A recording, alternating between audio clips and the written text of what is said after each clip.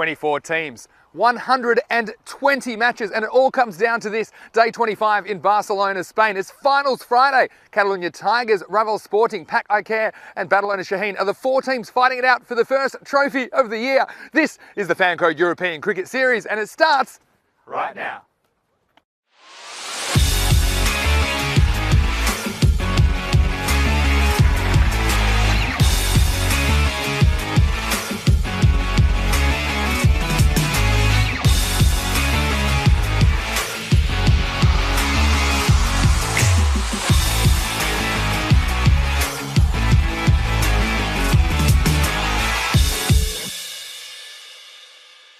Good morning, everybody, and welcome to Barcelona, Spain. It's Finals Friday, day 25 of action in the Fan Code European Cricket Series, Spain, Barcelona. We've got four teams still in contention for that trophy. Who will win the first series of the year and the first semi-final? I can't wait. It's a huge clash between the Group A winners, Catalunya Tigers, against Group C winners, Raval Sporting. And the match referee is with the two captains for the toss.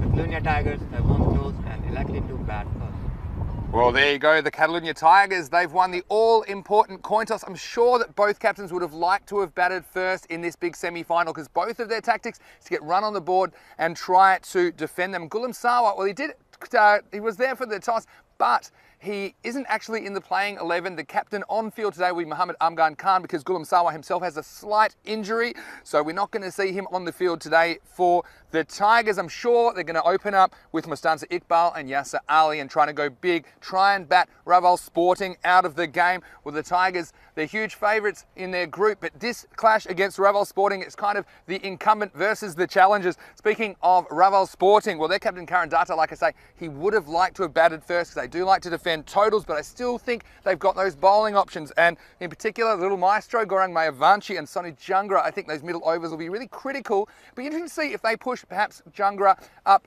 earlier to take on those big hitters at the top of the order for Tigers because they don't want them to get away in the power play. Well, the weather conditions today in Barcelona, 13 degrees maximum expected. It's currently about 13 degrees now, but the issue is there is a little bit of rain forecast in the afternoon. Hopefully that doesn't come into play, but I guess we're going to have to see. There's a slight breeze, and so slightly cloudy conditions, I suppose, to start the day's play, and a little bit of dew on the outfield as usual. That's why probably not as easy to field first. And the pitch, well, it's been well covered as usual. This is bone dry. That's why I think it's a good toss to win and bat first. Also slippery fielding conditions for the team that has to do that job first. But Rico, we're going to have some huge cricket matches today. Of course, one of these teams will lift the trophy at the end of the day. Let's go over to the commentary box and let's go to Rico Full. Shukriya and namaste, Vinny, and welcome, yes, everybody, to Finals Day. And it's day 25 and everything here to play for semi-final one. What a cracker it's going to be. Catalunya Tigers against Raval Sporting. Now, they have played before. We'll talk about that later. First of all, let's have a quick look back at how Badalona Shaheen joined the top four in Finals Day today. Yesterday, well, my highlights, Nawaz Ahmed of the Hawks took 3 for 15 in their final match of the series. Sukhjit Singh, the Black Panthers, didn't he bowl well? Took 4 wickets for 11. And then that clash between Badalona Shaheen and Trinidad Royal Stars, everything to play for. But Badalona Shaheen, thanks to Samrat Ali, 73 of 23, and Bilawal Khan, 45 of 15, made sure that Badalona set themselves up for that clash against Falco. And in that one, well, Badalona, they came top once more, 130 they scored, thanks to Hamza Salim, 50 of 19 balls, and Falco just restricted to 108. So far, as we start this day 25, we have scored over 20,000 runs. I say we, the players, the ones who've been watching, they've performed marvellously. 20,700 runs plus, and wickets 1,000 plus. It's been amazing. It's all been action, and that's what we got here today. We've got a day full of action, full of entertainment. Catalunya Tigers versus Raval Sporting. Well, we know the strength of the Tigers. They like to bat first, and they've got just that opportunity. And these two, the opening batsman, Yasser Ali, he scored a century. We know he has. Mustanza Iqbal, he's not just scored one, he scored two. So it's all about runs here today because Karan Datta, the captain of Raval Sporting, he's also been in the runs as well as Kishit Patel. Everything to play for. It looks like it's going to be Manish Manwani who's going to open up the bowling. And then didn't he play a very important part the last time these teams met? Well, so much action planned and packed in for today. The umpires for this match: Abdul Khan, Mr. Rajasthani himself, is at the bowler's end. And we have Rauf Zaman, Kotawala. He's at square leg. A little bit overcast, so I'm expecting the ball to move about a little bit today. Sometimes, though, the bowlers have struggled. It's moved too much, these Kookaburra balls. And hello to all the lovely guys at Kookaburra, one of our partners. We're getting set to go, so it will be Yasir Ali on strike. And good luck to both these teams. The first semi-final, the second semi-final coming up right afterwards will be between Pak Aikir and Badalona Shaheen. Here's the countdown. 5, 4, 3, 2, 1. Let's get ready to rock and roll. Manish Manwani, in he comes with the first ball. And a nice bit of a way swing first up. Yasir Ali is pushing that out for the single. And Raval, well, I tell you, when they were warming up before this match, the volume levels were high. They were really motivating and geeing each other up. They are really up for this. And what an amazing display it has been from them so far in this series. In the air and looking to find the gap. There's a chase on, but Govinda Sidhu is not going to get to it. The ball races along to the boundary, and that's the first one of the day from the bat of the Centurion. He's made 2 double Centurion, Mustansa Iqbal, and well, when he scored the second one, he looked at all sorts, scratched around for the first 8 balls or so before he got going. Then you couldn't stop him. Well, here today, he's not scratching around. He started with a boundary outside the off stump. Lovely shot, 4 runs. And that's not a good sign for Raval. Seeing the ball well already. Manwani in once more. Fuller delivery. Just pushes this one out. So cautious to start with. I tell you, the last time these two teams met was late last year in the European Cricket Series. Listen to the scores. Catalonia Tigers batted first, 148 for 4. Raval chasing, fell 21 runs short, 128 for 4. That's nicely played. Fielder gets down, makes a good stop. Good throw there. To be on his toes, they have to make Catalonia really work for their runs. Interesting thing about that game, well, I'll tell you what was interesting about that game. For Catalonia Tigers, the man who did most of the damage, scoring 57 of 30 balls, was none other than Devinder Singh Kaur. Devinder Singh Kaur now playing for Raval Sporting. How about that? Hit hard, looking to find the gap once more. Excellent work. And it's Gurwinder Sidhu. This time not letting that ball go past him. Gets his body behind it. No way it was going to squeeze underneath. And that's setting an example there. That's what they have to do.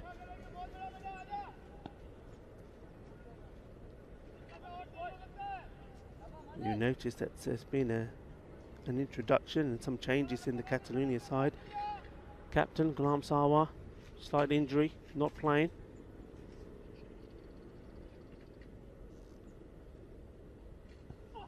Fuller ball, well bowled. And then the introduction, of course, of Zulkarnain Haider. Now that'll be interesting. He's a fiery little bowler, but just wondering, having not played at all, whether he's going to be a little bit rusty. Bit of a gamble for me, but we shall see later. Anyway, that is the end of the first. And the score is on 8 without loss. So, fan code, European Cricket Series, it's finals day. Rico Full, and joined now by Mr. Maximo himself, Vinny Sandhu. Good morning, everybody. Good morning to you, Rico, and good morning to all of our wonderful viewers on the European Cricket Network. What a huge match this promises to be. And this is interesting. We're going to have Mohammad Rizwan bowling in only the second over. In he comes. It's a little bit short, and well, I think Mustansa was quite reaching for it. The reason I say it's interesting, Rico, is because we've seen him bowling at the end of the innings before, but they obviously thought he was bowling pretty well, and they've decided to bowl him up front today. So, preferring to Masood, for example, and obviously no Amit Das in the lineup. So let's see if he can remove one of these dangerous openers. It's a bit of swing, but was always going to swing too wide and signalled as such by the umpire. Yeah, what do you think of Mohammad Rizwan bowling in the power play? I think what Raval probably are thinking here, and goes down the line of what we've said a few times, that some of the other bowlers, for example, Sonu Jangra has done a lot of his work bowling a little bit later on, midway through the innings. And that's up in the air, and well, unfortunately I would say, for Rizwan, the fielder who was there has been put and sent back onto the boundary, the offside boundary, and I think that's a deliberate tactic. They know that both of these men, especially Mustansa, is very strong with hitting out on the off. Yeah, I think they're holding back Sonu Jangra for those middle overs. That's where he's been at his best. And yeah, it's worth a try. The first over was quite tidy, so why not? This one's hit hard and too well. That's a good shot inside the power play. There's enough on it to hit over the top of the infield.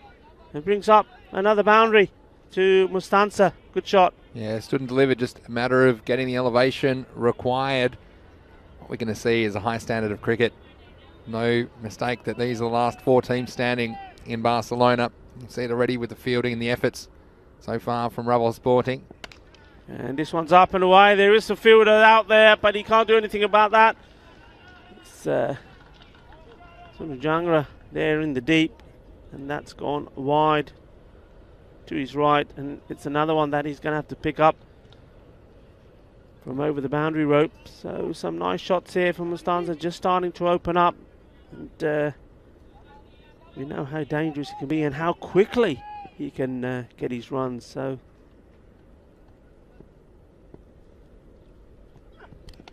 Snick, could be a chance. Oh, it's gone wide off the keeper, and also not quite carrying to the man at third. Yeah, and one thing you need is a little bit of luck, and again, this could have gone straight to Bathani, who's in that short third man position, but flies away to the boundary. So we knew this is what the Tigers are planning to do. They like to score big in the power play and then cruise to a big total. Obviously, Raval Sporting, they wanted to bat first, I'm sure. We have seen them doing some good work first up when they've had to field against Minaj, I think is the game I'm thinking of. Slower delivery, and he's got hold of this. He's going all the way. Balle, balle, balle. That's the first of the day. The first Maximo. Over it goes. Top shot, 6 runs, and a top over as well. Plenty of runs of that. Yeah. The ball races on to 29 of 2 overs. Well, magical over in the second for the Tigers. And Mohammad Rizwan, I suppose it's difficult. He hasn't bowled up front really at any stage during the tournament. It's a bit different when you don't have the protection of the long on, long off. No, he didn't have the long off on that occasion, but just over pitching, and he doesn't quite have the pace to trouble these two. And well, the Tigers, they were after him. Yeah, and the worry for them really is, for Raval, is that how cleanly Mustansa is hitting the ball first thing in the morning. Yes, here. Just pushing that out. Wants the first one quick. They're thinking about the 2. Yes, here. Fancied it. Mustansa didn't, and he, yes, he still fancied it. And Mustansa still doesn't. No, I think no need for anything too crazy right now. This is the over, I feel like. It's just got to get through. This is the last power play over. We've seen overs of 8 and 21 so far.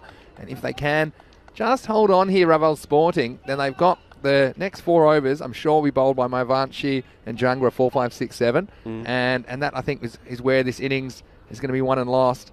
But Manwani just needs to hold on, not concede too many boundaries this over. Well bowled. It's going down the leg side though, but it was a better delivery. He just changed his line a little bit, just pitching a little bit fuller, and that's the first full delivery really that Mustanza has. A lot of all the others have just been just short of a length, a little bit short outside the off stump, and that's the first one full. And why not? Because you don't know what the ball is going to do. You may get some late swing. And he comes again. Will he try the same again, this time straighter? No, he's gone outside the off stump, and the umpire thinks too far. Yeah. Abdul Khan there signalling the wide, and I think that was also, the ball just continued to swing once it was getting to the batsman. Too wide, just not much in it. Look, I don't mind that. I mean, he's obviously got a plan. He wants to stay offside. I think that's smart. And again, just finding a way to try and sneak out of this over. There's 4 men in the circle on the offside waiting for a catch. If Iqbal has a go at that, could quite easily go to one of those infielders. Up in the air, but it's too well hit. Here's another one. It goes right the way over. And Govinda Sidhu, well, there's nothing he can do about that. He just watches it fly, and fly it does. 6 carreras más. Well, madre mía, esta mañana, este hombre, Mustanza Iqbal, tienes fuerza, eh. Yo creo que comer bien, y ahora golpe bien. Certainly great to have you with us today as well, wherever you're watching around the world. Of course, everyone watching on our YouTube channel, ECN European Cricket Network, good morning to you. And going to have to hurry, quick throw in. Plenty of backing up there, good bit of cricket. Yeah, these little things, the backing up, and you see the professionalism of these teams. That's why they're top of their groups. Just a bit of work here from the little maestro coming in from mid-wicket. Yeah, good pick up, good throw. And, well, what about the man doing the backing up there? How big a game is this going to be for him? Devinder Singh Kaur. Oh, that's very well bowled indeed. That's a minor victory for the bowler. Yeah, Devinder Singh Kaur, Vinny, I mean, last time he was actually playing against Raval Sporting and did a lot of the damage, scoring 57 in that victory that the Tigers had the last time they met. So a bit of an omen there, you think? Yeah, well, it could be. Yeah, it's weird how these little storylines play out, isn't it? And again, this is just such a huge game. Here's the last ball, the third. Went for the short one, and really, I don't think Manish Mulwani has the speed or the pace to bowl that to a batsman who's already seen the ball so well this morning. I can understand where he was trying there. He's bowled a slower ball and done him. And he thought, well, okay, maybe I can surprise him with a quicker one as well, and short. It wasn't to be. The over ends with a boundary, so the score moves along to 42 without loss, and that's a very good power play, one that the Tigers will be very happy with. Yeah, well, now it's time for the middle overs, and I think the Tigers, they won the power play on account of those last couple of overs. I would have thought 30-something would be about a draw in the power play. I think Raval would have loved an early wicket, but this is the interesting time of the match for me. My Avanchi, the little maestro, coming to the attack. Just a few shout-outs in the chat. Hello to Luke Belgium and Nate and Landraver and a few others in there. And Alan and Mount's in this morning as well, chatting away. It's wonderful you're with us. Funny moment when the ball came back from the boundary and the batsman picked it up earlier and he was shining the ball before he gave it back to the feeding team. Here's my Avanchi though, 4th over. Starts with a wide. Have you? And they said maybe he's shining the other side. Maybe he's shining the wrong side. He's out of instinct. He likes to swing on it, doesn't he? Likes to swing. Yeah, this is a big shot here. We've seen him come and bowl very well at this stage, the little maestro. See him bowl this one. Hit hard, straight to the fielder. Datta, the captain, gets it in. And, you know, everybody knows now about Gurung Mavanishi. They all know what he bowls. They know that he's always in the wickets. Of course, I'm sure that these two batsmen, as well as the rest of the Catalan Tigers, have come up with a plan how to play him. So let's see what that plan is. In he comes, the little maestro once more. A quicker one, pushes that through. Yes, here just quite happy just to push it away for the single. Yeah, and you can see, obviously, a different ball game with the pace off the ball. And the batsman, if they're going to take a risk, it has to be more of a conscious risk, I suppose. You can't use the pace. And I guess they tried to sneak through Manwani in the 3rd over. And that last boundary just hurting them a little bit. But now, I suppose, holding back the maestro till they had the protection of the 5 outfielders. On the leg side, that's going to be wide. That's well left. Just saying, he hasn't normally. He always starts up with the flighted deliveries, doesn't he? Flighted, outside off, outside the middle. See if the batsman's going to come and meet it or not. Started a bit flatter today, pushing him through. Once more, pushing it in a little bit, but he's got the cover there. That's not bad. He's quite happy with that. He's making the batsman playing cautiously, not going for the big shots at the moment. The thing I find quite interesting is he started this tournament bowling quite an outside off stump line and often flirting with those offside wides so that the batsman didn't have that leg side available, but I find he's attacking the stumps a lot more and obviously overcompensating a little bit so far on this over down the leg side. Anyway, can he get the big wicket that Raval Sporting are looking for? And that's been sent a long way. Balle, balle, balle. And well, he just made that into a slow full toss on the leg side. And though he did step inside one before and took the wide, this time he's taken the full maximum, 6 runs. Yeah, and he's just been a little bit leg side and a little bit full so far, hasn't he, Mayavanshi? Still got time to correct it, but that one's going to hurt. 2 balls left this over. It's a good reply. He's got that one in. It skidded through. Didn't come up as much. But, well, yes, here. Able to take the single. Yeah, and so it's actually a good adjustment from the batsman because it didn't really bounce. It was that quicker one. We see him do it. Doesn't really move his arm quicker, but it just comes out a bit quicker and it's deceptive. But both these 2 batsmen, they're looking set and they're looking dangerous. Down the leg once more. It will be a wide. Yeah, he's just getting it wrong now here. That's probably, I would say, it's not 4 wides that have been called 4 wides, but certainly 4 deliveries down the leg side. That was a leg spinner as well. Came over the wrist, so I haven't seen too many of those from Mayavanshi. And that's picked up beautifully. What a lovely shot. 6 carreras más. Solo timing. Nada más aquí. Just got into position and just watch this. Just helps that along. And those sort of deliveries, unfortunately, are going to be easy picking for the Catalonia Tigers. So Raval Sporting have still not come up with a plan to contain these 2 Tigers. They're really roaring away at the moment. It's 61 off 4. Yeah, 61. That's 15 and over. And, well, Sonu Jangra, he's going to have to be the man to step up and do something about this for Raval Sporting.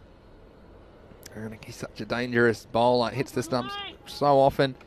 So it'll be interesting to see. These are the kind of overs where the batsmen normally try and accelerate things, if that is even possible from this point. But will they be conservative against Jangra, or will they continue to attack and try and take on these outfielders? Well, very interesting contests. Yeah, I mean, you're almost, this is where Sonu Jangra does his best work. So hopefully for Raval Sporting, he will do. The other thing I'm noticing here, Raval are getting very quiet out there. They cannot let their spirits drop no matter what. I mean, they're expecting a fight here, and they're going to have to fight. It's a good start, good bit of pace, nice length outside the off. And this could all turn around very quickly. And these 2 dangerous players from the Tigers at the crease at the moment, but we've seen some of these big power plays and big starts just falter in the middle overs, and that's why I thought that was such an important over from Mayavanshi, that they got after him. And it takes a lot to rattle Mayavanshi. I'm pretty sure they'll still probably stick with him the next over, but these are the overs where if you can just grab a wicket, you can get the momentum back and then try and keep them to something like 8s from here, and maybe you're still chasing something like 110, 120, but if they keep scoring at this rate, it could be a lot more than that. Comes Sonu Jangra. Short, and that's gone up in the air, and this is going to be a catch. It should be, and that's marvellous. And you know what's great about this? Not only is it a wicket for Raval, but the bowler, before that delivery, had a look at his field and he thought, hang on, this is not right. He brought in Manish Mawani, who was right on the boundary, brought him into the circle and dropped back the 3rd man. Very good vision for him. It's what we've said a lot of the times about having the 3rd man on the boundary and bringing one up in that circle. He did just that, gets the wicket, and well, Raval Sporting, they make the breakthrough, they're back in it. Yeah, expert comments and observations from you, Rico, and I think that might have drawn him into the pull shot as well, because this is a ball that he's played with a straight bat, but bringing that mid-wicket up into the circle, taking him on, mistiming it, and it wasn't that short, and well, when the ball went up, it had to be taken, and it was by Manwani, the big moment, and taking that important first wicket. It will bring Muhammad Amgan Khan to the crease, And he's the stand-in captain today, as you said, because Sawa not in the 11 due to a minor injury. But is that going to spark a resurgence from Raval Sporting in this first semi-final? In comes Changra. He's got the first wicket. It's well bowled. That's good areas from him now. And this is better. You see what happens. You get a wicket, followed up by a dot ball, and all of a sudden, Raval, we can hear them again. They're applauding the bowlers. They're walking in. They're moving around once more. And it's very important. Look at Kishit Patel there, really trying to cheer him up behind the stumps, doing his job, the wicket keeper. This is better. Changra, can he do it again? He's removed one of the openers. Yasser Ali on strike. Well, it'll be a wide, but he wants an interesting stroke at this stage of the match. Yasser Ali, if that goes wrong, if that gets popped up, he's going to look a little bit foolish, but we've seen him try to play it a few times this series. Yeah, what he's done there, the same as Sonu Jangra when he moved the field as well. He did move the man who was very fine leg to sort of on the 45. So there is that gap there, and yes, here trying to expose it, but missing out. But he still gets the wide ball. So I must admit, I don't like to see a wide given when the batsman's doing that, but it's the laws of the competition. Hit hard, finds the gap, and it's one bounce, 4 runs. It's a nice shot this, good attacking shot. Through the line of the ball, made into half volley, didn't he? Because the attacking intent on just bouncing inside the field of play. So 4 runs, and Changra, he's got the big wicket. He's also gone for the boundary. A couple more balls this over, and be interesting to see if they turn back to Little Maestro next over. But before that, here's Sonu Jangra. Wow, there you go. We saw him try it before. This actually is a very, very good shot because he's played this almost outside the off stump. Watch this. Yeah, let's have a look at this. Yeah, he has. And sometimes that's actually a little bit easier because it gives you some angle to work with when you're trying to play that stroke. And you can see that the ball just deflected deftly. And, well, he thought there was a chance for a boundary, and so it proved. 4 more runs, consecutive boundaries now in the 5th over. Wow, he's saving the best for the final, is he? For the semi-finals. Yasser Ali. This one's over pitch. Slower, though. Good ball. Quite deceiving there. I think Yasser did pick it in the end. Got ready to play the big shot. Then had to adjust.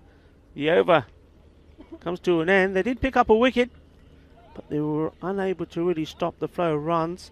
Still over 10 from it, and the score moves on to 72 for 1 wicket, and that's at the halfway stage. Yeah, so they keep this rate up, it'll be 144. And they want to do something about it, Raval Sporting. And just some discussion about who's going to bowl the next over now. And yeah, it's going to be Grongmo Vanchi, Little Maestro. We've seen Big Mac sometimes struggle with a lack of pace on the ball as well in this format.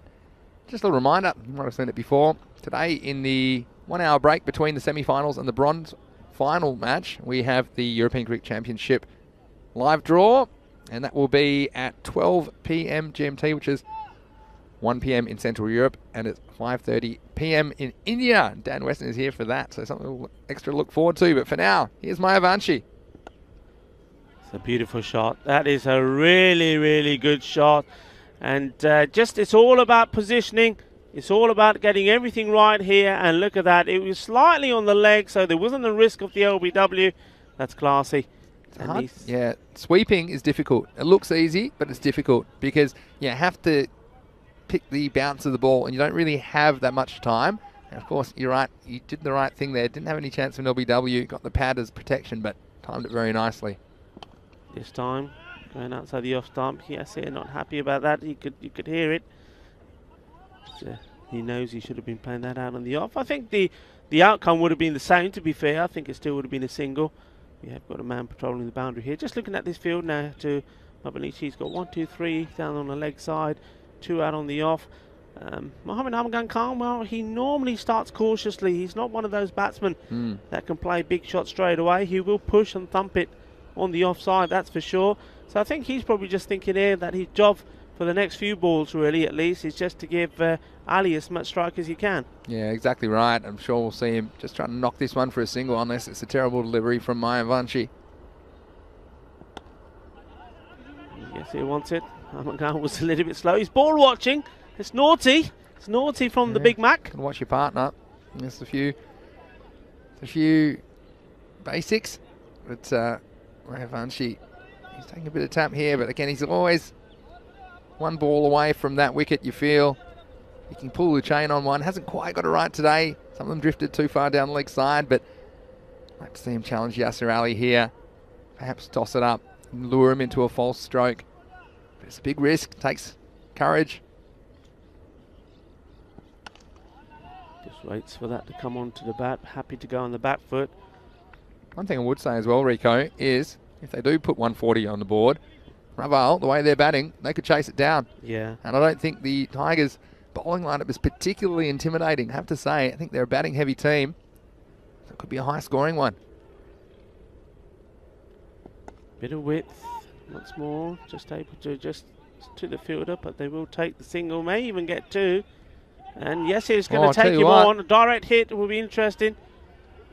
Yeah, it was one of those ones. Again, it was a bit of a risky one, but that was the Yasser Ali thing he was going to get back, and surprised me. Again, you see the slippery ball, the throw, just overthrowing the keeper. Yeah. And no one backing up. No one was really expecting that, and everyone was back on the leg side. Mayavanchi, who was alert to it, but he couldn't do anything about it. Got over there, but wasn't able to prevent the extra run. Nicely played. And that's pretty tidy. That's a much better over. He's kept the ball off the leg stump. I think changing his angle, coming over, certainly was better. Yeah, end of the over. So 81 for 1.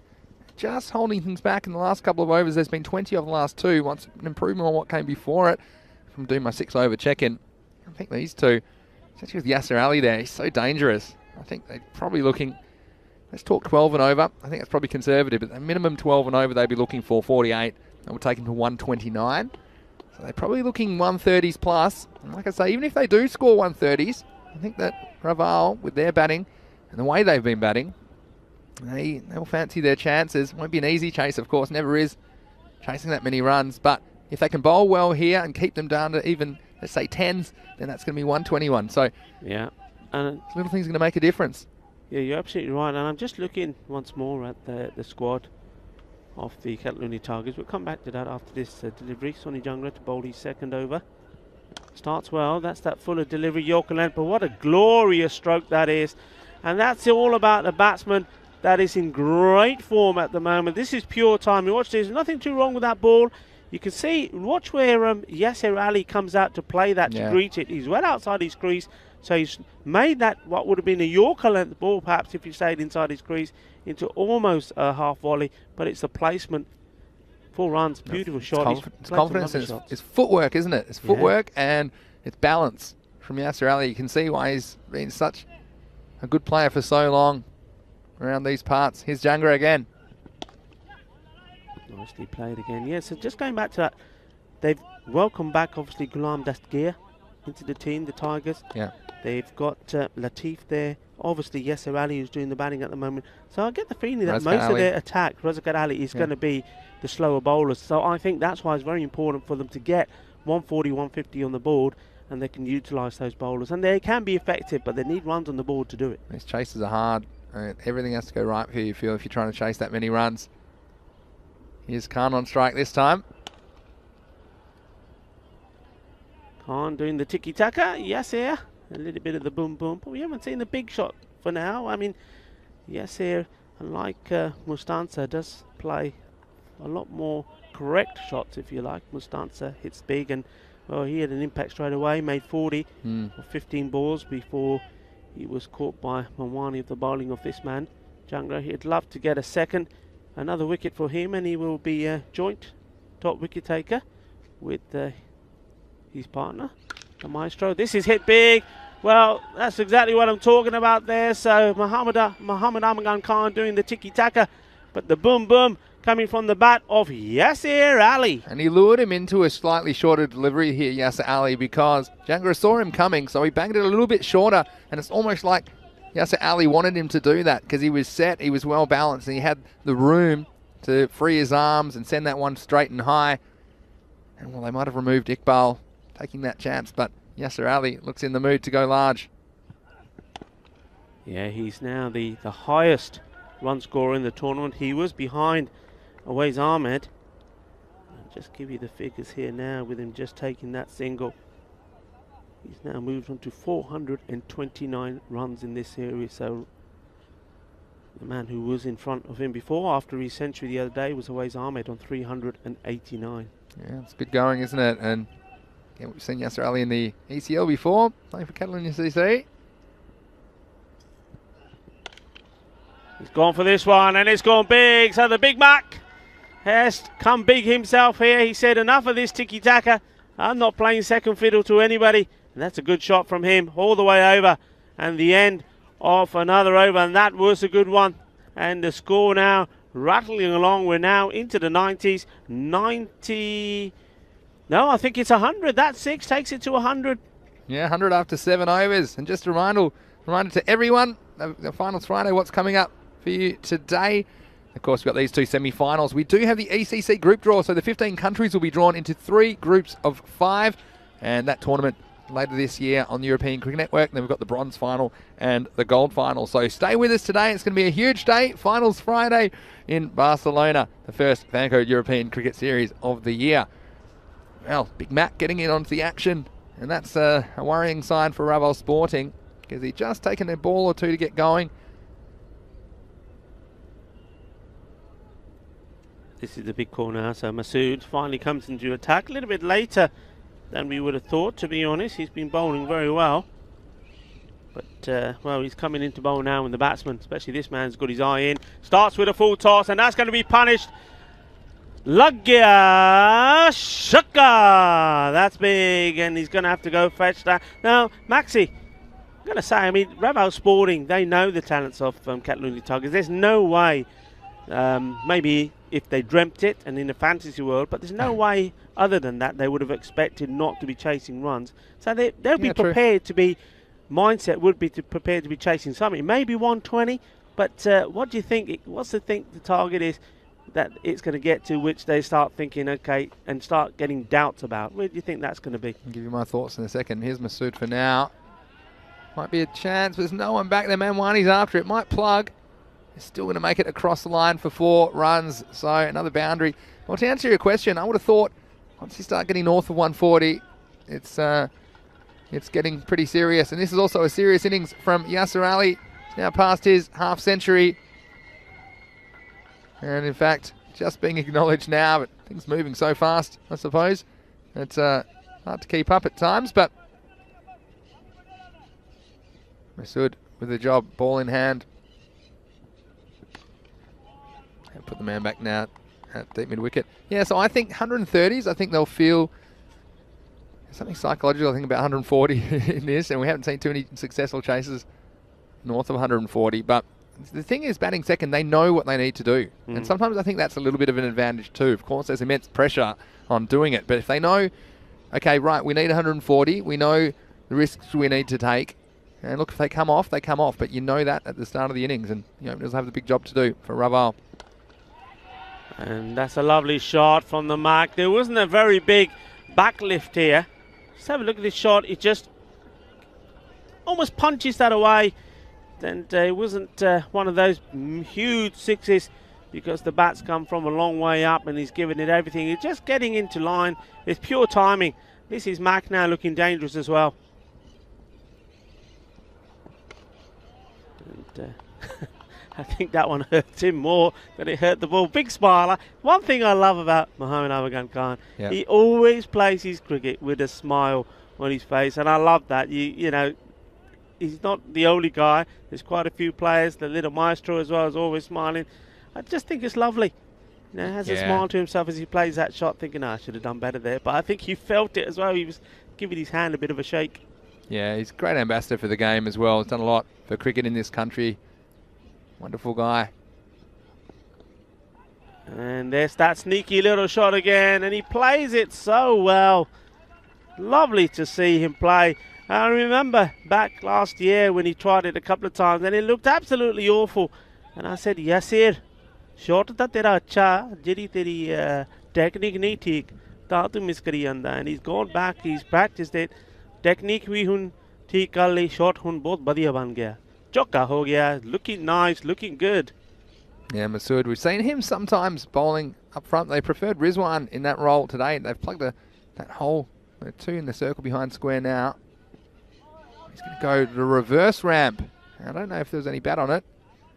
It was a little bit. It was more a little bit edgy. Leg by in the end. Watch this. I think it's just got a bit of more of the back kind of hip, I suppose. But yes, it's maybe challenging and he wants the run, but regardless, that will be the end of the over. So the score 124 for 1 at the end of 8. Another magical over, and well, that 140 seems like a bare minimum at the moment, and we could be looking at something like 150 runs, which is a big score. But again, well, if you want to be the best, you got to beat the best, don't you, Rico? Yeah. And Ravel Sporting, it'll be all to do for them. And we can see Rizwan, I think, bowling the 9th. This is more when he has bowled. I have liked his bowling. He's generally full and straight. Let's see what he can produce against Yasser Ali. It's hit very well, but it's gone straight to the... Oh, dear. And Manish Manwani, he stands there. Don't stand there too long because the camera's on you, buddy. Just move, get the ball, forget about it, put it out of your mind. This is not the way to field the ball. He knows better than that. He did everything right except stop it. And he got down, he got his leg down, and yeah, just not judging the bounce, and it's about being dynamic, and you have to pick it after that last bounce. The last time he hits the ground, he just wasn't able to negotiate it. Got through the legs. And this one has been punished. It's gone all the way over. Ginna, Sona, Ginna, Badda, Shaka. Yeah, Manish Mawani, 13 on his back. Normally it's lucky for him, but today in this semi-final, this time round, it's the unlucky 13 as the next ball flies over for a massive 6. Yeah. And yes, here just demonstrating his strength and demonstrating just why he is a national team player. As you always say, Rico, it always happens in the 9th. It all happens in the 9th. Here's Mohammad Rizwan. And wow, that's another classy shot. Beautiful. He's just got so much time when he plays it. He's having a little bit of fun here now as he's racing away. That shot takes him into his 70s. And this is just exhibition stuff here now from Yasir. We said the other day when we saw Mustansa and we saw Karan Datta score those hundreds and Awais Ahmed, and we said when it matters, the big guns, the big players, that's when they have to stand and deliver. Well, Yasir Ali is doing just that for his team here at the moment. And well, the rare dot ball outside the off stump for just trying to force this. Yeah. Missing out. He hasn't given a chance really, has he, Yasir Ali? And there's been some good cricket shots in there, intelligent batting, and manipulated the field. I like that as well, that he's played that slightly high risk stroke behind the wickets and he's forced the field change. It makes him bring someone else up. And there we go. He doesn't miss out 2 times on the trot. That's a beautiful shot. Kidna shot to get timing, puri sigi placement. Dekho. And perfect. This is just about knowing where the outfielders are. So they have the man back straight in the offside. Everyone else back is on the leg side. So he knows, he's looking. If there's anything outside the off stump, I'm going offside with it. And if I pick a gap, I'm going to get a boundary. It's exactly what happened. So intelligent batting from the experienced Catalunya player. It's firmly down the ground.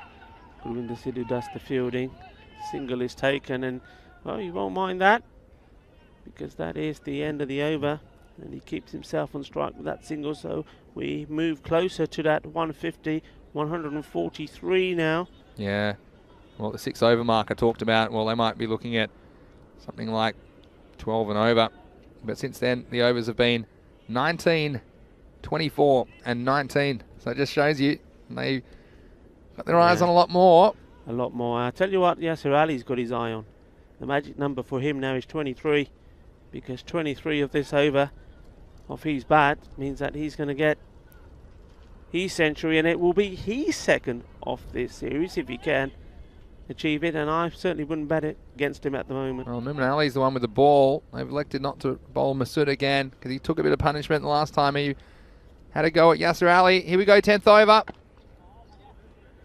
He probably would have been better off leaving that. I think he knows it as well. Well, this is the thing, every ball counts, and Numan Ali's got the job to do. And I think they may start trying to manipulate the strike to keep Yasser on strike because he's just hitting him so well, even though Muhammad Amgan Khan has been very good as well at the other end. But you might see that some running between the wickets that's geared to keep Ali on strike in this 10th over. Well, that's hit hard. It's a chance, and it's well taken. Well done. Yasser Ali going for the big shots to try and get his team to a massive score on him to his century, but caught brilliantly by Govinda Sidhu on the boundary. Great catch. You've got to take your chances, and there haven't been too many chances. I can only think of 2 chances, to be honest, and Rebel Sporting have taken them both. And again, they just might have saved them 20 to 30 runs because Masam Iqbal, well, he was going like the clappers earlier on. And Yasser Ali, I mean, that could potentially save you some runs in this last over the way he was hitting him. And it was a great catch, wasn't it, by Govinda Sidhu on the long off boundary. He's been a spectator for most of this innings with the ball flying over his head at times. But the batsman did cross. It was a wonderful innings, though, you'd have to say. Take your hat off to Yasser Ali, who departs for 78. And the score now is 143 for 2. And, well, how about this? It's the final over, and first 3 balls have been dots. Yeah, well, they have. Count the wicket as a dot. And the only issue, I suppose, Numan Ali, well, it's the only over bowl. A couple of the other bowls have been expensive in this innings. About Rizwan's gone for a few, and Masood went for 24 in his over. But he's doing the job right now. Perhaps they could keep the score at 150 in their wildest dreams. So it's hit, didn't quite middle it, but it will be a single taken. And that will give Saqib Latif a couple of balls to face. Now we know that he certainly doesn't hang around, hits the ball very well. Yeah, there's no slouch with the bat at all. But again, different as a new batsman and hasn't had a look yet. It's always a little bit more difficult early in your innings to time that ball straight away. A bit more, sometimes it feels a bit more like the management at this stage. So a big hit away from the 150. And, well, he's got the toe into the bat. It should be a chance, and just out of the reach. They'll have to try and come back for 2, do they? Well, it's a bit sluggish, and I think he'll be out, won't he? I don't think it's gathered in the end, and the throw just plugged in the surface. So, again, taking on the field, getting back for 2. We might see this as it came back in. Yeah, firstly, a slight misjudgment. It was always just going a little bit further than that. Masood ended up just putting the hand of hope, and you watch this just plug when it comes in. It just bounces and doesn't really give Kish Patel enough time to get it back on the stumps. It was a nice bit of work by him. Again, good running. Every run might count in this game yet. Yeah, also been very good bowling. He's kept it right on that line on the offside, making it difficult for the batsman to find the middle of the bat. All right, here's the last ball of the innings. Get your skates on, Mac, because he's going to have to try and come back for 2. In fact, I'm not sure if they've counted the balls correctly, because they probably should have gone for an extra one there. In the end, it will just be a single. So, the final score after winning the toss and electing to bat, the Catalunya Tigers have made 147 runs for 2 wickets off their 10 overs. And I tell you what, Raval Sporting, they've been very good with the ball in the field, but they didn't have too many answers, and there was some beautiful stroke play, you'd have to say, from the Catalunya Tigers batsmen, in particular, Yasser Ali. Yeah, I mean, it all started off with Mustansa, and, you know, when he hit this one clean, his first ball for 4, you just thought, okay, he's not scratching around this morning. Normally it takes him a little bit of a while to get going, but that certainly wasn't the case today. Hitting everything in the middle of his bat, that was a clever shot early on when the field was in, and then he just got better. First slice of luck from there, just slices that away. But then after that, it was all clean hitting. Until the time came that he just went for 1 too many. But look at that, he's just so good to watch. Yasser Ali, well, the little maestro came on, Gurang Mavanashi, and he just couldn't get the right length today. But this was the chance, had to be taken, and that was very good from Sonu Jungler, because what he did there is he changed the field just before that delivery, had that man in, and he took the catch. Yasser, well, he showed an array of shots, and in the end, if this was a 50-over game, I tell you what, he would have still been there batting. Only getting himself out there at the end in the last over, trying to hit big shots to try and put a bigger total, try to get his team to maybe around the 170 and get himself to what would have been a fine century. But he wasn't able to do that, and what he was able to do was to set a good target for his team. Some glorious shots, really did. This one, Manish Mawani, you won't be too proud of that. But in the end, some excellent bowling at the end from Uman Ali. I think he did very well. He kept the ball in the right places. Was probably a little bit unlucky not to have picked up a second wicket. That one just out of Masood's reach. Saqib Latif was the man who came in towards the end. Didn't have too many deliveries to face. It could have been worse. At 143 for 1 at the end of the ninth, you just thought that last over, if 20 runs or so came off it, we would be looking at a total between 160 and 170. In the end, it wasn't to be. And look, you know, it is a high score. It's going to be a thrilling chase. But I think that's what we expected. It is finals day. These 4 teams that are here because they score runs and score big runs. So you look at that scorecard, big runs there from the bat of Yasir Ali and Mustanza Iqbal. Both men have scored centuries in this series already. Mustanza Iqbal, well, he's the man that scored 2 centuries, the second man to score 2 centuries in a fan code European Cricket Series, or a European Cricket Series of any sort, I should say. Yes, at these teams, we know they can score runs. Raval, how many times have we seen them tear into sides and score runs big? And they've got the batting to do it as well. Just have a quick look at the bowlers there. Manish, he bowled very well, very tidy. Wicketless for 21 runs. Mohammad Rizwan, well, he was asked to come in and bowl earlier than he would have expected, but it was obviously a plan there. It didn't pay off. The first over went for a few. The little maestro, 2 for 28, wicketless. That's not something we get used to. Sonny Jangra, I think he bowled very well. Did go for a few runs in second over, but he did get the valuable wicket. And well, I think if you put some stanza down, he would have punished you. Wasn't many chances. The ones that there were, they took. You have to be fair. So Raval, they shouldn't be too disappointed. It would have been much worse if they were looking at that score and they'd put down, you know, 4 or 5 chances and saying to themselves, look, you know, it should have only been 90 to 100. But that's not the case. I think they will be looking at this and should be looking at this and say, look, we did everything we had to do. And the score quite easily could have been 170. But in fact, the target is 148. We have what it takes, and I think Kishit Patel and Karan Datta, they've made some excellent partnerships. And well, I've said it before, you need to perform when it matters, you need to perform when it counts, and the big players do. Well, let's wait and see if Kishit Patel and Karan Datta, I'd imagine they will be the openers, can do it. And well, they love to do it and not even have to see any other batsmen come in, because I tell you what, that is possible. They are that good.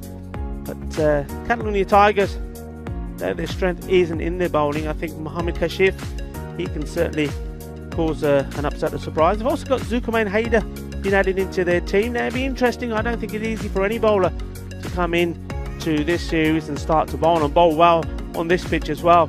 It takes a little bit of getting used to, so that'll be interesting. But of course, Yasir Ali, he'll play a part, and so will Ghulam Dastgir, I'm sure. So it's evenly poised. It's a big score that needs to be chased, but Raval Sporting have shown throughout this Fancode European Cricket Series that they are capable of. Remember, they lost their first match and they were easily beaten, and after that they've been on a run of consecutive victories. They've not been defeated since then, so don't count them out just yet. Rico Full, the European Cricket Network, going to sign off and be coming back in about just under 10 minutes time to see if Raval Sporting can bounce back, and a victory they will need, and the bounce back they will need to get themselves into the final later on today. We should be right back in just under 10 minutes.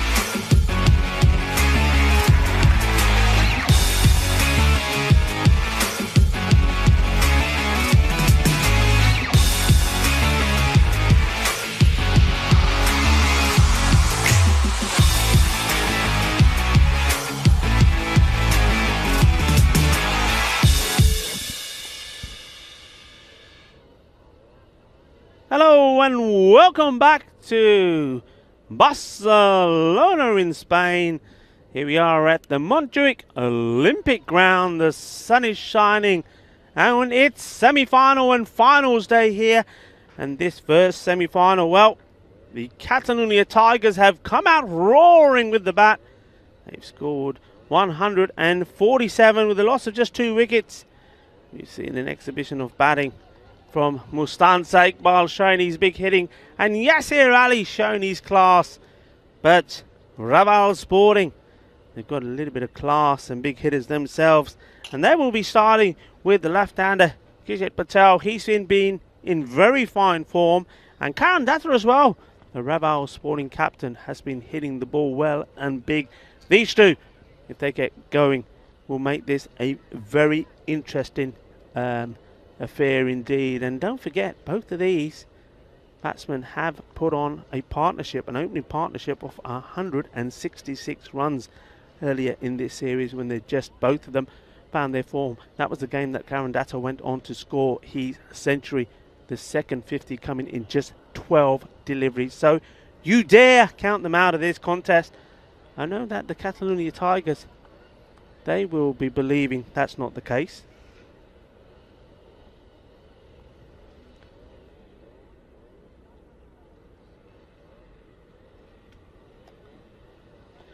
But anyway, it's going to be big. It's going to be Mohammad Kashif looking like he's going to start the bowling. And it's Kishet Patel who certainly is taking guard. The umpires, of course, for this match, semi-final number 1, the man who is on strike is on strike. He'd love to be on strike. He's a good little cricketer himself. It's going to be Abdul Khan Rajasthani. Just having a check, I think, with the fielders, and we have the man who's going to be at square leg, being a left-hander, Rauf Zaman. He's the man in black. I think we're just having a little check of the personnel here. So first of all, it gives me the opportunity first to say a very, very big thank you to the Catalonia Cricket Federation. They've organised a fantastic event and all the ground staff here have been brilliant. The likes of Roberto, being well supported by one of the men who may be coming out to bat as well, Devinder Singh Kaur. He's been brilliant out here. Krishveer Singh, Ranjit Singh. Thank you to our production partner, Spring Productions, Richard, Chris Taps, Elvira Martin, doing a wonderful job here at the ground. And also looking forward to seeing those trophies from Locker Lifestyles. They bring a little bit of bling and glamour to the party, they certainly do. So it looks like we're getting ready to go. Mohammad Kashif just getting his men inside the ring, just moving them around a little bit more. And here we go. So Raval, it's time for them to show what they can do. First ball, and Kishet Patel looking to go big straight away. And well, the wicketkeeper looking to send him back straight away. That'll be close. That's a good bit of work there. And in the end, I think he's safe. But what a good work from Shahbaz Shakram. You'll be seeing it again here. And just getting his bat down in time. He's got to be careful here, Kishet. I know it's a big score, but those runs, if you get yourself and play yourself in, those runs will come. You don't need to do anything silly. Kashif round the wicket to the left-hander. This time going outside the off, and that's a little bit of late move. I think he's unlucky there for this to be called a wide. Just watch this again. Yeah, you see, for me that one was okay. But the umpire decided no, it was too wide. Remember, the lines are there just as a guide. And so the umpire makes the final call. Vinny, how about this? How about the number of runs that have been scored so far? Over 20,000. Can you believe that? That's an incredible amount of runs. Well, could be more here for Raval Sporting. They'll need them. Up in the air, and I think it's going to go over the infielders, so that's okay. And now can they catch it? No, they can't. Once it hits that clay, he just runs away. It's almost like the ball does a little bit of backspin here. Look, here we go. Turbocharge. And boom, we're off. This one was away. Hold on a second. I thought I had this. That one's supercharged. So watch out. Well, a bit of luck there for Kish Patel. Getting a bit of a nervous start for him. I saw him almost run himself out. Looking for a run that wasn't there off the very first ball of the innings, but a handy boundary. And look, trying to chase this many runs, it's basically 150. You need 15 and over. And I think you need to look at having a good power play, and you can never fall too far behind the rate. I think that's the key, but they've got the men at the crease that can score and score quickly. Shift. Oh, that's well bowled. And that's the thing, though, for me, though, Vinny, isn't it? I mean, we've seen Kish Patel play really well, and he plays well when he's in rhythm. When he's trying to force the ball, he gets into trouble. He can't get into a position where he's trying to force the ball. He's a good, classy batsman, and he's got to say to himself, a little bit like Yasser Ali did, look, don't try and force, don't try and slog, play your natural shots. That was a slog. He would have been far better off just getting the signal and getting Karen Dada on strike. Yeah, wait for a ball that's in your zone that you can score off. Don't have to force the issue this early in the innings. Here's Mohammad Kashif. It's nicely played. It's going through the gap, and it's going to go all the way, 4 runs. That's a beautiful shot. That's what we're talking about. Play each ball on merit and play your own shots. This was not a slog. This was a beautiful stroke. Lovely stroke. Yeah, what a beautiful cricket shot it was. And you can see this outfield was lightning fast now. Of course, the clay's fast. Actually love the clay, I have to be honest. I absolutely love it. It's what makes this cricket. It's different. It's different, and it's cool. I think it's nice. But that time it was the grass, and it has been mowed. It's been mowed continuously every time between he was out there the groundsman on the mower. I think it's getting mowed in the 14 hours a day that we're not playing cricket on it at the moment, and that one racing away. So Kish Patel, a couple of boundaries. Hasn't really gone leg side yet. Hasn't had anything in that area. Oh, that's a beauty. And that's what the danger was when he's swinging across the line. We saw him get away with one earlier. And this one, well, Kashif puts it right on the money. And look at this. Ganda shot, Siga. If you play a Ganda shot, you know you got to go. Shot Maria Ganda. Bapas Agya Banda. The first one goes down. Well, over goes the castle. And this was always a risk. Kish Patel, he likes the leg side, but he had to be careful of that straight one. And, well, just getting it wrong, basically. But I suppose, look, he's been there. He's hit a couple of boundaries. And hasn't chewed up too many balls. So it won't be him that does the damage. They still have lots of power in this lineup. And they're sending in Manish Manwani, which is an interesting one for me at number 3. And he hasn't had the best batting form in this series. I probably would have preferred someone like Devinder Singh Kaur or, you know, perhaps even Govinda at this stage. But they've gone for Manwani. What do you think about this decision, Rico? Well, the only thing I will say is the last time they met, it almost did the job. He made 30 runs, not out.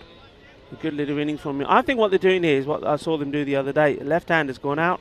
So they're putting a left-hander in. That works well, as long as you're rotating the strike. Kish Patel wasn't interested in doing that. Manwani, he is. That's what I like to see. I think, Kishet, you're an experienced and very, very good cricketer. But I just think maybe just needed to have a little bit of a cool head there. You've just played a lovely shot for 4.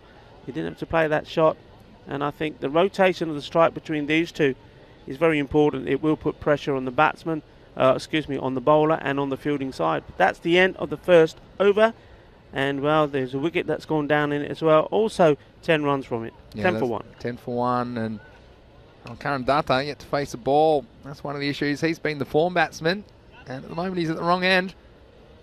He's the one you do think could also go big in the power play. Also, as long as he's there, he can score at a supersonic speed, can't he? And we're going to have Asad Ali bowling the second over for the Tigers. He'll be bowling to Manwani. This is Manwani can't chew up too many balls here. I think get off strike, get a single, get Karan Dutta down there. He's the man in form.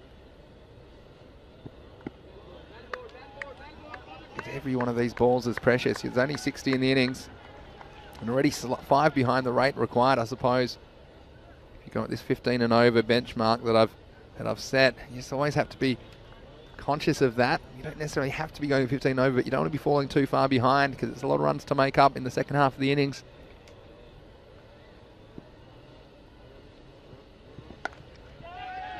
And this is going to be easy. Easy pickings to the likes of Yasser Ali. And, well, he's not going to do too much damage here today. He really was reaching for that.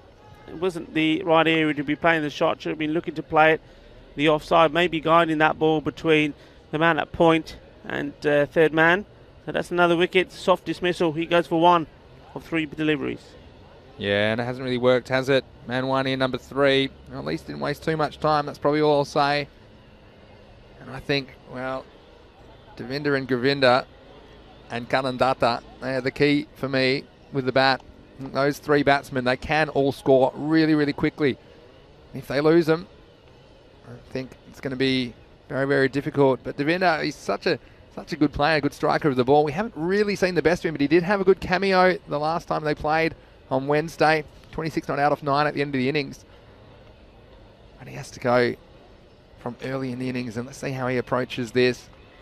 Again, it's a difficult one with whether to take a ball or 2 to get your iron.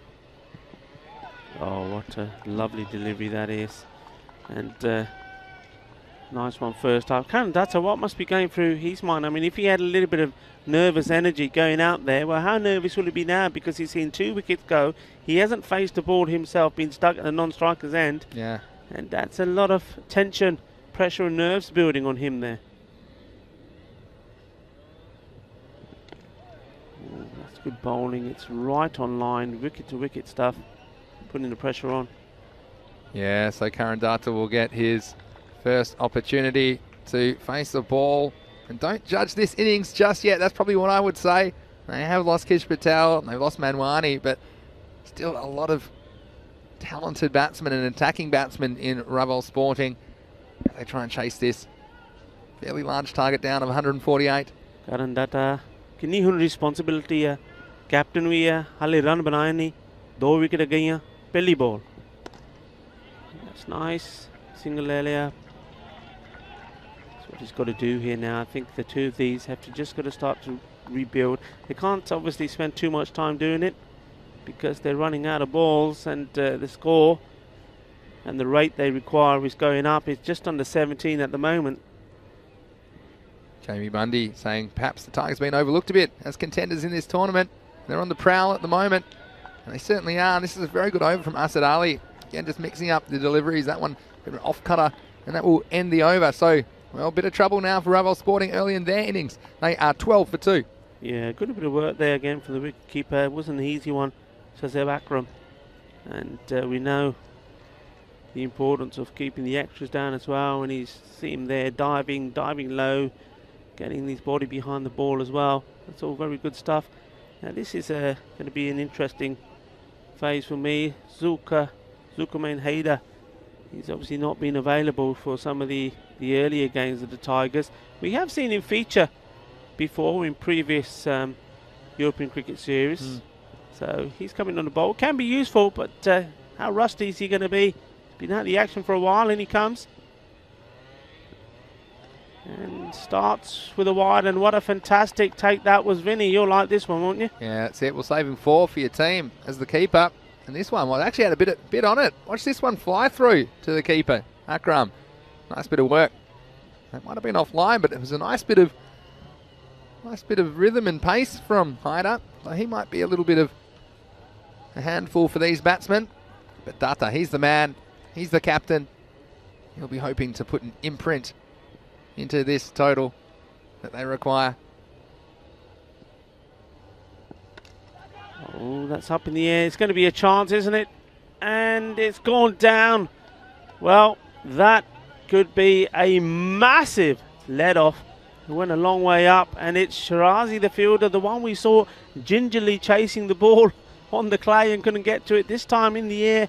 Got to take the catch here. It wasn't easy. He had a bit of ground to cover. It was in the air, but it goes down. And, well, how expensive could that be? Kanandata could have been gone for a duck. All right, last over the power play. Something's going to happen here. You're going to have a big over. Here's Haider. And this one, amazingly, has been taken brilliantly. What a catch. Oh, that is sensational stuff.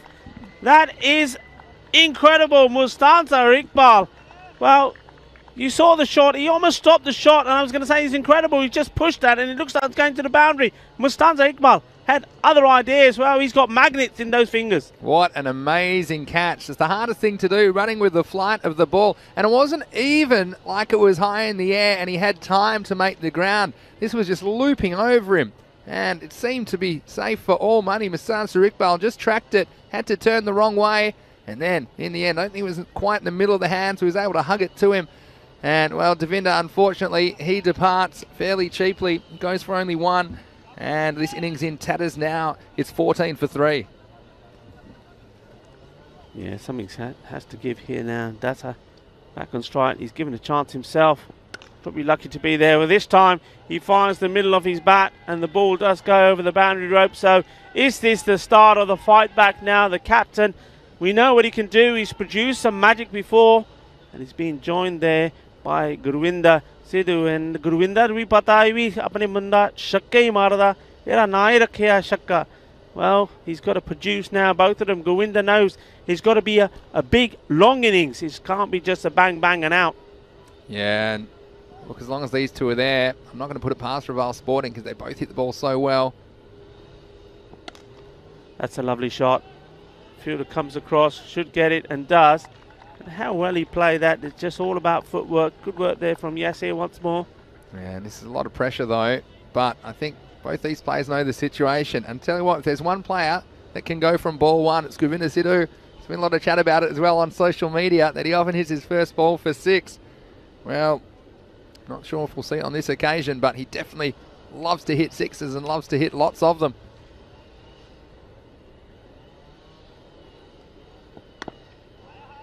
Won't get an opportunity this time. It's a heavy ball from Hyder.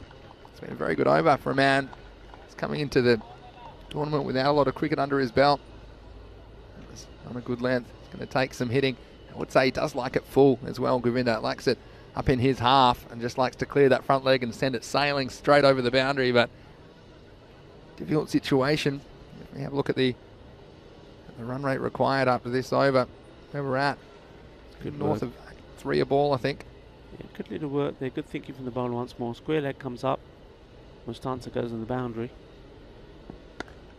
That's a nice shot. That's lovely bit of cricket there from Gurwinder Sidhu. Kinna acha shot siga. Dekho. Back foot. Thalle. Chauka. Boundary hogi. Field in the coach that get the chauka and over pura ho gaya. So the end of the power play. Well, that boundary there at the end will help. That's 23 now for 3. Yeah, so they'll be allowed 5 outfielders now, of course. The Catalonia Tigers. And look, 23 for 3. Let's see where we're at in the game. I think these two, they both need to stay there a while if they're going to get close to this target. It's not going to be easy, of course, because the bowling's been pretty testing from the Tigers so far. But they need to just say, well, look, we're about 20 behind where we want to be at the moment, but we've got 7 overs to make that up. So we basically need our 15 and over plus an extra 2 or 3. So it is possible, but they've got to stick around these two. And look, if you think this can't be done, then perhaps you haven't been watching Kanandata. Let's have a look at this one. He has been explosive. And Gurwinder, well, we haven't had the opportunity to see him bat for a longer period, have we? He's always come in at the end of the innings. Could this be the day where it goes right for him and he's able to do it over a sustained period? Sliced, and it's going to run away. And is that man Shirazi? He's been a little bit in the wars today, isn't he? He's was down on the leg side at one point chasing balls, and now he's chasing them there on the offside. It's going to be 4 runs. It doesn't matter how they get these boundaries, as long as they start picking up a couple every over. But it's also important that they now eliminate the dot balls. Both of these two have to run and play their shots. Yeah, well, everything has to go right from here. If Raval are going to pinch this game off the Tigers made all the running so far. And this one's been sent all the way back. Mustanza has been put there for the catch, but he's not catching this. That's a nice shot. 6 carreras. Karandata, the captain, is starting to open up. Just getting enough of this. And Mustanza Iqbal, I'm sure if the field was bigger, he would have caught it because he's in some great form, but he just had to watch that one go over his head. So again, it's a difficult shot, but it came off, and a couple of things just going Raval's way this over. This one is straighter. Yasir will come in and do the fielding. Yasser does the job and wasn't good with the bat. Yasser Ali, again, that's a great toss to win. I'm sure that Karen Dutta would love to have won the toss, and you wonder how much influence that might have had on the game as well. But at the moment, Govinda on strike. Oh, he's gone. That's good bowling. Good window. It was, well, how long were we going to wait for him to try and fire this straight back over for 6? Well, this one's gone straight through his defences, and that's a wicket that Raval Sporting didn't want to lose at this point. It was just maybe a hint of a fight back. You can see the disappointment there from Karen Dutta, the captain. That wicket going down, and he's just looking down at the ground saying, oh, I needed him to stay here with me for at least 3 or 4 overs. It's not going to be. He makes his way back. Yeah, Numan Ali is going to join his captain at the crease. Really, that's a big wicket for me, because I felt like Karen Dutta, there's going to be a lot of runs for him to do on his own. I haven't seen too much of Numan Ali with the bat. But even missing Amit Das or something at this stage, who is a good foil for Data. And the other issue here, these balls getting burned up. And he's bowled very well. Asad Ali, I have to say, got 2 for 14. That's exactly what the Tigers would have wanted in these first few overs, where if they'd got away to a lightning start, it would have been the Tigers on the defensive. But at the moment, Raval Sporting well behind. Well, this has been hit very firmly, and it's a bully type of shot. It's gone all the way over. 6 runs, so there's still some fight here from Raval, and this is what they need. Somebody has got to stay there while Karen Dutta is there and playing the shots. And if Numan Ali can play a few shots and support his captain, everything is still possible. Now, I'm liking this, as you would say, Rico. Interesting stuff. And also, it's interesting that we get to bring you some more cricket on the weekend, because on Sunday, Rico and I will be in Rome and bring you the Italian Women's T20 final. And that starts at 10:30 a.m. GMT, which is 11:30 in Central Europe, and it's 4 p.m. in India. We did plan to bring you some cricket from Malta. Unfortunately, it's had to be postponed due to the coronavirus situation there. But please join us on Sunday for some bonus content, and we'll be in Italy for 5 weeks, starting on Monday. So please join us. We've got to have a great time in Rome as well. Again, it's wonderful that so many of you are on this journey with us around Europe, and this is going to be an interesting part of the game. Razkat Ali to bowl his leg spin. It's a good start, isn't it? It's a good start. Do you find that when the spinner comes on the bowl, that if the first ball is there, you just think this is going to be an interesting spell? Yeah, it's a different approach you have to have as a batsman as well. And yeah, it does set the tone, doesn't it? Because if it's a bad ball, it often gets the treatment, and the spinner's on the defensive. But Razkat Ali seems to make the ball die off the pitch as well. Doesn't give you too much bounce to play with. Anyway, here he is. And well, we're going to see some big swings. Numan Ali on strike. We saw him hit the big Maximo last over.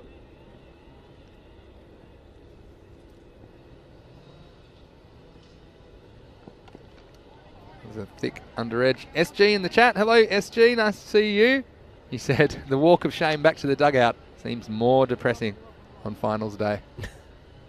True, isn't it? Well, sad. Yeah, of course. I mean, I think we have to say here, and we just wait for this delivery from Ali. And well, there's the big wicket. That's the one they needed, and Razgat Ali knows it as well. He puts his hands up in the air in terms of celebrating, because that's the wicket of the captain. The captain departs.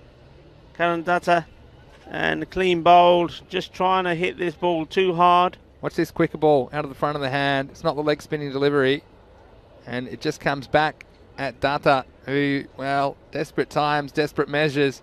And Razgat Ali, now we said perhaps they're a batting heavy team, but their bowlers have done the job so far. The Tigers, have to say, Kashif Asad Ali, Hyder as well, and Razgat Ali, he's got a bit of that X factor about him with his leg spin. Of course, we saw him take, I think, the first 5-wicket haul. Is it still the only 5-wicket haul? No, there was the one from Little Maestro. Oh, Little Maestro, of course. Little Maestro.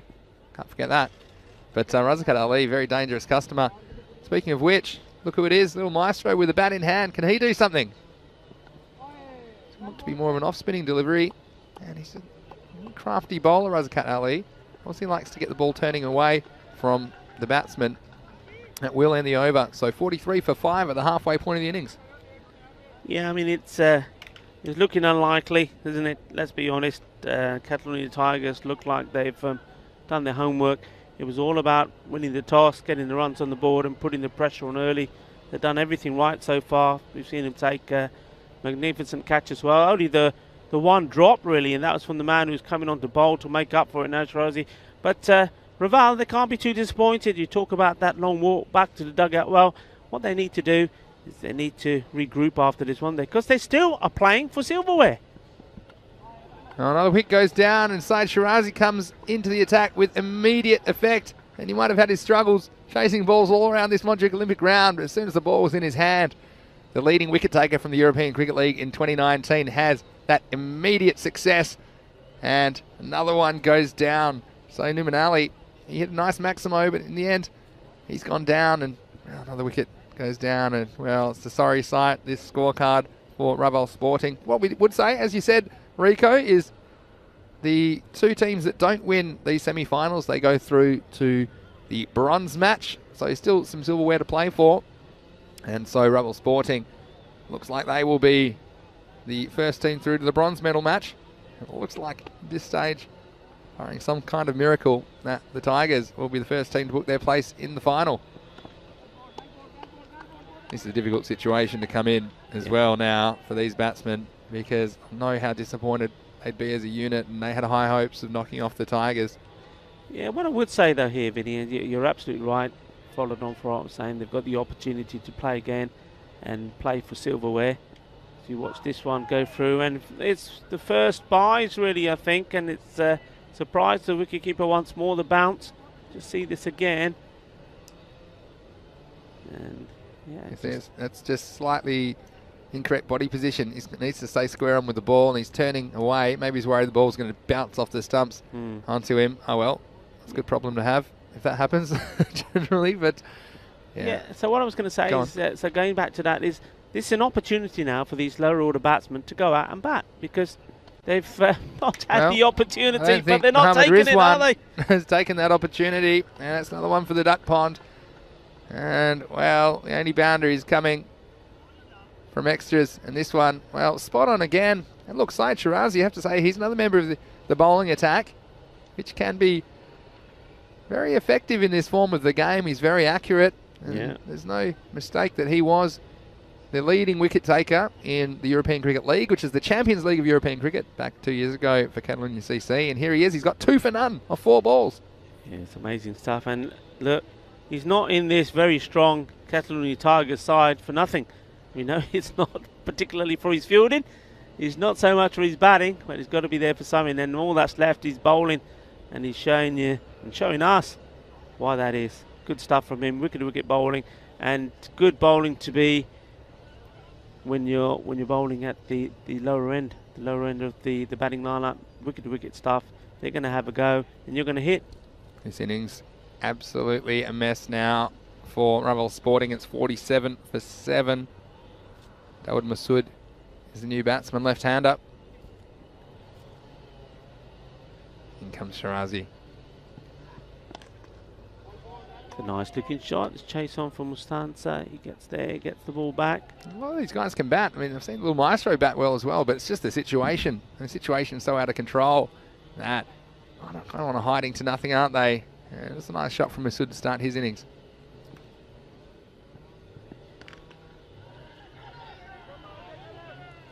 Acha. Come. Is that right? One of the few words. Come. Aja. Yeah. The Shirazi there. Just see, watch Shirazi here where he ends up when the ball's, well, it wasn't thrown in the end, it was held, but watch this. He's just out of the picture there. No, we missed him. He was crouched down. It was almost like, you know, when you're getting told off and you're a young kid and he said, right, you got to kneel down and put your hands on your ears. Well, that's what he was doing there, worried the ball was going to be thrown at him. But that's the end of the over. They'll take the single. It is 49 for 7. Yeah, 49 for 7. So we're going to see Gulam Daskia come in to bowl the 7th over. Left arm spin.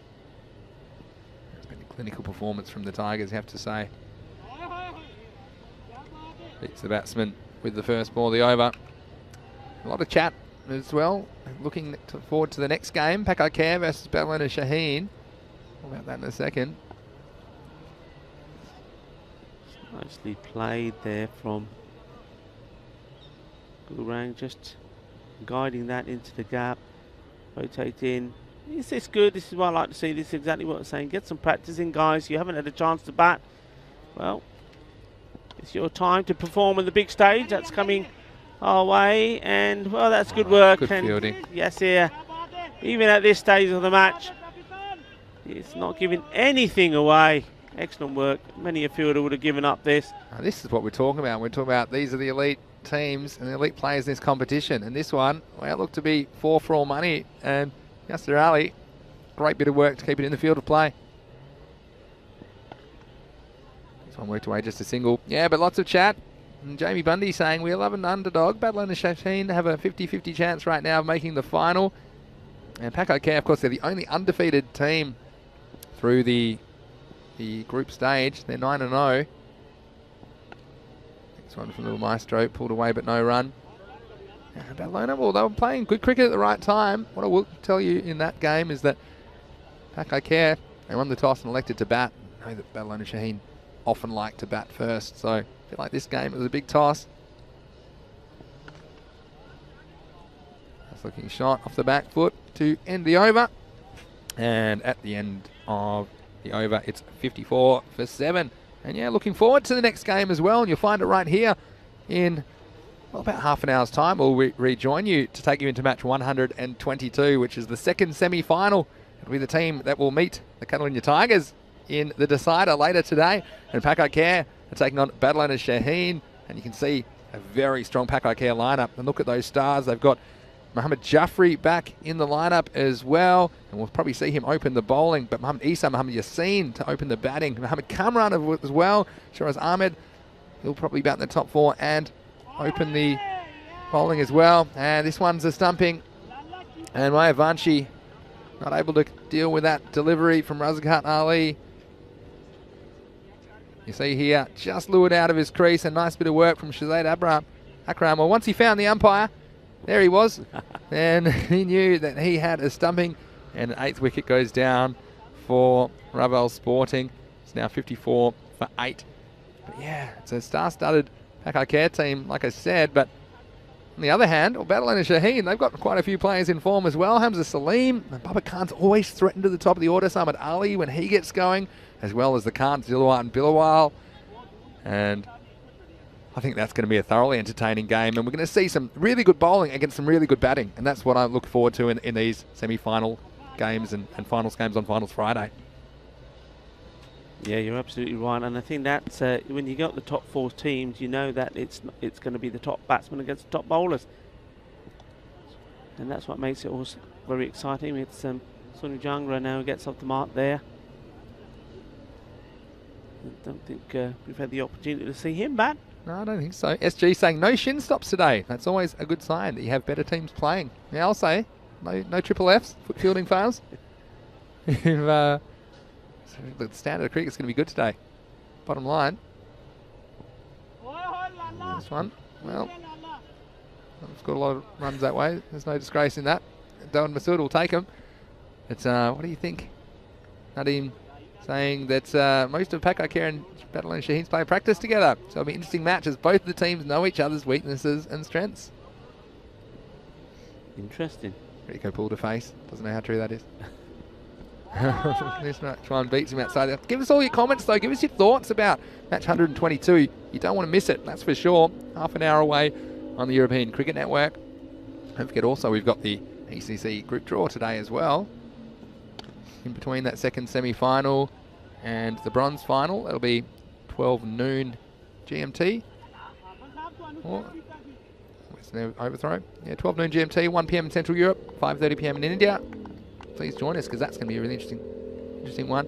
That's Chad Butt saying he was expecting a good fight from Raval, but it hasn't gone right for him this morning. From the moment the coin landed really into the innings and beyond, it's been a really rough day for them. But this one, well, it's got the carry. It might do. It's gone all the way. Maximo and Masood looking down to his bat, and they're happy about that. And what I would say as well for Raval Sporting, it would be a big honour for them to win the bronze as well. When you think they were 7th out of 9 teams in the last series that they played. You see the end of the over, 63 for 8 after 8. And wouldn't they love to come away with some silverware from this tournament? And that would be a meaningful match when they play in the bronze medal match in match 123. Yeah, absolutely it would. And what I like about them, and you saw that there, I mean, they support their players all the time, no matter what. And even there you saw a nice big shot there being played by Masood, and everybody in the dugout giving him cheers, encouragement and applause, because that's the way they are. They're a team, they support each other. They're not going to let this get themselves down. They've been beaten here today by a better team. They haven't performed, and there's no shame. I mean, if you look at the batting performance from the Catalonia Tigers, they scored those runs not because of errors made by Raval. I mean, if Raval had dropped 6 catches, they could turn around and really be down in the dump, say, look, it's all our fault. Yeah, sure. It was good batting. I mean, Yasser Ali is probably one of the best players we have here in Spain, and he's going to perform well on the big occasions. He did today, put the runs on the board, and then the bowling attack has been good. So there's no shame here. Yes, When you're beaten by a better team, you just got to accept it, you learn from it, and you come back stronger. Raval have done that in the first European Cricket Series last year. They learnt so much. Where they've come from that to where they are now is super. It's huge, and well, they're gonna just get better and better. And I'm looking forward to their next match already. Yeah, well said, Rico. Here's Hyder. Next one will be called a wide. Yeah, Luke Belgium saying he wants to congratulate Raval on the tournament they've had. They finished 7th in their group last year. So they've done really well. Winning 9 games in a row is a great performance. Certainly, you think about the first game they had this tournament as well. They lost. He scored 50-something against Minaj, and went down heavily. Asjad Butt saying, why not 8 teams to qualify from the group stages? That's a very good question, Asjad, but I can give you a simple answer and a slightly longer answer after this ball from Hyder. In a miss. I think, unfortunately, it's just the scheduling to pack all the matches in. And, of course, we're heading to Italy on the weekend, and might have been nice to have an 8-team final series. It does create a bit more uncertainty as to who those teams will be and the necessary logistics and things like that. So, Asjad, I know you'd be upset that you didn't quite make the finals this time, but I'm sure you'll be back, and we'll see plenty more cricket from you. This is edge that hasn't quite carried. Yeah, the good news is, after checking the regulations and rules, Asjad Butt and Awais Khan, they can turn out for Minaj in the European Cricket League because they weren't able to play in the Spanish domestic qualifier.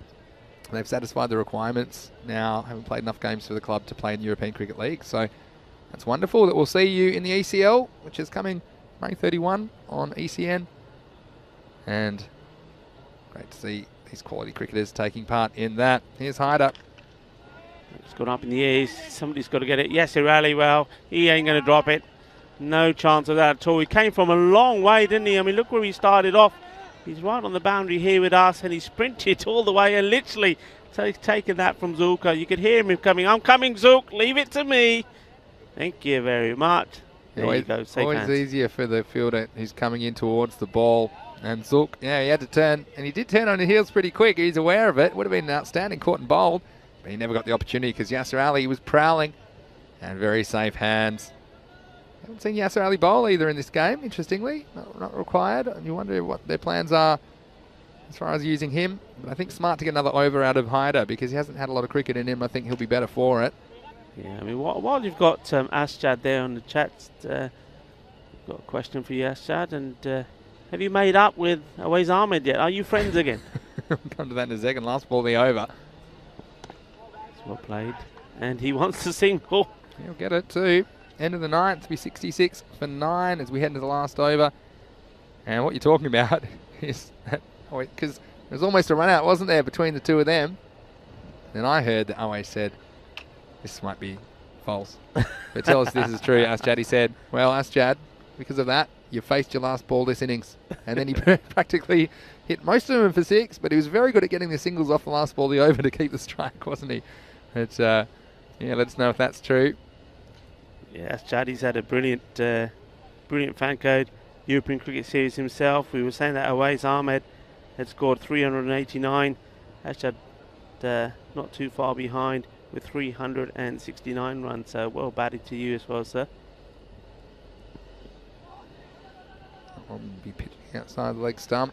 And Yeah, Nadeem also mentioning, of course, Ishan Patel for Raval Sporting, the regular captain, not playing this tournament. So you wonder how strong they might be once he rejoins the ranks, and perhaps he'll be in the next European Cricket Series that we stage in this region. Yeah, and I mean, we were talking a little bit about the semi-final that's coming up next. I just wonder, you see this delivery first from Dastagir. Nicely played to Yasir. He'll have a go. Of course he will. And he's got his man. Well, that is just super. Everything he's got the Midas touch today, has Yasir Ali.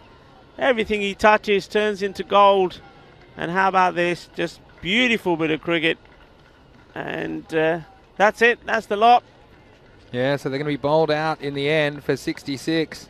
And well, it was the Tigers' morning, no doubt about it. And Yasir Ali does it again. Over goes the wicket at the bowler's end. And, well, disappointment for Raval Sporting here in match 121, the first semi-final.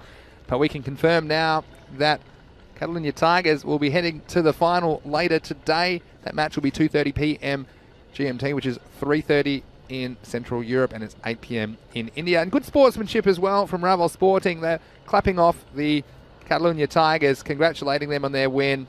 And that's what we like to see as well. The game being played in excellent spirit. And aren't the Tigers happy as well?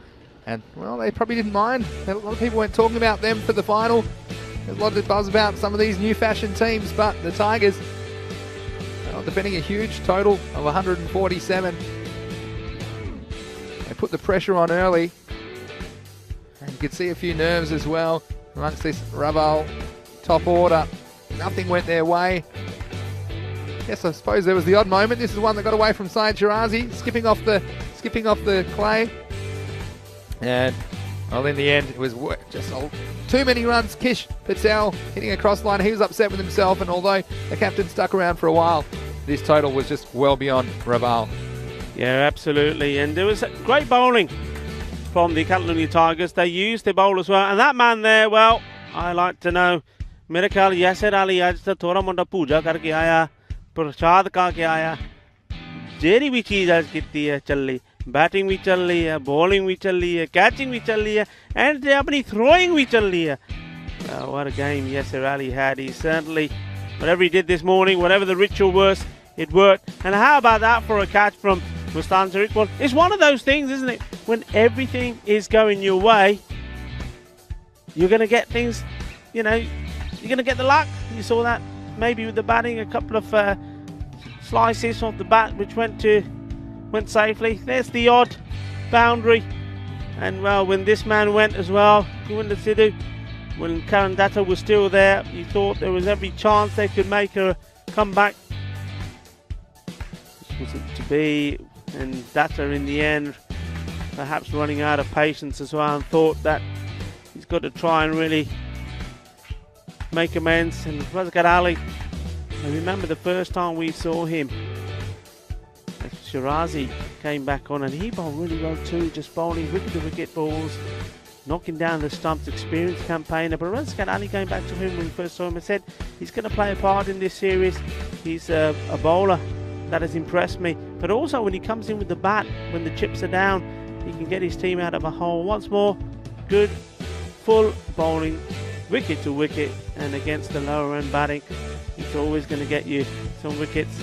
Masood wanted to play a few shots and was unfortunate not to get a boundary to his name there. Gurang Bhavanishi, he had to go there, going for the big shot, coming down the wicket, and left himself a little bit stranded. Excellent work from the wicketkeeper. I think he kept really well. Shahbaz Akram, he was great behind the stumps. He was prepared to put his body in the way of many. He stopped the extras going, and you saw there taking a very good stumping. Yasir Ali once more in the act here. Came a long way for that one. And well, this sums up the day, doesn't it? Pick up, throw, bang, direct hit. And the Tigers, fantastic performance from them, and you can see there the round of applause, and that was nice to see. Applause all round. Raval applauding the great work done by the Catalunya Tigers, and Raval in return appreciating that they've been beaten by a stronger and better team on the day. So Raval finishing just with 65. Well, that's the next match coming up. Pak Ikea versus Badalona Shaheen. What I was about to say when those quick wickets fell was that Badalona Shaheen, maybe the only thing that perhaps is in their favour is that they have been playing cricket this week. They played 2 games yesterday. They performed very well. We saw most of the batsmen. Lilwara, the captain, had a cameo innings there at the end. Hamza Salim, what a great day he had with bat and with ball. Sami and Mati Rahman, they both had a bit to play. So they're not rusty. They've been in the action. Sometimes when you've been playing the game and you're back on the next day, it's a bonus. Whereas Pak Ikea, they've had a little bit of a break. And remember when we did see them play their last game, which was an easy victory for them, there was a number of players also rested. There was no the captain himself, Mohammed Baba, wasn't there. There was no Mohammed Kamram, the firecracker. There was no Mohammed Jaffrey. So those players, although they've been well rested, they've not been playing cricket. So are they going to get a little bit rusty? Is it going to take them a little bit of time to get going? Well, we're going to find out. That's going to be the next semi-final, and as you know from the schedule, that's going to be coming up on the half hour, so in just under 20 minutes time. So recap to this match: in the batting department, not an awful lot really. Kishit Patel was in a hurry. I think he just needed to relax, compose himself and play his natural game. He tried to force the ball for me. Even when he did play some nice shots, he still got himself out, bowled by Mohammed Kashif. Karandata, well, he watched it all happen from the wrong end. He was at the non-striker's end when 2 wickets fell down before he could even get going. Manish Mawani, I can understand the logic, sending him up, keeping the left and right hand combination, but he couldn't do what he did the last time these 2 teams met when he scored 30 runs. And the rest of that scorecard, well, looks like a phone number, doesn't it? Not an awful lot happened there. Credit to the Tigers, the bowling, impressive, that's all you can say. I liked Razgat Ali's bowling, very clever. He used the pace and flight of the ball very well. Shirazi, how about that? Just bowled the 1 over and conceding just 2 runs, taking 2 wickets, and Dastgir himself nice and tidy. So an all-round performance from the Tigers. Bowlers bowl well, the fielders supported them well as well. Very professional, very strong. So they are the first team to book themselves in the first ever European fan code cricket final this year. And well, the way they're looking, can they do what they did towards the end of last year? They finished on a high, didn't they? They were the team that won the Barcelona Bash, and they're looking in good form here to go on to achieve the same feat. But they'll be watching with interest, as I know you will be. Wherever you're watching, thank you for joining us around the world. You are our global cricket family. We hope you've enjoyed that first match. The Catalonia Tigers just being a little bit too strong for Raval Sporting. But Raval Sporting, they're not out of it yet. We'll see them again because they will be taking part in the Bronz final. And the way they will be watching to see who they play, no doubt you, wherever you are at home, will be waiting in anticipation to see semi-final number 2 versus Pak Ikea. It's going to be taking on the very strong Badalona Shaheen. It's going to be a cracker. And just to remind you and leave you with this thought, as I, Rico Full, and Mr. Maximo Vinisandu sign off and come back on the half hour. This is the thought I want to leave you with. The last time these 2 teams played in a semi-final, it was, and Pak Ikea made 130 for 4. They were in a bit of trouble. Mohammed Kamran, the firecracker, scored 74 off 31 balls to get them to that score. Badalona Shaheen, Hamza Salim, 44, 24 deliveries. Baba Khan. Well, he went through the walls that day. He was bounced at. The balls were thrown at him. He fell over, twisted his ankle. 71, 27 balls, not out. The result, they finished 2 runs short of victory. It was an emotional thriller, and Badalona Shaheen will want to come back with a bang, and they'll want to eliminate the memory of that semi-final from their thoughts. So join us for the second semi-final coming up in just under 20 minutes time. Get yourself a cup of tea and we'll be right back with semi-final number 2.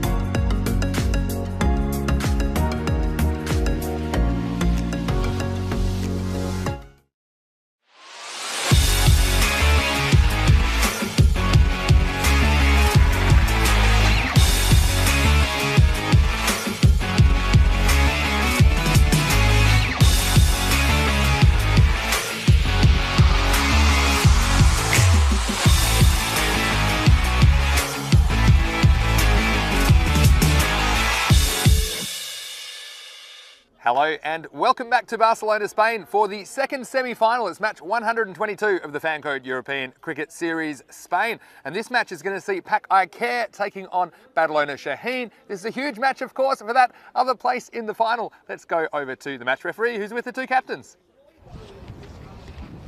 Heads is the call.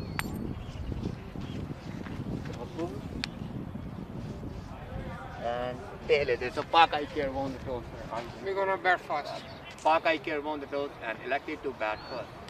Well, there you go. You got Pak Care skipper Shiraz Ahmed. He's won the toss and elected to bat. No surprises from me because that seems to be the trend. Of course, in a final, runs on the board, so important. And they've got a power-packed team, do Pak Care, with the inclusion of Mohammad Jaffrey, Mohammad Kamran, of course, back into the lineup, and Mohammad Ihsan, Mohammad Yassin, probably likely to open the batting as well. So watch out for them. They're the only undefeated team, but this is the one that counts. If they can win it, they'll be through to the final. And Badalona Shaheen, well, they topped Group D, and they had a bit of a struggle getting out of the group, but they were playing good cricket yesterday. It wasn't that long ago that we saw them. And look out for Hamza Salim. He was in explosive form with the bat and the ball. Also, Samad Ali, Baba Khan at the top of the order have the job to do. They'll have to chase these runs down if they want to beat Pak Care. It'll be a tough game, but again, it's one that either of these teams could win. And Rico, let's get ready for the second semi-final. Yes, indeed. Let's get ready. And ready we are because, well, it's going to be a thriller.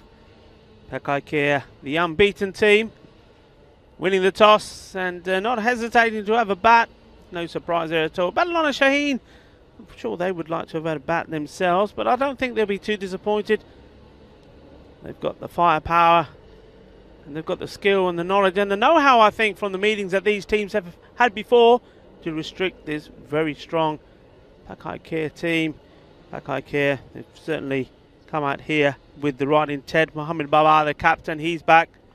You also see that Mohamed Yassin has been absent for a few games back, and also Mohamed Jaffrey, the experienced campaigner, back into the side.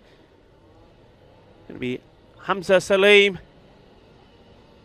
will be bowling the first ball.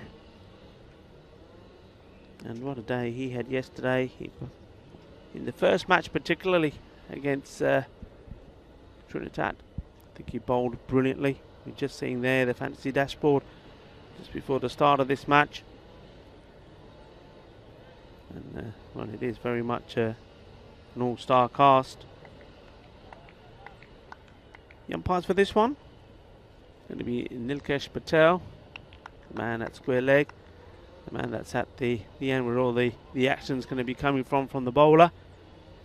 It's going to be Rolf Zaman.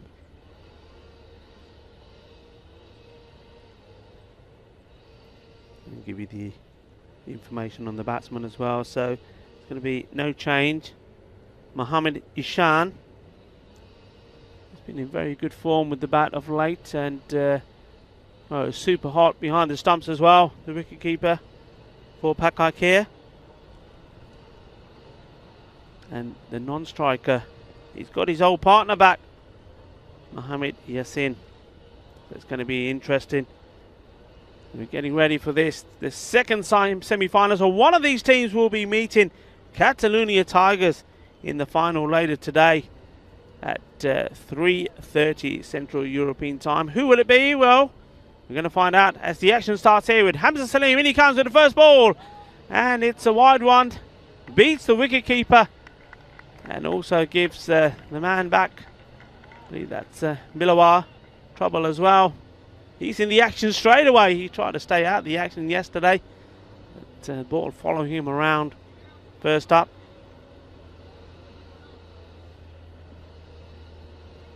So he needs to get his radar right. Well, that same length to the left-hander. The Yassin will be fine. And once more. It's well bowled. It's good delivery. Right up there, pitched right up on his toes.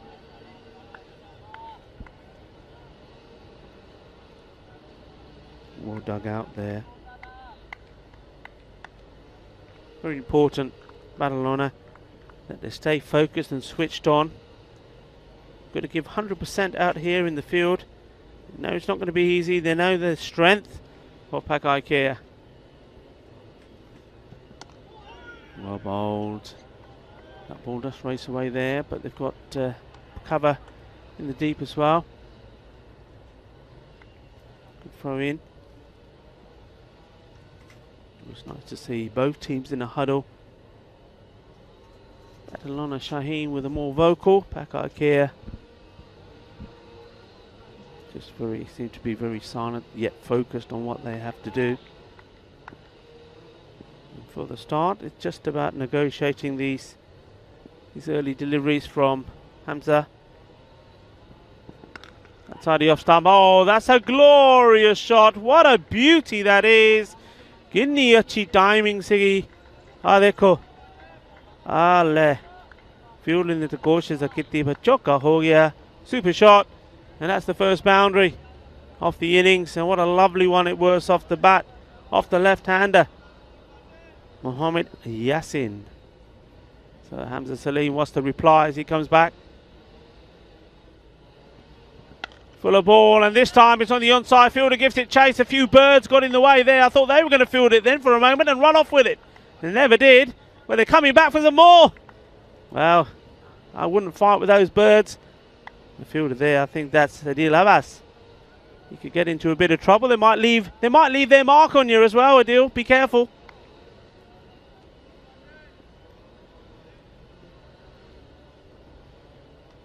Hamza. Time to Ishan. Short. And it's in the air and it's going to elude the fielder. Watch the bounce here. Good backing up. And, well, half a chance maybe. It went a long way up. The fielder didn't really know where it was here. Head up in the air from Ishan. That's where the ball fell. Look, looking for it, just couldn't find it.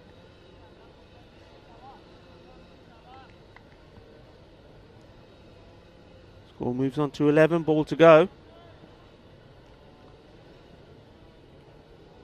So can Hamza get one in his first? Send one back early.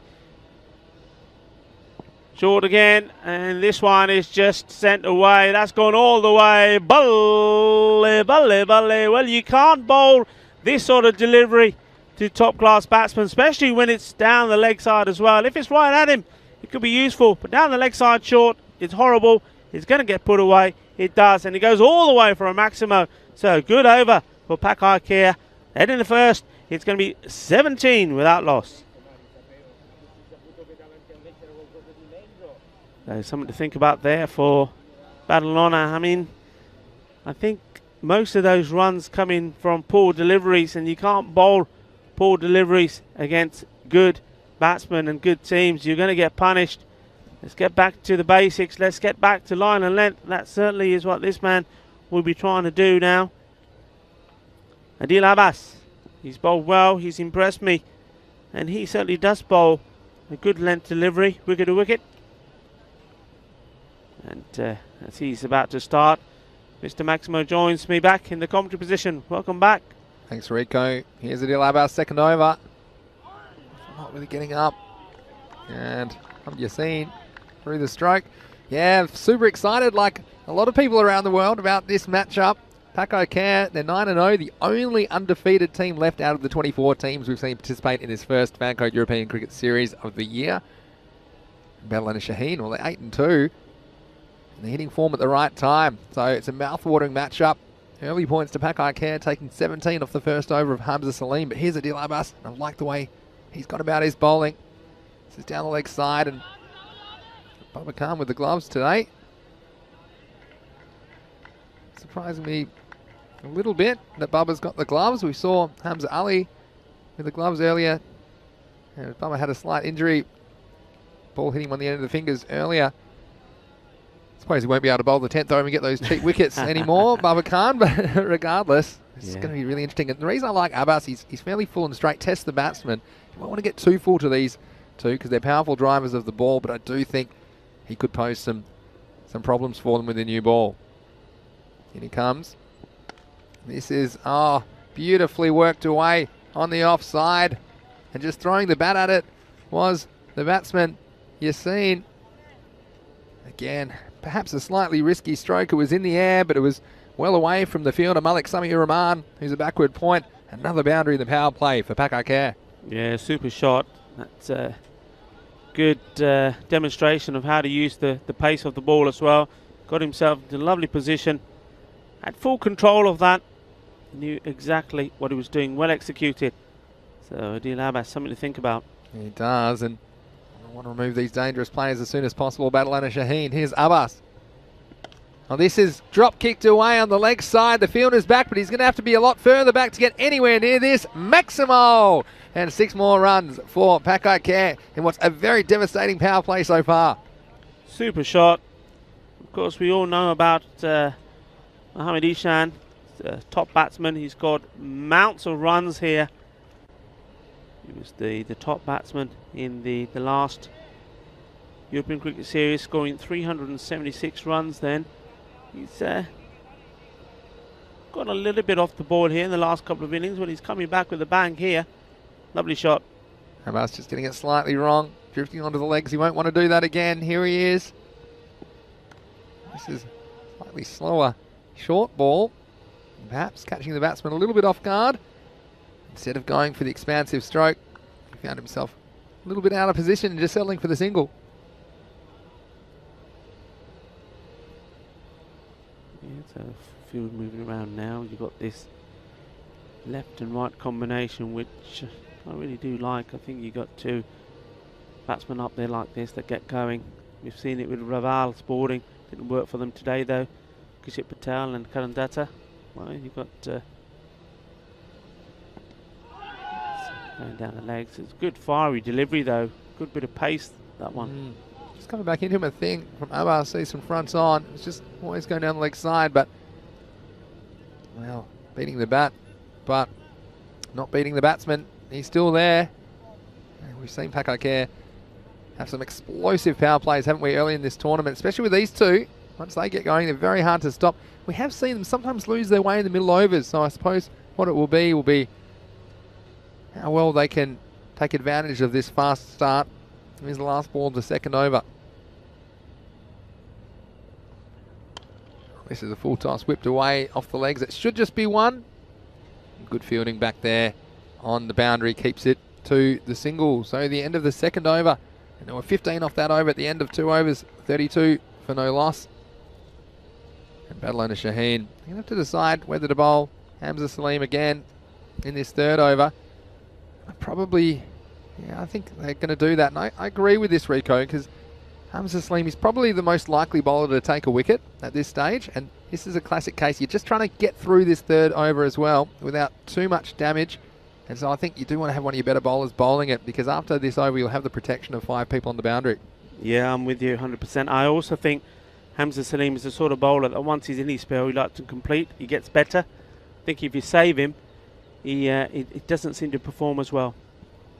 Easton on strike, and this is driven firmly through the covers. He stands, he delivers, and he delivers 4 runs for Pakakare. And nobody back on the offside square of the wicket. They've got a third man in place, but this is just a good cricket shot. Yeah, it's a lovely shot. It's once more, we're still inside the power play. And though he's not hit over the top, he's found the gap between the players. It's interesting what Hamza will do here now. He doesn't seem to have the most effective slow ball. He has the short one. If he gets it right, it can be effective. This time he goes, and he goes hard. And this is powered away square on the offside, right out of the middle of the bat. It wasn't a bad ball. Perhaps a little bit of width, but perfectly timed and placed, and 4 more runs to Pakakare. That is a glorious shot. I mean, like you said, it wasn't a bad ball that maybe had a little bit width, but he still had to get onto it so quickly. Well, we saw him play the first one. This one was even quicker. It rocketed to the boundary. Pressure on Hamza Salim. He's going to have to get a little bit straighter. Still nobody back there on the offside boundary. This time the batsman goes straighter. No real timing. Dilwal will do the fielding at mid-on. And yeah, Nate in the chat saying these teams deserve their places on Finals Friday. This is a different feel. Every delivery seems high risk versus the batters today. And it certainly is a lift in quality, isn't it, from some of the cricket we've seen earlier in the tournament. But that's why these guys are the cream of the crop.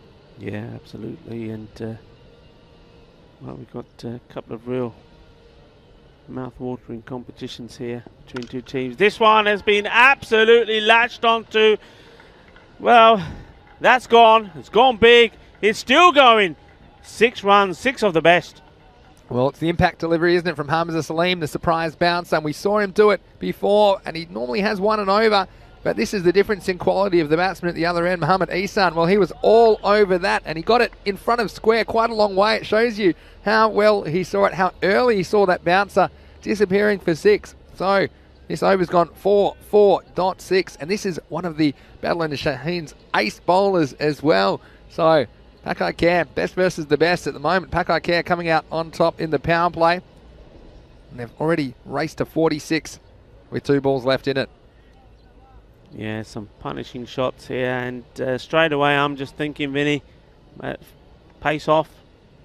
Yeah, I think we might see some spin next over. But for now, Salim has to do the job. Well, this one's taken off the stumps. Well, the running between the wickets between these two, we've seen them occasionally getting into some confusion. On this occasion, they were safely through for a single. Now, take your point there, Rico. I think we'll see pace off. Perhaps Dilawar straight into the attack, 4th over. Is that who you bowl next over?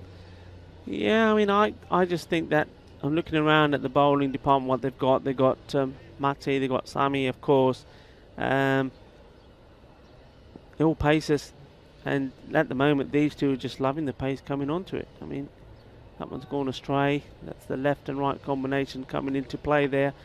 So the extra also going on. Yeah, I think give a go. It's gonna, you know, it's a chance you take, but it could bring you the wicket.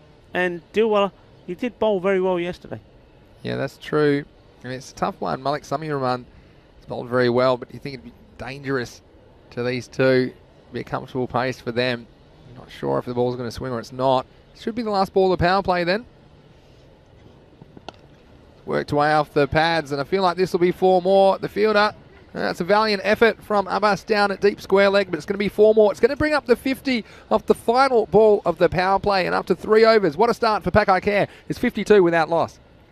Yeah, just wonderful batting. These two, when they bat together, they look ominous. They really do, and we haven't seen the luxury of seeing them bat together for a while because Yassine is not being available to play. Well, he's back, and he's back with a bang, and you can see these two complement each other very well. And at the moment, they're bringing out the best of each other. And Badalona Shaheen, they need to find somebody and someone that can break this partnership. They're sticking with the pace, so they're going with Mati Rahman here now. So this is a very, very big and important stage of this match, because if this goes horribly wrong, they certainly will be scratching their heads and thinking, right, what now? Interesting they're not going Sammy with the newer ball. We saw him swinging it prodigiously, and I would have thought perhaps if you're sticking with pace, he would have been the one to bowl the 4th, but instead it's his brother, Malik Mati Uraman. In he comes. This one a bit of pad, so it won't be a wide. In the end, not going to get any runs for it at all, so a bit of luck. And sometimes if you can't be good, be lucky, Rico, as I say. Absolutely. This one could have gone the distance. Instead, they get away with a dot. And what do you think in the chat? We've got Wakas Nazir saying, why aren't the bowlers trying to bowl a slower one? That's interesting, yeah. Hamza Salim tends to try and bowl quicker when he's getting hit, and sometimes the batsmen enjoy that pace. But these middle overs with 5 back, let's see if there's a change of momentum. At the moment, it's all Pakai Care. Here's Malik Mati Rahman. Well, this one, not sure he's going to get away with it. Again, it was on the legs, and that's exactly where Mohammad Isan wanted it, and it disappears all the way. Maximal, 6 more runs for Pakai Care. Yeah, struggling with the line. You saw the last one was darting towards the legs. Nothing, just the leg bite from it. This one the same, and no mistake being made. Smashing it away. Lovely shot. 6 runs, and got to get the line right. Got to be outside or off stump, or even getting them driving. We haven't seen one straight drive yet, so that tells you the line the bowler's been bowling. Let's see if he can make the adjustment. Matty, in he comes. Well, this is straight up, but I tell you what, it's gone a long way over mid-off. There's a man back there, but he had to be about 10 metres tall. Maximo, and 6 more. Pakai Care, they're off, and they're flying away. Lovely shot. बहुत अच्छा सीगा. Power बहुत अच्छी है, timing बहुत अच्छी है. ये अपना मोहम्मद ईशान शॉट भी मार रहा ना सारे पार्ट ग्राउंड दे. Short ball होवे. Leg side there, off stump there, we both takra. And Badalona, they got a few problems here. Yeah, look, this is tough for the bowler, but I think he's got to come up with a plan. I'd probably be trying to go fuller. I'd try and bowl a Yorker. Just try and not give the batsman any length to work with. He tries. This one just going down the leg side, I think. And, well, no one backing up. Eventually, well, it's a misfield, and now they might get another one. And Hamza Salim, again, a bit of a concentration lapse. Did all the hard work, but then fumbled it, so it'll be 2 in the end. Yeah, I suppose, Rico, sometimes I'm critical of bowlers when they don't seem to have a plan. And I think the plan here, it's difficult. It's a very good shout, wasn't it? Not sure if that one was going down the leg side or not on second viewing. Yeah, what do you think? It was, yeah. Going down leg, and I think it was very good from the batsman as well. He stood there for a bit, let the umpire see exactly where it was going before he set off. I see. This one, again, it's just going to be picked up. And, well, it was full, but it still gave him a little bit to work with, and it's whipped beautifully off the legs over mid-wicket, and 6 more. Yeah, watch this one. It wasn't a particularly bad ball. You can see Matty's doing what we're saying maybe he needs to try and do, bowl fuller. This is fuller, but he's just so quick onto it. Look, that one, he's literally standing on middle peg, and he's knocked that one straight over the top. If it hits his pads, that time I think he would have been gone. The one before was down the legs. So what now for Matty? He's pitched it up. He's been hit. The margin of error. So he still gave him some length to work with. And he'll get right up in that block hole, and you can't miss. Here he is. Slower ball this time. It's whipped away, and there is a man back this time. Slight fumble, but it'll just be a single in the end. And this is to good players. Your margin of error basically decreases as a bowler. And so, like I said, as we see the end of the 4th over, and, well, the score already 73 for no loss. Another magical over, second in a row, 20 then 21. But your margin of error is just always less to the good players. And I tell you what, we are looking forward to next week because we'll be in Italy from Mondays to Saturdays over the next 5 weeks. Rico and I will be joining you from Rome to begin with, starting Monday the 15th of March. And each one of those is a different series.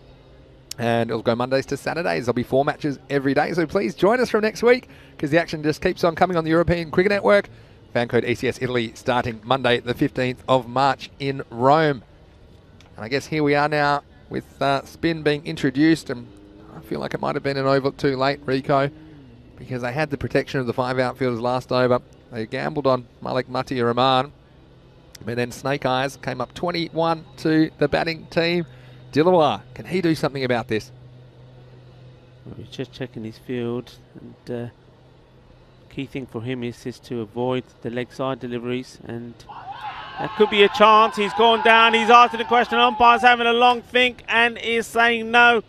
Well, I'm just thinking this is possibly where the ball is pitched. Let's see again. Yeah, let's have a look at it from straight on. Yeah. It's a tough one, and the batsman, he's trying, but I think there was enough doubt there, and I think it was probably a good decision. All the pressure was on the umpire, but I feel like the correct decision was made. And just, that might have hit him. Well, somewhere very uncomfortable. We might see this from Mohamed Ihsan. We'll watch this again from front on. Just hit him in an uncomfortable position in the thigh, and after he had to think about it, I felt like he might have almost played that one with the wrong bat. What do you think, Rico?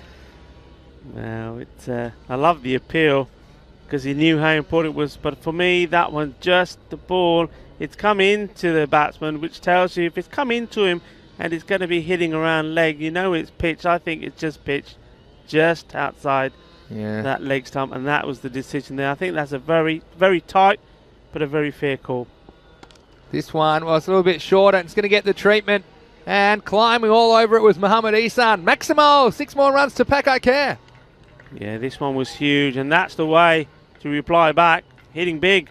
And by hitting big, he's moved on and he's racing along, isn't he? He's past his 50. He's past his 50. He's into the 60s now. Things are happening so quickly at the moment. 61 of 20, Mohamed Ihsan. Taking a couple of balls for all the supporters and teammates at the ground to catch up, but he's now into the 60s, 61. And yeah, that LBW, tight call. This one, big appeal, and this time he's got the edge and he's got to go. And Mohamed Ihsan, it's been a blistering innings from him, but it was a good piece of bowling, a good piece of wicketkeeping from Babar Khan as well. This time just a thin under edge, and gets the decision going his way. And is that the moment in the second semi-final that could change momentum and just get things rolling towards Badalana Shaheen? Well, big moment, big wicket. He thought he had him a couple of balls ago with the LB. Well, he's added 6 more to the score, but he's gone in the end, caught behind. That's good work. They needed something to happen. It's happened. Well, the thing is, I mean, they've still got the strong Mohamed Yassin there. He's just been holding up one end, hasn't he, really? Yeah. And Mohamed Baba is coming in to take charge of the acceleration, I'm guessing, here. Yeah, I think so. Well, interestingly, we've had a few comments about spin, and Sam Simcott saying, I'll be surprised if spin doesn't get smashed. And then after the 60, he said, well, there you go. Well, then, there you go. We know what we're talking about, folks. We know what you were talking about. Risk. You're always going to get the one and then the other, I suppose. There's always a risk with the spinner. This is a little bit short, but the new batsman's going to be a bit more circumspect. He's going to work it away for just the single. Well, Mohamed Yassin has been a bit of a spectator so far, hasn't he, at the other end? He's just cruised along, and why not if your partner's going so well? Yeah, absolutely. I mean, he's done the right thing. I mean, when he's had the strike, don't forget it's also the strike. He's only faced, believe it or not, he's only faced 6 balls. Yeah. You know? And we're into the 5th over. Jay Wild in the chat saying, good take that. Certainly was from Babar Khan. This one, well, it's gone straight up in the air. Someone's got to catch it. The bowler has called for it, Dilawar, and he holds on. So Dilawar removes both openers in the 5th over. And Pakai Care, well, after a blistering start, they're up. They've got 80 on the board, but now they've lost 2 wickets. And, well, the captain, Dilawar Khan, brought himself on at just the right time. We thought perhaps it was an over too late, And this time he does all the work himself off his own bowling, and that's the end of the dangerous Mohammad Yassin. Yeah, and that's a massive victory for him. I mean, he was very, very frustrated, wasn't he, early on with the LBW appeal. He was pleading with the umpire, Zulf Rahman, but in the end, he takes the catch to remove the second batsman. So both openers gone. And just to recap that scorecard, so Mohammad Ishani was the first to go. 21 balls he faced, scored 61. And just as we were saying that Mohammad Yassin has been waiting patiently before he could start his counter-attack, he went off his 7th delivery for 10. Well, look who's come out to the crease. It's Mohammad Jaffrey. So it's not going to get any easier. And see the Pakistan, they do have the batting depth today. They've bolstered their team. Mohammad Kamran, of course, still to bat as well. I'm sure we'll see him with the ball a little bit later in this game. But Dilawar still with the ball to go in his first over. He beats Jaffrey. Expansive sweep shot. What a good over that was. He did disappear for the one Maximo, but then came back with 2 big wickets. And at the end of the over, it's 80 for 2. Yeah, this is where the fight back could take shape. And they've got this is a good shout, this. I like this. They've got the 2 openers back, and they've gone to the second strike bowler, Adil Abbas, to bowl this one. And yeah, keep the pressure on. Try and remove a wicket here. 2 batsmen that just come in. Baba just got off the mark of the 1 ball he's had. Mohammad Jaffrey yet to get off the mark. So yeah, put the attack on, and why not? Adil Abbas, the opener, is going to come back. Different proposition now with 2 new batsmen at the crease. Let's see how they handle the seam-up bowling of Adil Abbas into bowl the 6th. Well, it's going to be called a wide. I'm not sure about that one. Have a look at this outside the off stump. It's a tight call. Probably got a bit of the line. It's one of those ones the umpire has to make the judgment. The line is there as an indication. And Mohammad Baba has always been on the park for Pak Care in this series. Let's see what he can do against the bowling of Adil Abbas. In he comes. And worked away just for the single on the offside. And Mohammad Jaffrey, now we saw him again. Availability issues, not playing in the last few preliminary games, but he's a dangerous player. But you just worry about the amount of cricket he's had, and will he be able to come in this pressure situation and deliver straight away?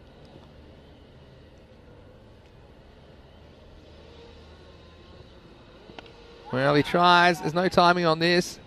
It won't even clear the circle in the end. Just 1 run. Jay Wild obviously found my wicket keeping. Said Vinny would have had that about the caught behind last over. Caught behind, yeah. You'd hope so. It was a little edge. So if you're paying attention, you should be catching those. I appreciate your support, Jay Wild. I feel like the Vinny's wicket keeping masterclass isn't far away on ECN. Anyway, here's Adil Abbas. And this time, right off the bottom of the bat, just a single. Yeah, we were talking last night. A few people were talking about, we do talk about wicket keeping a lot, but I just felt it's hard to get specialist wicket keeping information. And there's a few good commentators that do it, that play the position, but it's difficult unless you stood behind there to get the subtleties of it. So for all you keepers out there, try and keep bringing you those little tidbits. Now here's Adil Abbas. This is, well, it's missed everyone. Oh well, the old second keeper. I never had a second keeper. That just seems like cheating. But look at this, straight through one. But don't worry, I've got you, bro. And Baba Khan, standing a long way back there, isn't he? Rico seems to get a lot in the second bounce. I'm not sure about his positioning, but at this stage, Adil Abbas, it's been a good little over so far. Just the 4 off it. The full toss. And it's going to be called a no ball. And well, the bowler a little bit incredulous about it, but I don't mind this call for these high full tosses. And it maybe was about waist height, but you've got no business really bowling the ball that high, and that is why it's been called. We've seen some non-calls, so I think the umpires have been directed to give the benefit to the batsman on those, and I don't mind that, but this will spell potential disaster for Badalona Shaheen as Mohammad Bababa is on strike for the free hit. And he's going to get it all the way. He had no danger of being caught. And he just chipped it down the ground. Maximo, 6 runs. Yeah, made the most of it. Clever batting. Just stood still. We've seen quite a few batsmen on a free hit move around and trying to create something from the delivery. Well, that's the way to do it. Just stand, wait for it, and play an authentic shot. And, well, he's got 6 runs from it. So that's bonus runs. Yeah, bonus balls. And with 1 to go in the 6th, can he finish with a good delivery? Oh, this is very, very close. And he's gone. And, well, Mohamed Baba, he's going to have to walk off. And this one, it was the perfect comeback from Adil Abbas. And he had to bowl the extra ball. And this one, well, put a line in the water. You're going to catch some salmon. This one, back pad in front of the stumps. And I think he knew his fate as soon as he got hit. Watch this, just playing across the line. And, well, we'll see you later. And the captain goes. Had a handy wicket for Badalona Shaheen to finish that over. And after 6, it's 92 for 3. Yeah, so the Badalona Shaheen, they continue fighting back here. That was a good one to send back. You've seen how dangerous he can be. Captain goes back. And we have Cammy. Cammy coming back in. And he remembers this fixture last time. He had to score a lot of runs. 74 he scored when the top order collapsed. He's coming in. Hasn't got as much time. But he will be hoping to put a few runs on the board here. Here we go. We're going to start the 7th over. Dilawar is going to bowl his second. Bowled very well in the first one. Well, this is a beautiful shot by Jaffrey. And he's made the play down the wicket. He came and he hit it sweetly. Maximo, 6 runs to Paco Care. Yeah, lovely footwork there. That was delightful to see. He made up his mind early. Look, here he goes. And as clean as a whistle, he's hit that. And that just top quality shot from a quality player. Came down confidently. Comes again. This time is beaten in the flight and is a little bit of indecision. And they're not going to get an overthrow. That was good from Malik Matir Rahman to come in off the boundary to back up the throw. This is the lesson. The shot before came down confidently, and you notice the difference when Mohamed Jaffrey hits straight. Here's Dilawar. This is down the leg side. Waiting the umpire. I'm not sure if there was anything on that.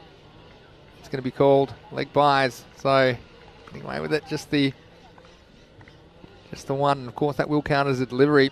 But it's a lesson to people. When you come down the wicket, I think sometimes people tend to try and hit the ball too hard or try and hit across the ball, but this was a good lesson. It was confident footwork and it was where he wanted it. He followed through with a beautiful straight bat. So Dilawar now bowling to Mohamed Kamran. This one's cut away and he's going to pick the gap on the offside. 2 fielders are after it. Neither will catch it, and 4 runs. And Mohamed Kamran, well, a beautiful bit of placement and timing. He starts with the boundary. Yeah, that was a nice shot. You see there, he's literally had to dig that one out. It did stay a little bit lower than he expected, but he'd already picked the gap. He already had eyed up where he wanted to put the ball, and that's exactly what he did. Good timing from him. Made enough contact. Ball races to the boundary. Here's Dilawar. 2 balls remaining. Oh, and he gets the big wicket of Kamran. And well, after that delightful shot from Mohamed Kamran, last ball. This time, this one beautifully pitched and falling for it. Mohamed Kamran thought he could pull it but didn't get up. Everyone was on the ground. The stumps were on the ground. And, well, Badalona Shaheen perhaps bowl themselves back into this contest. And Dilawar, isn't he happy about it? He picks up a 3rd wicket.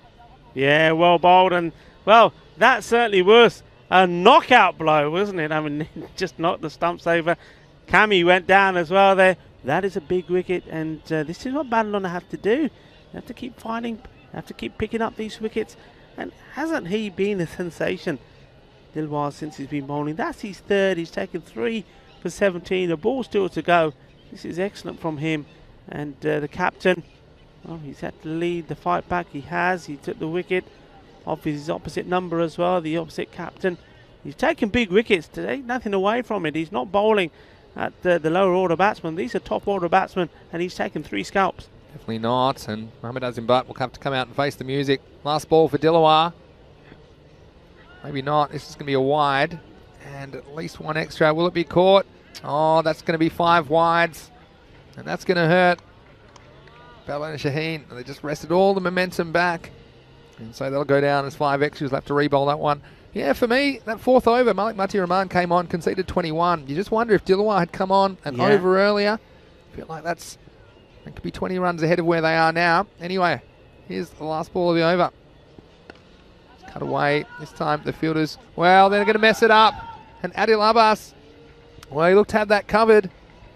But in the end, well, the last ball's going to go for 9. Here's this one. You see, did everything right. Got down. But wasn't able to make the stop. And he also got in the other fielder's way. So that'll be 4 to finish the over. 112 for 4 off that over.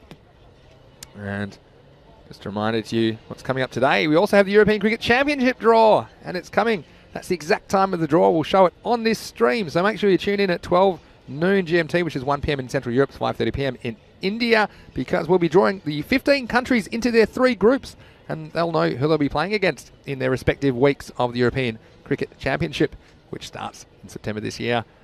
It'll be great that Dan Weston's here for that. So a bit of extra content for you in the break between the second semi-final, this match, and the bronze match coming after this. It's going to be a wide. It's going to be a no ball in the end because it was off the pitch. But yeah, that's after the conclusion of this match. There'll be a slightly longer break as we prepare for the bronze final and the gold final. And we'll be staging that European Cricket Championship draw in the break. It's the first time that we've had the European Cricket Championship, so it'll be very exciting. And you can be here to witness it first on the European Cricket Network today. Here's Malik Rahman.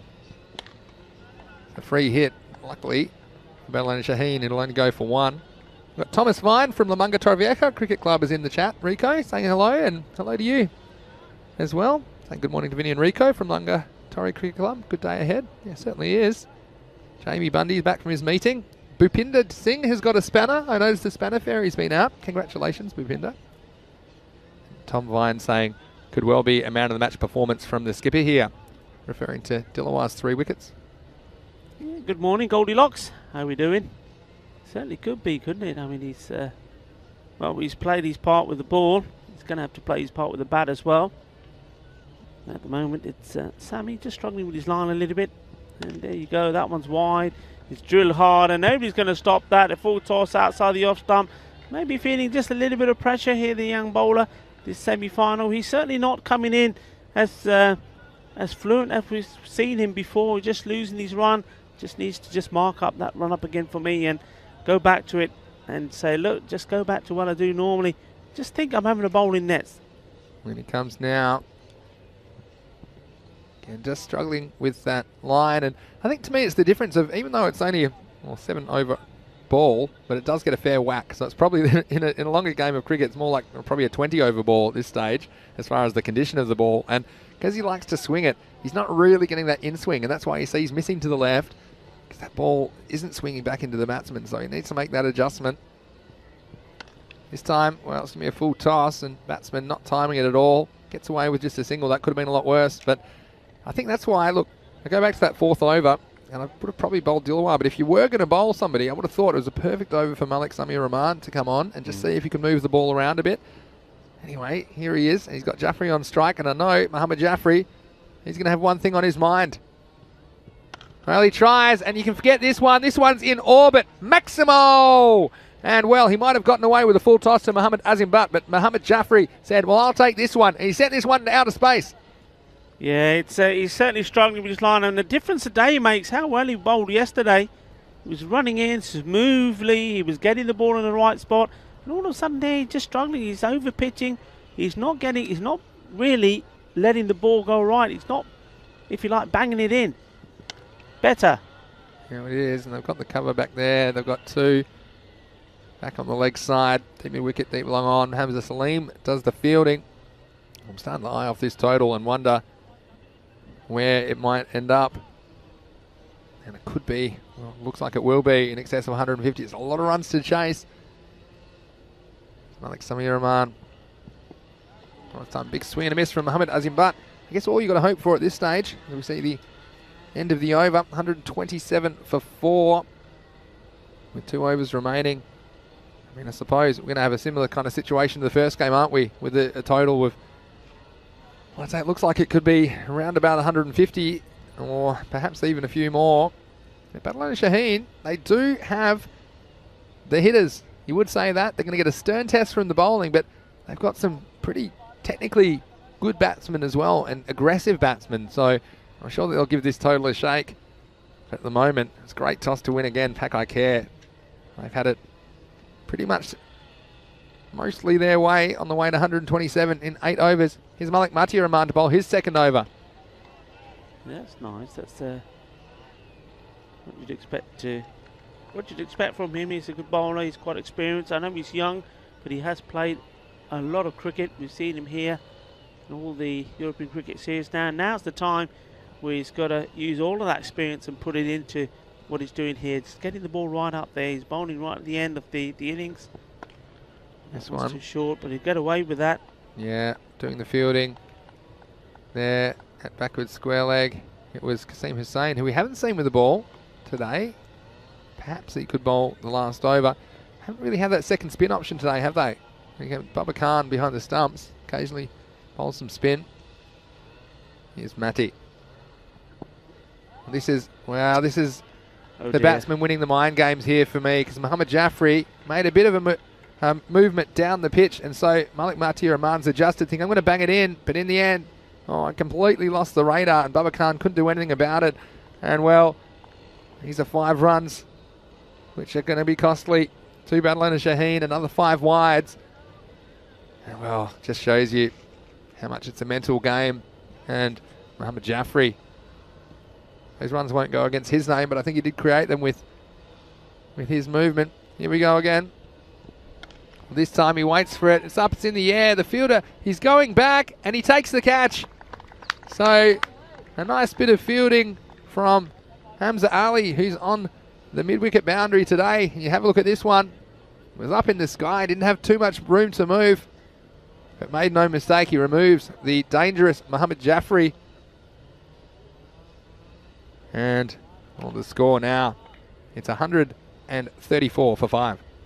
Yeah, that's good from the bowler. He kept his cool. I mean, the ball before banging it in short, I think he did exactly the right thing. The only thing was he went down the leg side. Until you see the batsman coming, you bang it in. He's got the pace to do it, and he's got in the very next ball. Here's the next one. It's hit firmly into the gap, and what a nice shot that is. And it's Mohammad Azim Butt getting in on the action. Cuatro carreras más para Pakai Care, and they're headed to 150 plus, you feel, in his first innings of the second semi-final. Yeah, I mean, if you wanted to be overcritical, you could say he was just a little bit too short there, but that was a good shot. Well, this one's going to be a no ball for off the surface. It's going to create an awkward chase as well for Billawal. So, I tell you what, call the tow truck. The wheels are falling off at the moment. And Malik Rahman, a nice effort from Bubba Khan. But then Billawal said, I don't fancy this angle. It's going away from me, and he couldn't catch up with it. So, it'll be a no ball and 4 byes in the end. With that one there, that's extras 27. And when you look at the score, and you look against who you're playing against, you cannot afford that, and there's more extras there, and that's just... Well, Bubba Khan, he said, enough of this. Well, that was a free hit, and it might have missed the bat. It didn't miss Bubba Khan, and this one, well, let's see what's happened here. That might have hit him in the knee. I didn't think it was that high, to be honest. I thought it stayed pretty low, but we will see again. They won't want anything to happen to him. He'll be a key in this chase. That one's just hit the knee. I tell you what, doesn't tickle. Those keeping pads, as Paneet found out yesterday when he was batting in them, they don't have a lot of padding. These balls are very hard. And well, hopefully there's nothing too serious. Bubba Khan, like I said, we'll have him opening the innings. And they plan to have him opening the innings. There is some concern from him at the moment. And certainly Bubba Khan, very popular player as well. He looks in some strife, and all I would say is it seems like one of those impact injuries. But hopefully it hasn't done something like done some sort of structural damage to the knee. That's all you can hope for. Yeah, there definitely will be some concern there. I mean, he's the key player. He's their opening batsman. And looks like straight away there's been a change. So it probably will be Hamza Ali now putting them on. And, well, it's probably one of those we saw. I mean, it took a little while for Puneet to finally rub it off, if you like. Yeah. And you can see it's exactly the same way that Praneet was moving yesterday. It's good to see him walking. But I'll tell you what, that could pose some problems for them because, of course, we've only got 7 balls left in this innings, and then the plan would be for him to open up. Yeah. And you wonder if at the moment he's in a lot of discomfort. I think also it was a strange decision for me to have him keep. I mean, Hamza Ali kept yesterday both the games they played. He didn't do a bad job. And, well, you know, if you keep Baba fresh, you know you need him to perform well with the bat. And he also gave you that extra spin option. Yeah, that's true. And they kind of missed that. Well, he's just off the ground at the moment. Here's the last ball of the 9th. And, well, some immediate work for Hamza Ali behind the stumps, but it will be a wide. Now, I would have thought he'll be fine. Do you know why? Go on. I saw the magic spray go out. The magic spray? The magic spray, do you see? Is there? Reserve umpire showed it had the magic spray. And normally, that just fixes everything. Well, I think it cures COVID, the magic spray. I think, we see this delivery. This last probably over. Well, this is going to hit the pad, but, well, Hamid Azimbat saying you can stay right there. Asad Abbas at the other end has come in, and that will end the 9th. So Hamid Azimbat will be on strike into the over.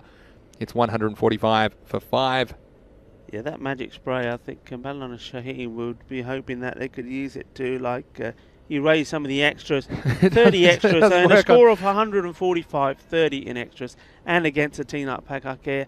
You know, you know it's going to be a tough match. You've got to be at your best. And, well, too many extras, it's going to cost you. Kasim Hussein's going to bowl the final over. Here he is.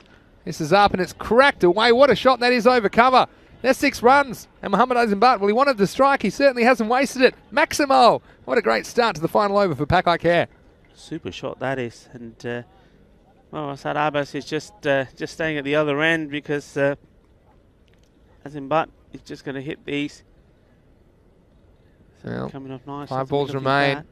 Coming down the wicket. This one, we can forget this one too. That's back-to-back Maximals. And a dozen off the first 2 balls of the 10th for Pakakea.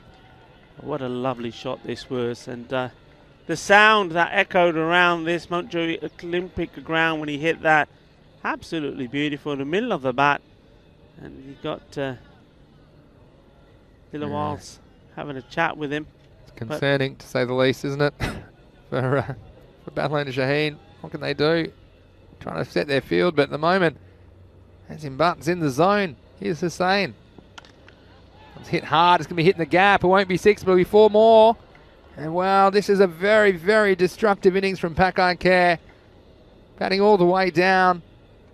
And they're doing an amazing job at the moment. Of 160s now, 161. Yeah, a lot of runs. Demolition job. Could be more to come. 3 balls remain. He misses this one, and well, he wants to run. He said, well, I've got my idea, and it's going to be that, well, now he's going to go, and this is crazy. Well, that was a weird bit of cricket, because Mohammad Azimbat, well, in the beginning, he said, well, I'm smashing him, so I'm going to stay here, and then, I don't know what Asad Abbas said to him, but he lured him out of his crease, and at this point, he's gone, well, look, have a go, and then for some reason, I think he had immediate regret about his decision to change his mind. What do you think, Rico? What do you explain that one? I can't. All I can say is that's just absolutely crazy. You got one batsman who's smashing the ball all over the place. And I said even there, I said, Bassett just got to stay at the non-striker and admire. But he decided, no, I want to have a go. It's my turn. Refused to move. And, well, he made Azimbat go and get himself out.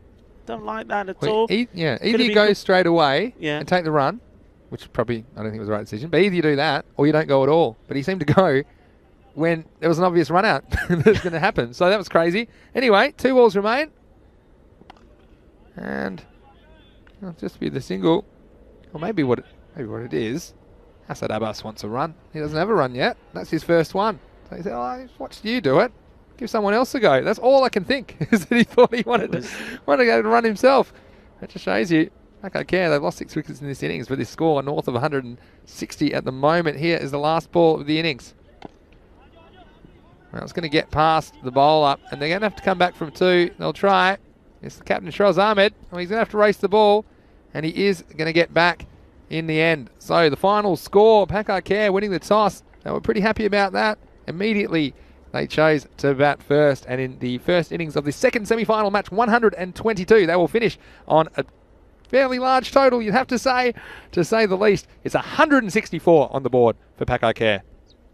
Yeah, massive total when you start seeing some of the highlights here. They're going to be coming up, and it's going to be all a little bit of carnage, really. It started with Mohammad Ishan. That one was Mohammad Yassin. He played that shot there, and then he had to take a bit of a backseat, didn't he? Because a lot of the rest, I mean, that was 70s runs, and after that he scored 3 in the time that it took this man, Mohammad Yassin, to score his 50 or go on to his 50. Just stood and watched and admired. It was an exhibition of shots once he got himself into the groove, and there were shots all round the ground as well. That's his favourite, of course. Anything that's on the legs is just going to be lifted away, but it's also very strong out there. How about that? Yeah. He played 2 in a trot there. That one went like an absolute bullet. It did. Hits it so well. The balance and the timing of the batsman there, Mohammad Ihsan. You see why he's considered one of the premier batsmen. This is a moment, it's a very tough LB call, but there were a couple of elements there that just created enough doubt for the umpire to turn it down. And Chilawad didn't believe it at that stage. And although he then disappeared the very next ball, but it wasn't far away, the wicket, and there it was, little under edge. Baba Khan holding on. Mohammad Ihsan, dangerous. Mohammad Ihsan had to go. Batted very well for 61 runs off 21 balls, though. Just look at the bottom of his bat, just ruining the fact that took a little piece of it.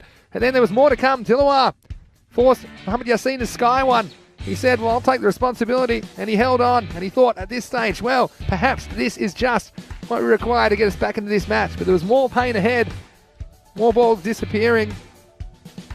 These are the overs where you thought it might make a difference to the final score, and that was Mohammad Baba, plum LBW. And yeah, he had to go. He had to go.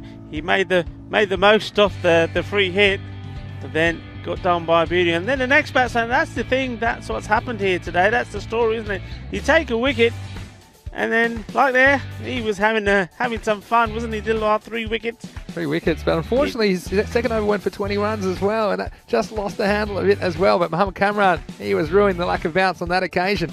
And Valin Shaheen, you can see how much it means to them as well.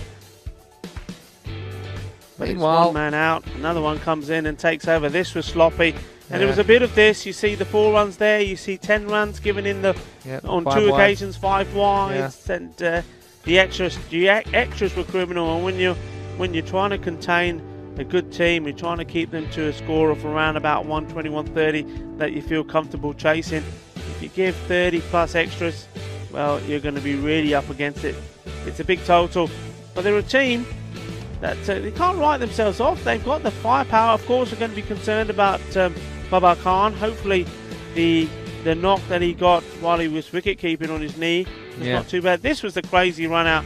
I mean, in a close game where maybe you're struggling on 100, if you do that, then it was the 4th time he said, come on. He said, all right, but what's your plan here? Well, it was a bit of a comical moment, but I tell you what, it was one of the few mistakes that Packard Care made on the way to this mammoth total of 164. It's going to take some catching, but I tell you what, Badlan and Shaheen, they have made these kinds of scores before. They've made in excess of 170 on a couple of occasions as well. But I guess the issue here will be the quality of the bowling. I'm sure we're going to see Mohammad Kamran coming out, probably Mohammad Jaffrey as well, Shiraz Ahmed, and some quality bowling options for Packard Care. They will fancy their chances not only of winning this match, but of going all the way. Of course, the winner of this match will take on the Catalonia Tigers in the gold medal match later today, and the loser of this match will progress to the bronze playoff for 3rd place. And in between that, we've also got the ECC Group Draw as well. Just recapping the scorecards. Mohammad Ihsan, top scoring 61. Mohammad Azim Butt, well, he batted well at the end. He scored 30 off 12, run out bizarrely in the last over. Also, double-figure contributions from Jaffrey with 17. Mohammad Yassin, well, he was a spectator for most of the opening onslaught. He made 10. And for the bowlers, well, the standout was Dilawar Khan, 3 for 26, but was expensive in his second over. Also single to Adil Abbas and Malik Mati Uraman. So we're going to take a little bit of a break. We'll be back very shortly with the second innings. It'll be Badlan and Shaheen chasing 165 for victory here in match 122, the second semi-final of the Fancode European Cricket Series Spain. It's Vinny Sandu here, Mr. Maximo, along with Rico Fool. It's great to have your company, and as always, you're watching the European Cricket Network.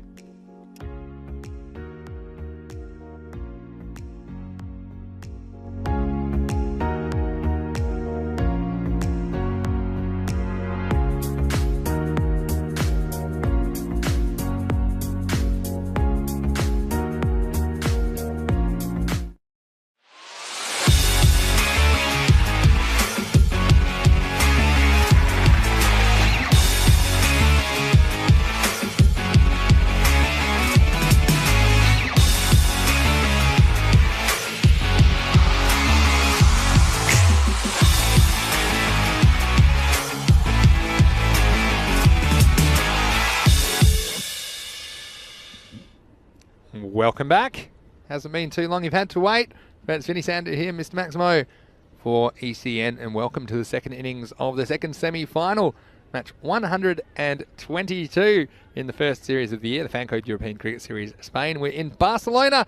It's a little bit of an overcast day today, currently about 13 degrees, which is the expected top, and there is a possible forecast for showers this afternoon, the occasional one. Hopefully it doesn't interrupt proceedings, because we have, of course, first the second semi-final that you're watching right now. Then we'll have a 1 hour break, and during that break we will have the European Cricket Championship Group Draw. We'll be drawing the 15 countries participating in that tournament into five team groups, 3 groups of 5. And then we'll have the bronze final, and then we'll have the gold final. So still 2 more games after this. And well, who's tipping Badalona Shaheen here? It's a lot of runs, 165 in fact. And we wondered if Babar Khan will be opening the innings, because he did take a nasty knock to the knee when he was wicket keeping late in the Pakai Care innings. But I can tell you, he is out there. He's going to face the first ball. And so with 165 required, I can tell you, you can probably gather it's a lot of runs. Well, Master Nader saying, I suppose it's finals Friday. No score is safe. Let's go Badalona Shaheen. Yeah, we'd love to see him make a contest of this, but they'll need everything to go their way. Babar Khan out there. Samad Ali. Well, he's been a destructive batsman when he gets going as well. So they do have the kind of players that could chase this total down. All their top 5 can give it a real whack. It's Mohammad Jaffrey to bowl the first ball of the second innings. And he doesn't. But we've... just talking about this target, well, it's basically they need to be 33 off every 2 overs. That'd be my benchmark here. And it's not going to be easy, because I'm telling you, there's some quality bowlers in this Pakai Care lineup, and here's one of them, Mohammad Jaffrey, and he comes. It's in the air. It's going to skate away off that clay, and that might make it all the way for 4. And again, one of the quirks of the European Cricket Series. I've got to say, I love it. Watch this one. Hit the baseball infield and just race away. And then it was gaining pace on the field of chasing it. So, well, good start for Badalona Shaheen. Wasn't quite off the middle of the bat. In fact, that bat might be going to bat heaven, because I think that's going to be retired. One possibly just damaging the bottom of the bat. And first ball worked away to the boundary. Yeah, 33 off every 2 overs. That's what I'd be looking at. And you just don't want to get behind in the game. So it's tough, but you're going to have to take some chances against these good bowlers, because they're going to throw some good bowlers at you up front. Mohammad Jaffrey certainly one of them, but also these batsmen. Babar Khan, he's always looked threatening. Can this be the innings where he goes big? Next one, well, can affect the running between the wickets too. I can tell you, when you're chasing a big score and suddenly you start looking for runs that aren't there. This was one of those occasions I thought there was the risk of a run out, as Abid Mahbub was the fielder at mid-wicket. Need to get a 40 or 50 in the power play. Can they do it? This is shorter. It's going to be 4 more. It's going to clear the infield. And it's going to race away to the boundary. Again, not quite out of the middle of the bat from Babar Khan. It was slightly short from Jaffrey. Babar taking it on. It was actually a pretty good shot. Didn't have too much room to work with. Got the hands through it. And away it went. 4 more. Bhupinder, congratulations on your spanner, like I said, and Nalini. I think we might have a little visit from the Spanner Fairy. If you check yourself in the chat today on ECN. Wow, this was perilously close to knocking over Bubba Khan. Again, he's got aggression on his mind. This one just bouncing over the stumps. Perhaps just missing leg as well. I think when Bubba missed that, he was expecting to hear a rattle behind him, but we had 4.4 this over, with 16.5 required per over at the start of this innings. You can see it's going to take a lot of good batting and perhaps a bit of help from Pakai Care if Battle and Shaheen are going to challenge this target. This one doesn't bounce. In fact, it's beaten everyone. It's going to go for 4 byes. And Deesan, very good keeper, but you watch this. It's not an easy one for him. Keeps low, gets on the second bounce. And it's just a bit slow getting the body behind it. So again, they'll take him however they can at the moment. Like I said, they'll need a bit of luck too. Battle and Shaheen. And they were pretty generous themselves in the first inning of this game. 30 runs in extras. 18 in wides, 3 no balls and 5 byes included in that. So that's 26 of what I call avoidables. Last ball, score is 12. On this one, well, Eason's got a finger on this. And although the throw was intended for the keeper's end, it almost challenged Bubba at the bowler's end. And he'll retain the strike. And the score at the end of the first. 13 for no loss. Welcome him back into the commentary box. Rico full. Well, Rico, I wouldn't say it was all blazers and batting skills, but they did manage 13 runs off the first over. They did, yeah. I mean, Baba, he's struggling, isn't he? Reminds of Puneet yesterday. He's struggling to run. That's going to affect, of course, the way he bats as well, because it's the movement. He's been a little bit lucky there. Hamid Jaffrey could have quite easily knocked his stumps over a couple of times. You saw the one that go all the way for 4 byes, or the valuable runs there. And now he's got to contend with Mohammed Cameron, so it's not going to get any easier for him. So they need to score runs at a regular pace, but they're up against top quality bowlers all the time as well. So it's going to be hard work, and well, certainly this man Baba Khan is not going to give up. Cameron comes in. I tell you what, the first one disappears back over his head. Maximo, and what a shot that is by Baba Khan. And Mohammed Kamran consistently the quickest bowler in this series. It was a little bit short, but Baba Khan was sweating on it, and he said it. An amazing shot, a straight pull shot, you'd have to say, and 6 of the best from Baba Khan. Beautiful shot, and the short ball at him straight away. Well, I'll tell you what, he doesn't have to move his feet for that one or his legs, so he's happy just to club that one away. What's next, Cammy? This one will be quicker. Watch out. Well, this is up, it's in the air. It's in the air a long time. The fielder comes around, and he holds on to a very good catch. And Abid Mahbub come into the side, and he's had the job to do. Well, Baba Khan is very slowly making his way off the field, but what about this for a piece of fielding? Fielding wins your matches, catches win your matches. And this one, well, it was in the air for a very, very long time. And Baba Khan, well, the courage of him as well to come out and open the batting, obviously really struggling with that knee. And he hit a beautiful shot, but unfortunately out the very next ball to Mohammed Kamran. Well, there's something about this fixture for Baba Khan when he plays Pakai Care. He's always in the wars, and once more here, the last time it was a brave effort from him. He made 72, trying to get his team to the victory, and fell too short. But he was injured, he was hit on the helmet by the bowler that got him out here, Mohammed Kamran. He also twisted his ankle in that, trying to scamper through for a single, and you see him limping off there again. It's well, it's a spell there that he needs to break. He sits back down as the new batsman comes in, and it's Hamza Salim. Hamza Salim was destructive in the last over yesterday. 4 consecutive sixes to start the 10th. And he's a quality player. And he'll need to bring the quality if they're going to get anywhere near this target of 165, which will take them through to the final. Hello to Mark Lovell, who's in the chat. It's always wonderful to have you in your chat. I love your insights. Here's Kamran. Oh, this is beautifully worked away. Off the off stump. Samad Ali, well, he's another very, very destructive player on his day when he gets his timing right. And this was a testing delivery, and just look at the wrists here. That takes a lot of batting skill. It almost went all the way. It did. That's why I was just amazed. It's gone all the way for 6 runs. That is a sensational shot. It just shows you the pace of Cameron. I thought for a second, but then I thought it wasn't even possible. But anyway, I'll take 6 of the best here. Here's Cameron again. Well, this is shorter. I'm beating him this time, but this is what you can do. And it takes immense skill and reflexes to face bowling of this pace, especially on this wicket. Because these bowlers can get something out of it. And you can see that Samad Ali trying to just use the pace of Cameron against him. And amazing cut shot for 6 off the previous delivery. Cameron, will he persist with short? We'll soon see. Well, this one's a misfield. They're going to get a run in the end. We'll bring Hamza Salim on strike. And well, I'm going to enjoy this contest because I think we've got the best bowler against the best batsman for me.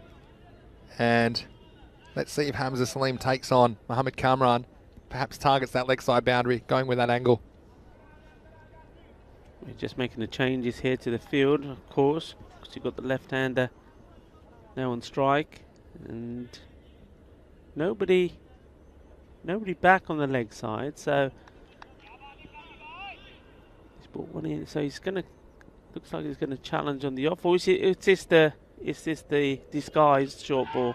Well, you never know, do you? You can just work the first one away for a single. Yeah, sometimes setting the field, you can set it in a certain way as a kind of decoy, because then the batsman expects, for example, if you set a field that looks like you're going to bowl short, then you can trick him by not bowling short. Anyway, that was a pretty good over. Still went for 14 though.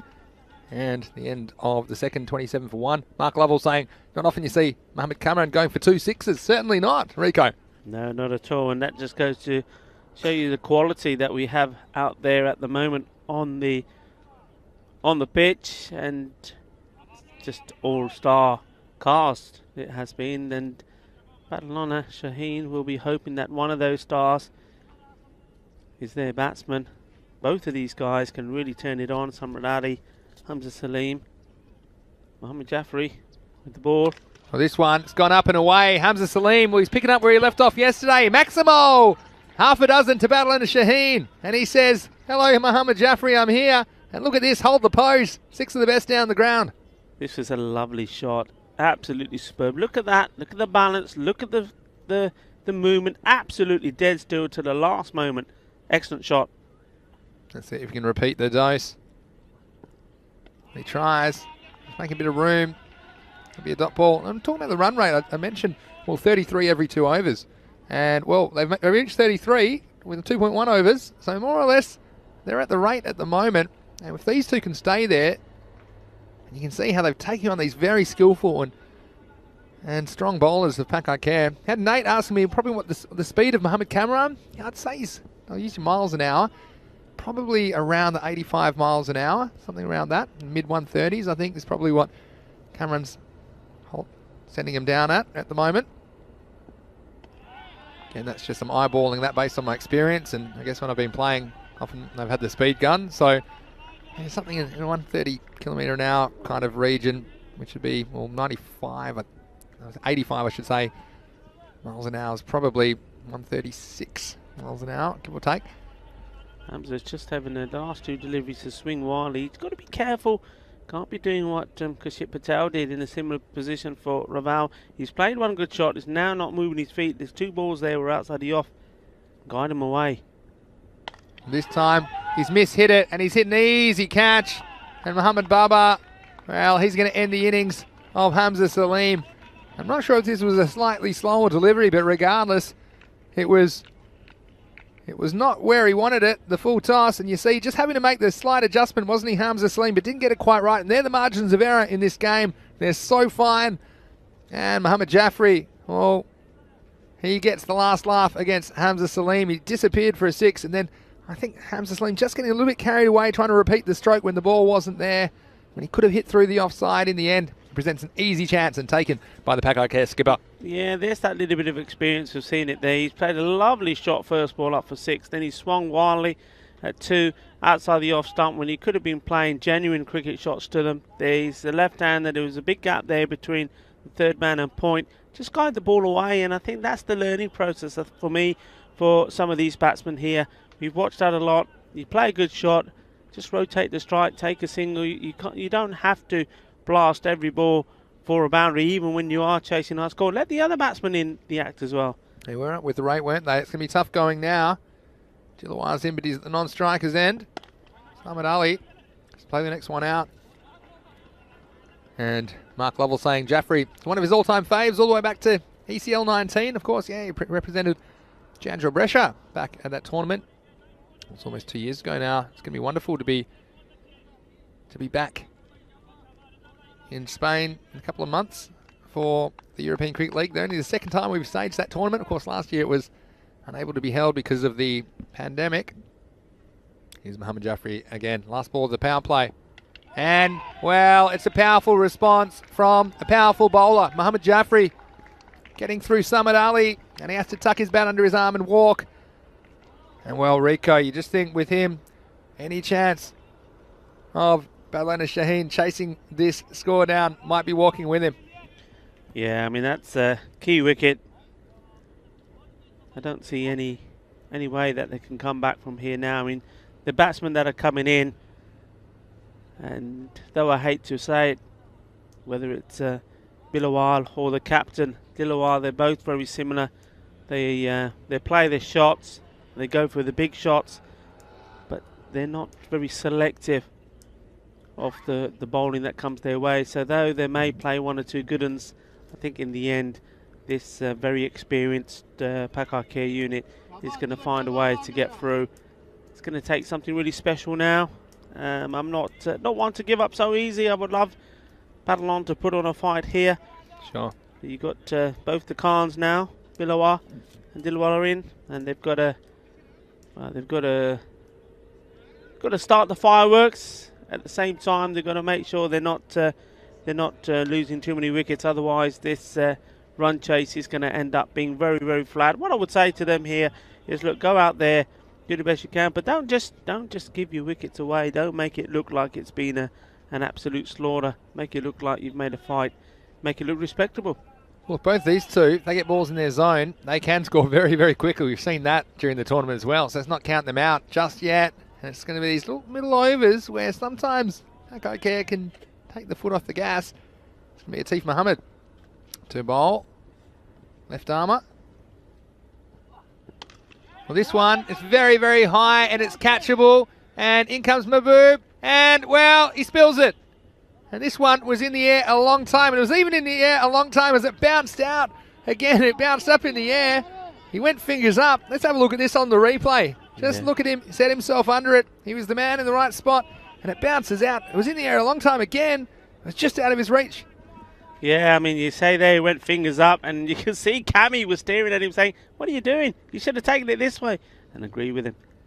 Took the wrong option. Fielding when the ball's not hit at you. Anyway, next ball. It's well, watch out. Oh, this one, he's gonna take it in the back region is Bilawal. And that looked fairly on target, that throw from our angle. Of course, he was running a straight line, so he had no problems there. But the problem was the throw hit him. But I think we're going to see some fireworks from these two, regardless, Rico. Just watch this one. He just realised, well, hold on. I think the ball might be scared after that. Anyway, here's Atif Mohammed. Beats him, it's good bowling. Hello to a few more people in the chat. Hello to Crazy Biz.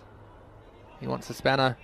Well, you know, the first rule of Spanner Club is don't ask for a spanner, but I'm sure the Spanner Fairies noted that, Crazy Biz. Keep contributing, and we do find the Spanner Fairy tends to reward those over an extended period that are in the chat and contributing. Same to you, Rod G. I think you're a smoky for a spanner, maybe in the next month or so. Here's Mohammad Atif. This one's hit away nicely. It'll take some stopping, but a nice bit of fielding on the boundary. Cleaning up and keeping that to a single. And who else have we got in there? Nalini, of course. Saying hello to Max Dolan, who's in the chat as well. Let us know who you think. Well, assuming this game goes the way it seems it's going, we'll have Tigers versus Pakar Care in the final. Perhaps start letting us know who you think is going to take out the trophy. Well, this next one, I think it'll be 6, and it is. Bounces off the wall, and a beautiful shot just getting a little bit leg stump, wasn't he, that time? And well, Billowal, he was hitting them well yesterday. And this one, no exception. Yeah, that's a delightful shot. He had two mixed innings yesterday, didn't he? And I think the first one he played, it was similar to this. He was really up for it and played it really well. The second one, he was a little bit scratchy. Couldn't really get the power on the ball, but they needed the man at the other end, his captain, Dilawal, to come in, and he hit a few big ones as well. So both of these have been in the zone. And, yeah, they can make it interesting. They can make it exciting. But can they take it all the way? Let's wait and see. Sean be eyeing off the boundary again here. This one not making any contact. It's not going to be an LBW. Pitched outside leg stump. And so that will end the over. And at the end of 4, it's 43 for 3. Just a reminder, we've been with you Monday to Friday, of course, over the past 5 weeks. But we do have some bonus content for you this weekend because Rico and I, we are going to be in Rome. And we just happen to be in Rome at a good time because we have the Women's T20 final in Rome, which we'll be broadcasting as a bit of bonus content for you. And that is Sunday morning, 10:30 a.m. GMT, which is 11:30 a.m. in Central Europe. It's 4 p.m. in India. So please join Rico and I for that game. And we did plan to bring you some more cricket from Malta. Unfortunately, due to the situation there, we've had to postpone that tournament. But we will hopefully be coming to you from Malta before too long as well. And then Monday, we've got 5 weeks in Italy starting on Monday. 5 different locations, Monday to Saturday over the next 5 weeks. So plenty of great action on ECN coming your way. It's always a pleasure to bring it to you. You won't find action like this anywhere else. Here's Shiraz Ahmed into bowl. And he starts with a wide. It's one of those borderline ones, but I think it was a good call by the umpire.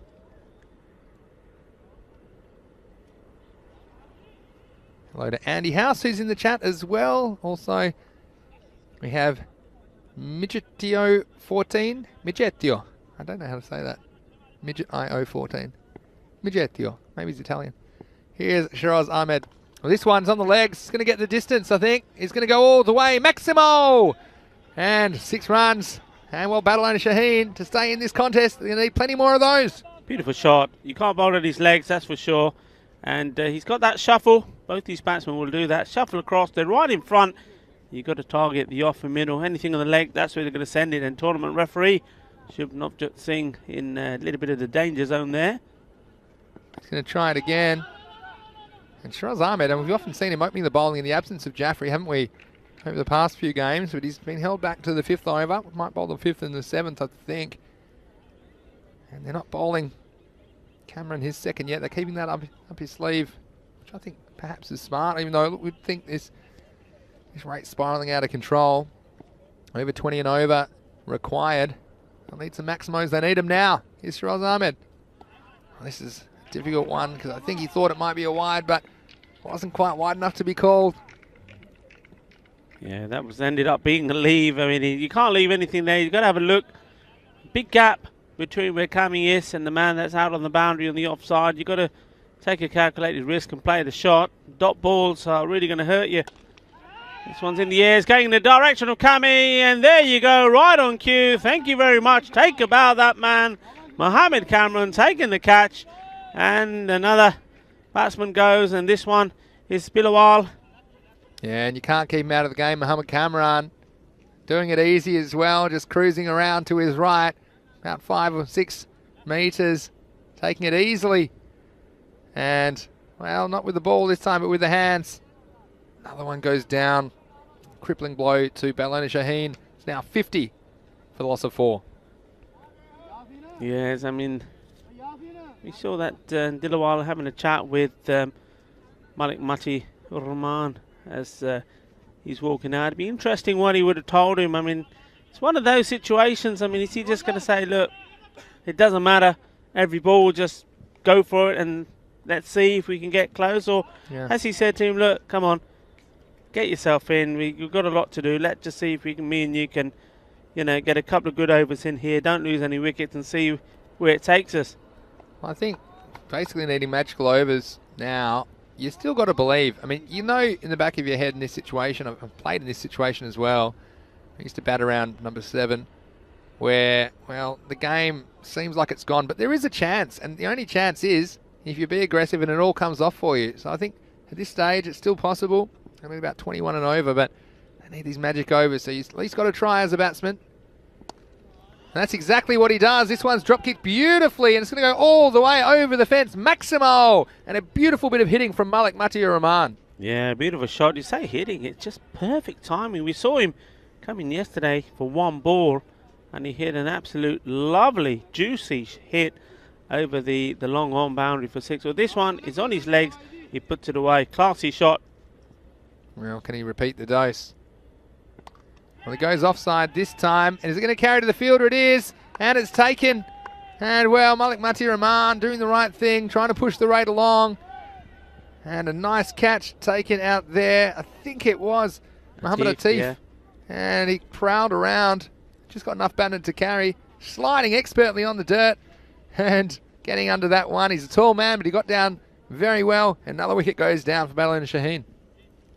Yeah, and that's the danger here, you see, and that's exactly what I'm talking about. Okay, you could take the attitude, look, it doesn't really matter whether we get skittled out for 75, but at least we've had a go. Or are you better off saying to the guys coming in, look, we don't want to be skittled out for 75.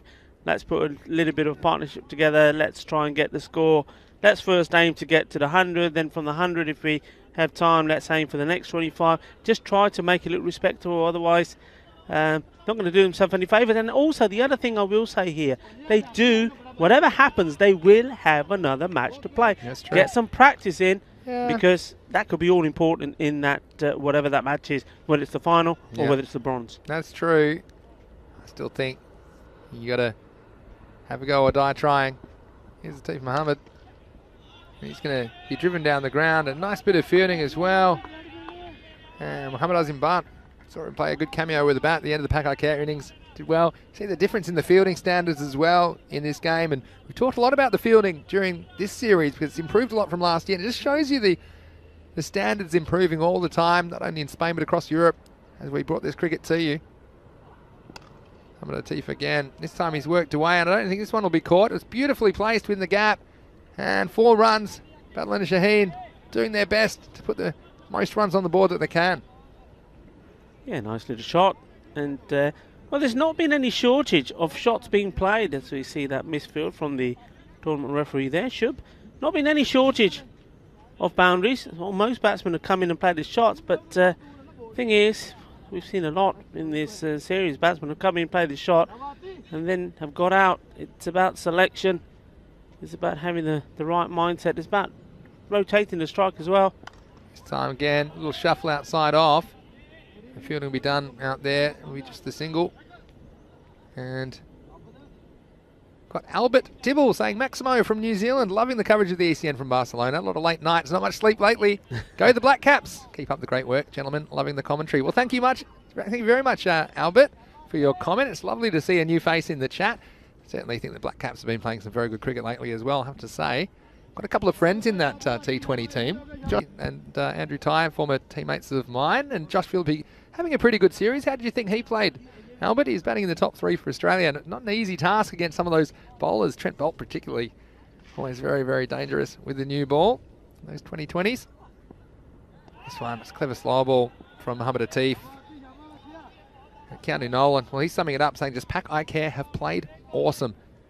Bhupinder saying fielding's been top-notch by Pack I Care, except for that drop catch. Yeah, that was one which bounced out. It was funny because it's one of those ones, if there was another fielder in the vicinity, you feel like they might have been able to pounce on the drop catch. Yeah. We saw that happen once or twice earlier in assist. this tournament. The assist, that's right.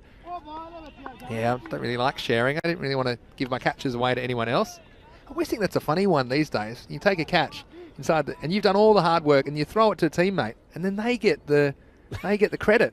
And they've just stood there. Yeah. They've just stood there. I think maybe catch assist, that could be a statistic Catch which I've assist, introduced. yeah. Because you did all the hard work. Anyway, here's Mohamed Atif. Well, this one's hit very, very high. I think the fielders have a chance. It's that same man again, and this time he holds on. And it was a bit of an ice cream cone from Mohamed Azim Bart, but he holds on at long on, and another wicket goes down. And that time, well, he had the height. He didn't quite have the distance. And Rico, Ballon Shaheen, they're going down swinging. Yeah, they certainly are swinging, but it's not the 60s. And, well, they're going down, which means they're not going into the final either. That's the end of the over. And with another wicket going down, it's 63 now 6 down. Yeah. So, well, I think this is the way to go. Got to have a go. But a difficult situation. And Pakai Care, well, they just need to maintain their professionalism. They're going to have a huge game against Catalunya Tigers. I mean, that's going to be the real clash of the Titans for me in the last game of the day, because of the way that they've played in the semi-finals as well. Both been very destructive against teams that have been playing good cricket. Raval Sporting and Badlan Shaheen played some very, very good cricket during this series. Mohamed Baba's going to bowl the next over. Starts with the dot. Captain to captain battle here. Well, this is one that Dilawar would like to win. It's not looking likely they're going to win the actual match itself, but this battle against these opposite number, the two captains. In comes Baba, and well, it's short. And where's this one gone? I think the fielder's got a chance, and he holds on down there. That looks like Mohamed Jaffrey down there on the square leg boundary. And this one, well, it's captain to captain, like you said. And the Badlan Shaheen captain taking it on, Dilawar. And he got a bit of it, but he didn't get quite enough to beat the fielder. And Mohamed Jaffrey doing the job on the backward square leg boundary. Well, you just feel like the end's in sight now. Badlan Shaheen, they'll be bitterly disappointed, but they'll have to regroup. They'll have the bronze medal match to play for against Raval Sporting. That'll be an interesting contest as well. And both teams will be fighting out for the remaining bit of silverware that's on the line. Yeah, I mean, the third team get bronze, the fourth, get a pat on the back. Yeah, you're talking about the final. I mean, two big sides that have performed today immaculately. But the bronze final were two teams that have been absolutely outstanding. Yeah. In the series so far. What a match that's going to be as well. It's gonna be a great match. Versus Badalona, obviously, looks like. This one's a beautiful slow ball, beats the batsman. And, well, a bit of guile from Mohamed Babar. This one just rolling the fingers on it. Another one goes down. Just watch this out of the hand. Just puts a bit of left to right spin on. Out of the fingers. Slowing the ball down. The batsman was through his stroke a little bit early. That was Kasim Hussain. And down he goes. Down go the wickets. Another one goes. So, a bit sad and sorry at the moment for Badlan and Shaheen. They haven't been in the hunt. But yeah, exactly what you said. I couldn't agree more, Rico, about that third place playoff. And Raval Sporting and Badlan and Shaheen, they'll be disappointed to lose their matches, but they do have something to play for.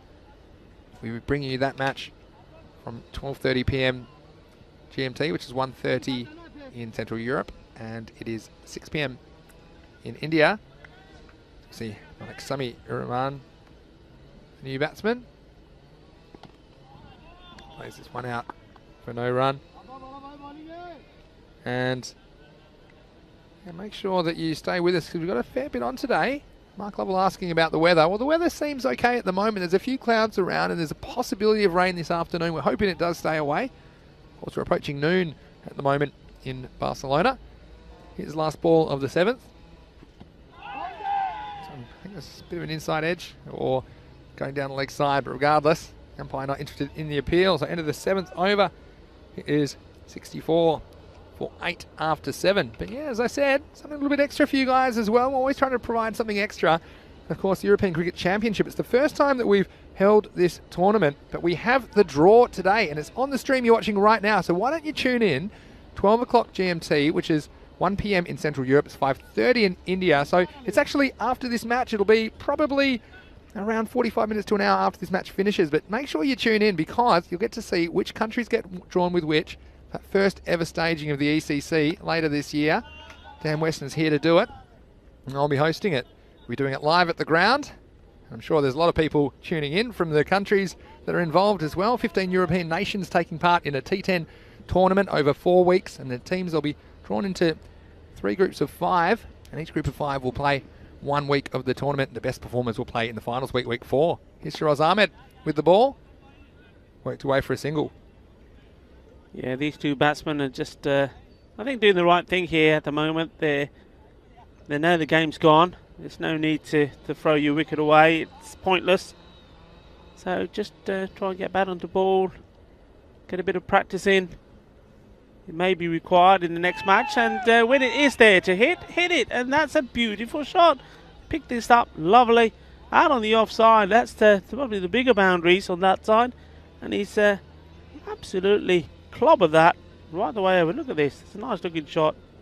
Yeah, it's a nice shot. It's a nice chance for these guys down the order to show what they can do with the bat as well. It's a lovely shot from Adil Abbas. Slow ball this time. No run. Just think about some of those countries that are involved in that draw today.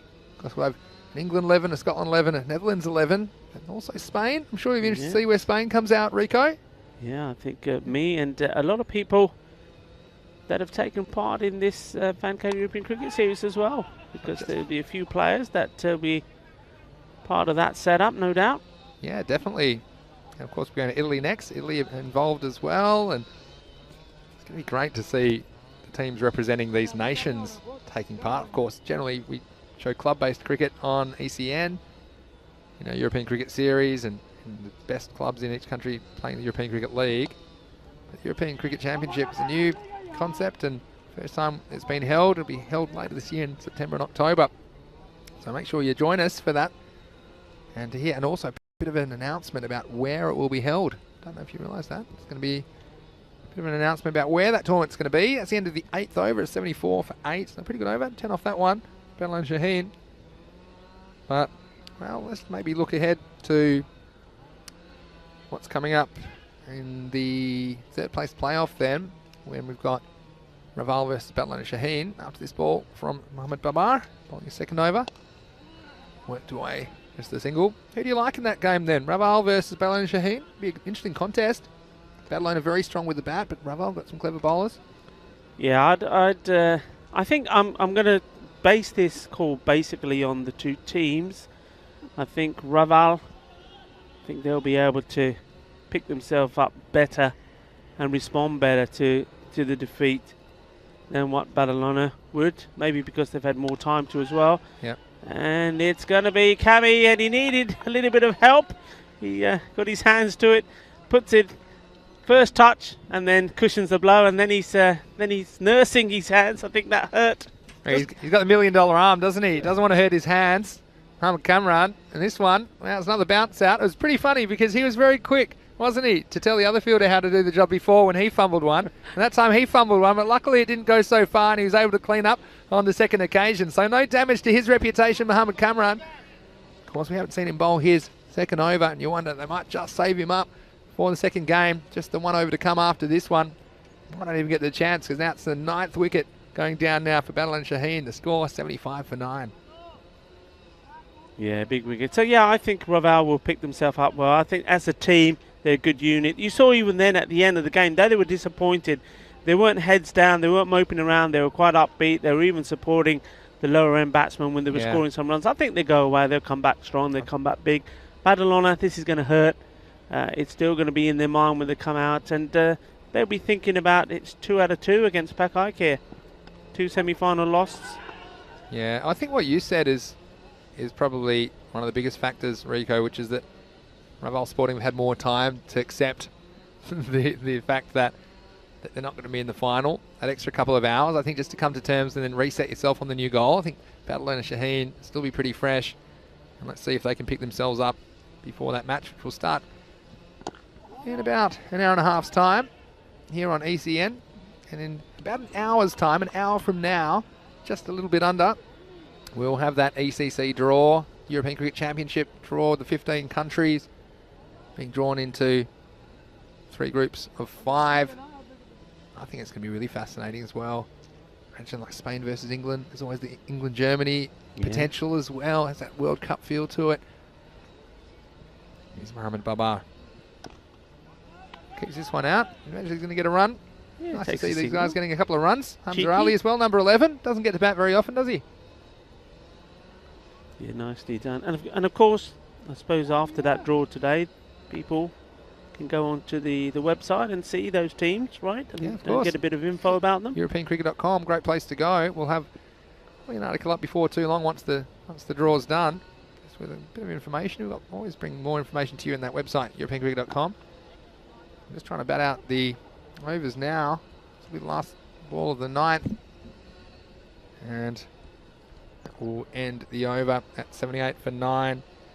Another thing, I suppose, of the game coming up is Bubba Khan, his fitness, whether he can come back in that third place game. Will he open the batting? Will they choose somebody else to open the batting? I don't think we'll see him keeping. Got a fairly good feeling that he won't be keeping, but yeah, so plenty to watch for, and there will be the silver on the line for third place. So, like I said, third place getting bronze, fourth place getting a pat on the back and a well played. No disrespect to them, of course, but that's the nature of placings, I suppose. So, Raffle Sporting, Battle and Shaheen will be back in an hour and a half. Make sure you join us. And we've got Habadazim Butt finishing the innings with the ball. And he did finish it with the bat, didn't he, for Pakai Care. As this game rapidly drawing to its conclusion. There'll be a couple of runs here for Hamza Ali. He might have to run him. In the end, he's going to get 2 for a thick edge that flew over the backward point region. Jesus is in the chat. Said, poor batting by Battle and Shaheen. Yeah, well, it was a long way. Now, Rod G's got a good question. Who makes up the England team? How are they selected? And I'll tell you in a second, Rod. It was well kept out by Hamza Ali. No, I can't remember the exact nomenclature of this, but they're the England National Amateur 11. So they're supposedly the best 11 amateur cricketers in England will be participating in the England 11. So thanks very much for your question, Rod. Hopefully that answers it. There'll be probably a more extensive answer to that. I think it's as chosen by the National County Cricketers Association from memory. And appreciate your question, Rod, and your interest. Make sure you tune in just under an hour's time for that draw. Mahendra, well, he's saying, Mr. Maximo, remember I told you that the final will be between Pakai Care and Catalunya Tigers. And so it seems to be. Well, this is a beautiful cover drive. It's unfortunate it's going to pick out Shiraz Ahmed on the boundary, but a lovely shot from Malik Samir Rahman. And we're going to get the final ball of this game. Badalona Shaheen only managing 82 so far in reply. Here's the last ball. And, well, I think they're going to finish with a boundary. So it's a nice little finish, but it's not the result that they wanted in the end. They're going to finish on 86 for the loss of 9 wickets off their 10 overs. And thanks for joining us. Just a reminder, please, if you're leaving us, come back in about 55 minutes time for that ECC Group Draw. And just in under an hour and a half's time, we'll have the bronze final, which will be Ravel Sporting versus Badalona Shaheen. But congratulations to Pakai Care, who are through to the final. They'll take on the Catalunya Tigers in a clash of the Titans. Plenty of great action to come today on ECN. And plenty of great action in this innings early. Bubba Khan, who he's taking on the tough opening bowling of Mohammad Jaffrey and Mohammad Kamran. Well, he went for a couple, but then the wicket came, and it was a nice bit of catching by Abid Mahboob that got rid of him. Hamza Salim came, he's hit a very good 6, and then he was just fooled by the change of pace, wasn't he, from Mohammad Jaffrey, and he held out, an easy catch for the Pakai Care skipper, Mohammad Babar. And Jaffrey, well, finishing the power play in the best way possible, 33 for 3, 3 wickets in the power play, and the damage was done. And although they try hard to get close to this total of 164, in the end, Rico, they fell a long way short. Yeah, they did. I think some of the people on the chat said it was disappointing batting from Badalona. I think it was. I think maybe the big score, knowing that we're going for a big score, just affected their mindset a little bit, trying to go for the big shot straight away. And look, you don't have to hit every ball out of the ground. You don't have to hit every ball for 4 or 6. You still need to play the game itself, and the game is built up about running, rotating the strike, and putting the bad ball away. And we saw that. If you look at the number of boundaries hit by Badalona, especially early on, most of the runs were coming off boundaries, but they were losing wickets. And that's what they've got to learn from this, and they've got to take that into the next game. I know they'll be down, they'll be flat, but they go with a positive attitude. Look, there's still silverware up for grabs. Locker Lifestyles provide us with some fantastic trophies. Our partner there, trophy partner. We got the glamour, we got the bling, and there's something to play for. And they've got to pick themselves up, because that is going to be a great game. That's going to be next, isn't it? The bronze final. 2 great teams. I think they're going to put on a show for us. And you know the other thing I like about that match? You got 2 teams, and these are teams They gel well together, and I think not only is it going to be a competitive match, it's going to be a festival of cricket because both teams will get on well together. I think we'll see a very sporting yet challenging contest. Yeah, I couldn't agree more, Rico, with your sentiments there. Both these teams will be desperate to take that third place away. They weren't quite good enough to win their semi-finals, but they certainly were good enough to be here. The final 4 teams out of 24 in this fantastic 5-week extravaganza of cricket, the first Fancode European Cricket Series of 2021. Just confirming the result of match 122. It was the second semi-final. Pakai Care after putting 164 on the board, 86 for Badlona Shaheen. You could see there, it's a bit of a sorry sight. Only 2 batsmen hitting double figures. Baba Khan opening the batting. He was able to get a couple of boundaries away, but when he fell, it spelled trouble. And then, well, the slot machine 7-7-7 for Samad Ali, Hamza Salim, and Dilawar Khan at 2, 3, and 4. Bilawal Khan, he managed a dozen, reaching both of those in maximos, but apart from that, looks like one of those phone numbers, single digits all the way down. Not too many extras given away, only 9 runs in extras, 2 wides and 5 byes. And that just shows you the quality of Pakai Care in the field. And with the ball, well, Jaffrey, he was dangerous early, back into the side. He opened the bowling 2 for 14. Mohammad Kamran only bowled the 1 over, but did take a wicket, also single wicket for Mohammad Atif. Shiraz Ahmed 2 for 24. Mohammad Babar 3 for 5. We haven't seen too much of him in this series, but he's definitely reminded us that he's around, and that's the reason he is the captain of this team. But all the way through, you can see the economy rates there. They had it well under control. They needed 16.5 runs and over. In the end, they could barely manage half of it. In the end, 86 for 9 off their 10 overs. Well, Rico, looking forward to a couple of things now. In about 50 minutes time, so 12 noon GMT, that's 1 p.m. in Central Europe, and it's 5:30 p.m. in India. I will be back with European cricket founder Dan Weston to draw the European Cricket Championship countries into their respective groups for the European Cricket Championship. And then in about an hour and 15 minutes, we'll be back for that big bronze medal match. It'll be Raval Sporting versus Badalona Shaheen, battling it out for third place here in the Fancode European Cricket Series Barcelona. So Rico, we're going to take a little bit of a break, but please stay with us and keep your eye on the stream because there's plenty more cricket coming your way today. But for now, it's Vinny Sandhu, Mr. Maximo, along with Rico Full. Hope you're enjoying your day. Plenty of action around the corner on ECN. You're watching the Fancode European Cricket Series.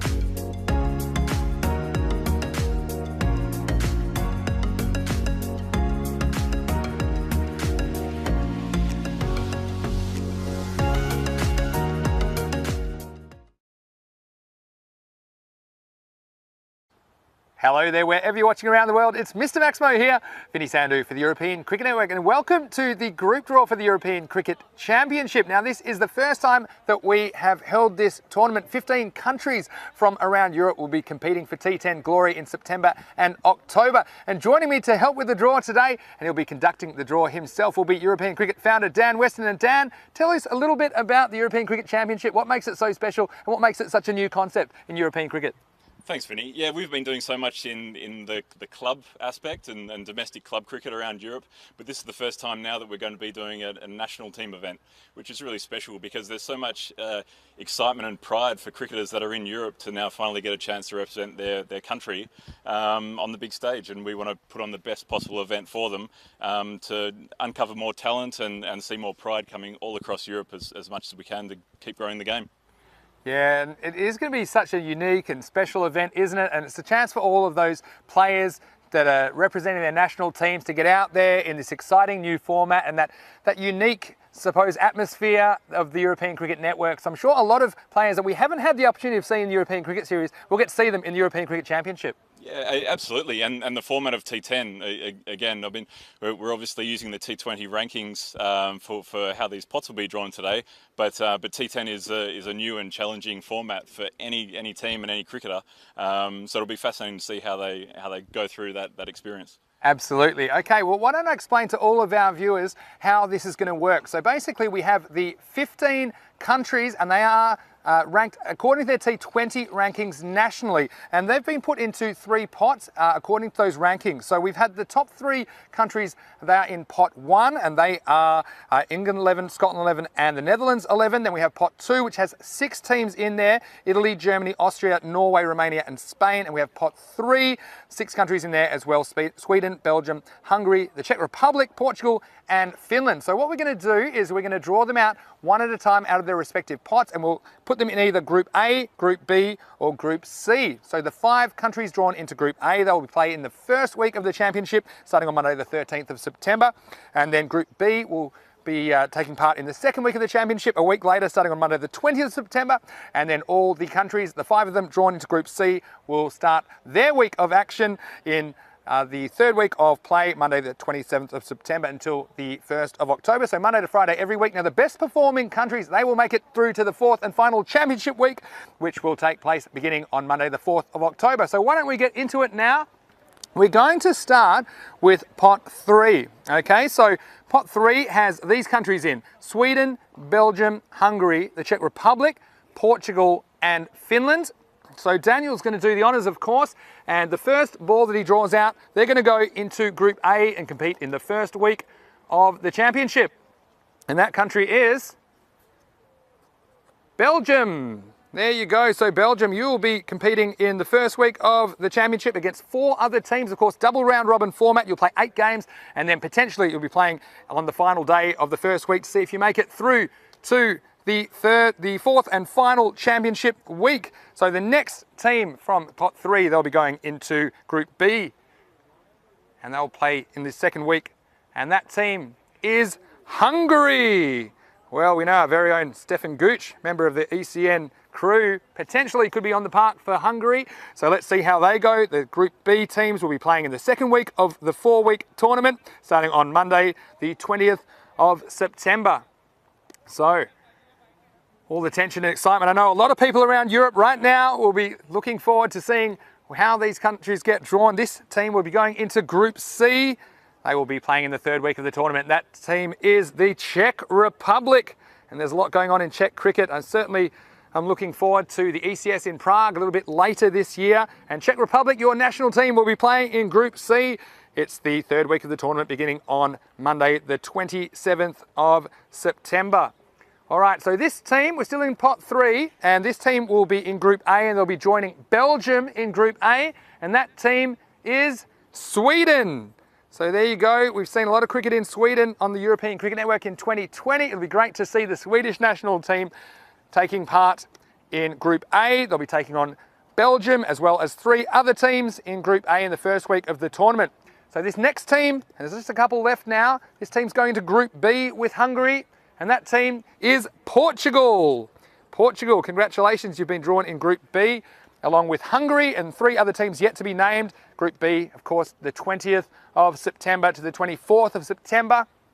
And this final team, I've got a bit of an inkling what team this might be. And yes, it is Finland, who have been drawn in Group C. They'll be taking on the Czech Republic, as well as 3 other teams yet to be named in the 3rd week of action, beginning on the Monday, the 27th of September. So that is where we're at after pot 3. And Sweden and Belgium drawn in Group A, Portugal and Hungary drawn in Group B, and Finland and the Czech Republic have been drawn in Group C for the 3rd week of action. Now we're moving on to pot 2, and I'll just tell you the countries that are involved. These 6 countries: Italy, Germany, Austria, Norway, Romania, and Spain. And in Group A, we've got Spain. Well, they're the hosts, of course, of the European Cricket Championships, where we are right now. And it's certainly wonderful to see what's happening with cricket in Spain. They'll be competing in Group A in the 1st week of the tournament from Monday the 13th of September. They'll be competing against Sweden and Belgium and 2 other teams yet to be named. The next team is Group B.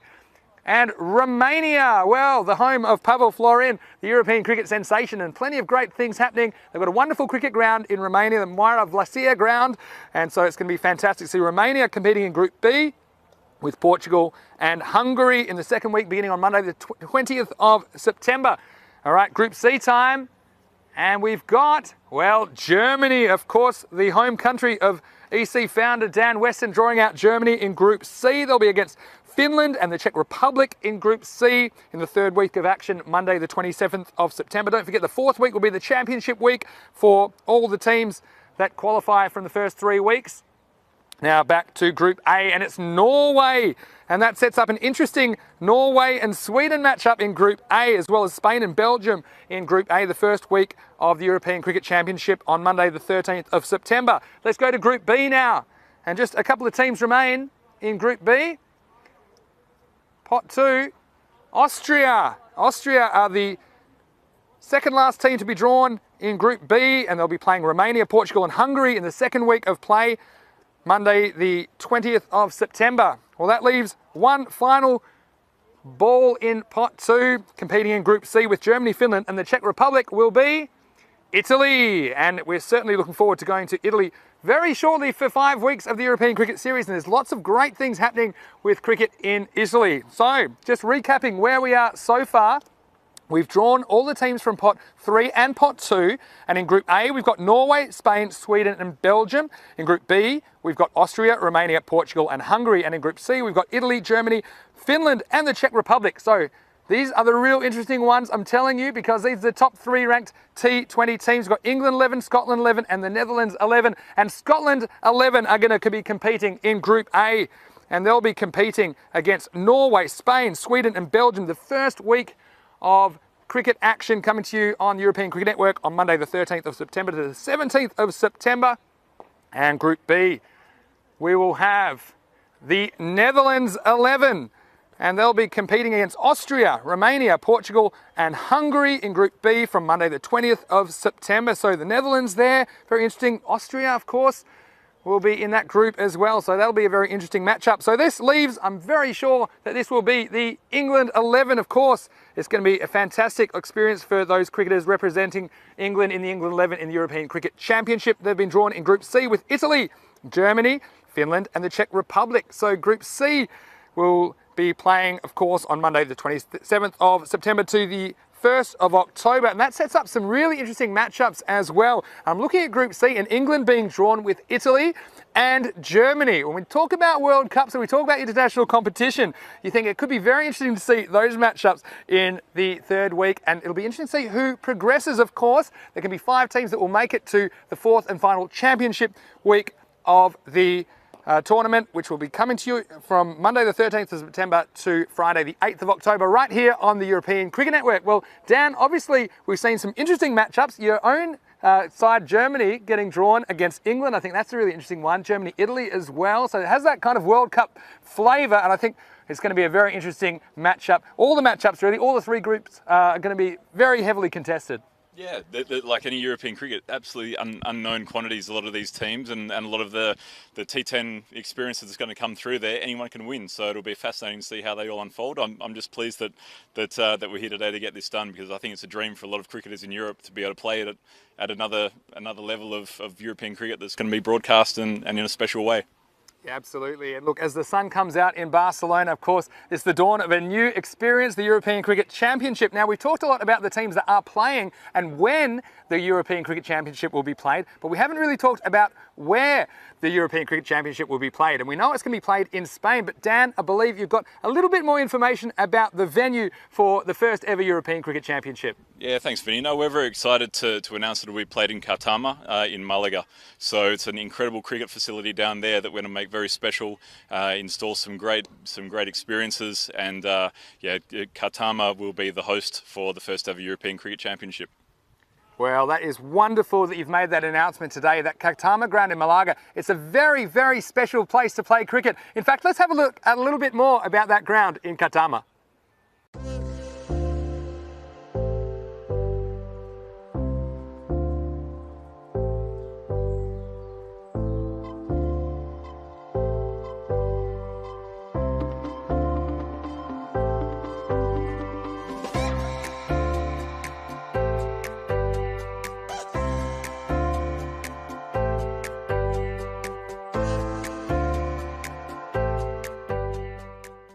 As you can see, it's a very, very special place to play cricket, and it's going to be a wonderful experience. It's going to be a very special tournament, the first ever European Cricket Championship. And don't forget, you can go to our website, europeancricket.com, for all the news and articles about the ECC and all of our other tournaments as well. So head to europeancricket.com for all of that, and follow us on social media at European Cricket, because we have all of the fantastic content there as well that'll keep you up to date with what's going on. It certainly is a great time to be involved in European cricket. Well, thanks very much for joining us today. It certainly has been interesting to draw these teams into their respective groups, and we look forward to seeing you soon for more action on the European Cricket Network.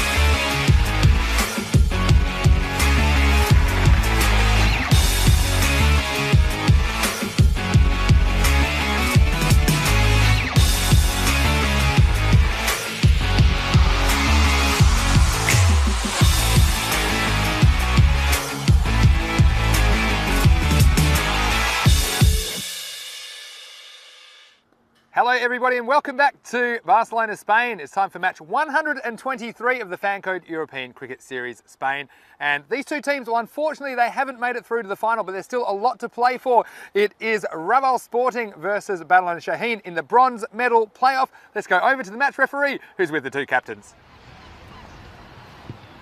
Head is the call. And head is there. So Barcelona won the toss. I'm going to bet first. Barcelona, Shaheen won the toss and they elected to bat first.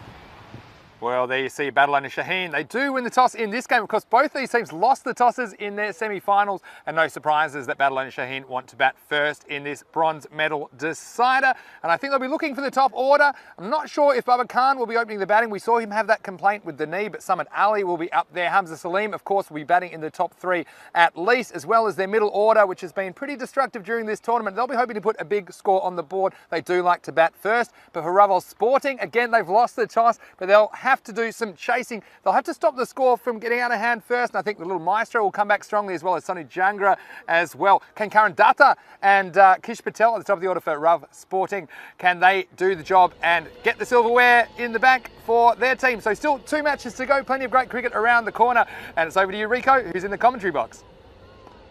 Thank you very much. And yes, silverware it is. That's what we're playing for here now.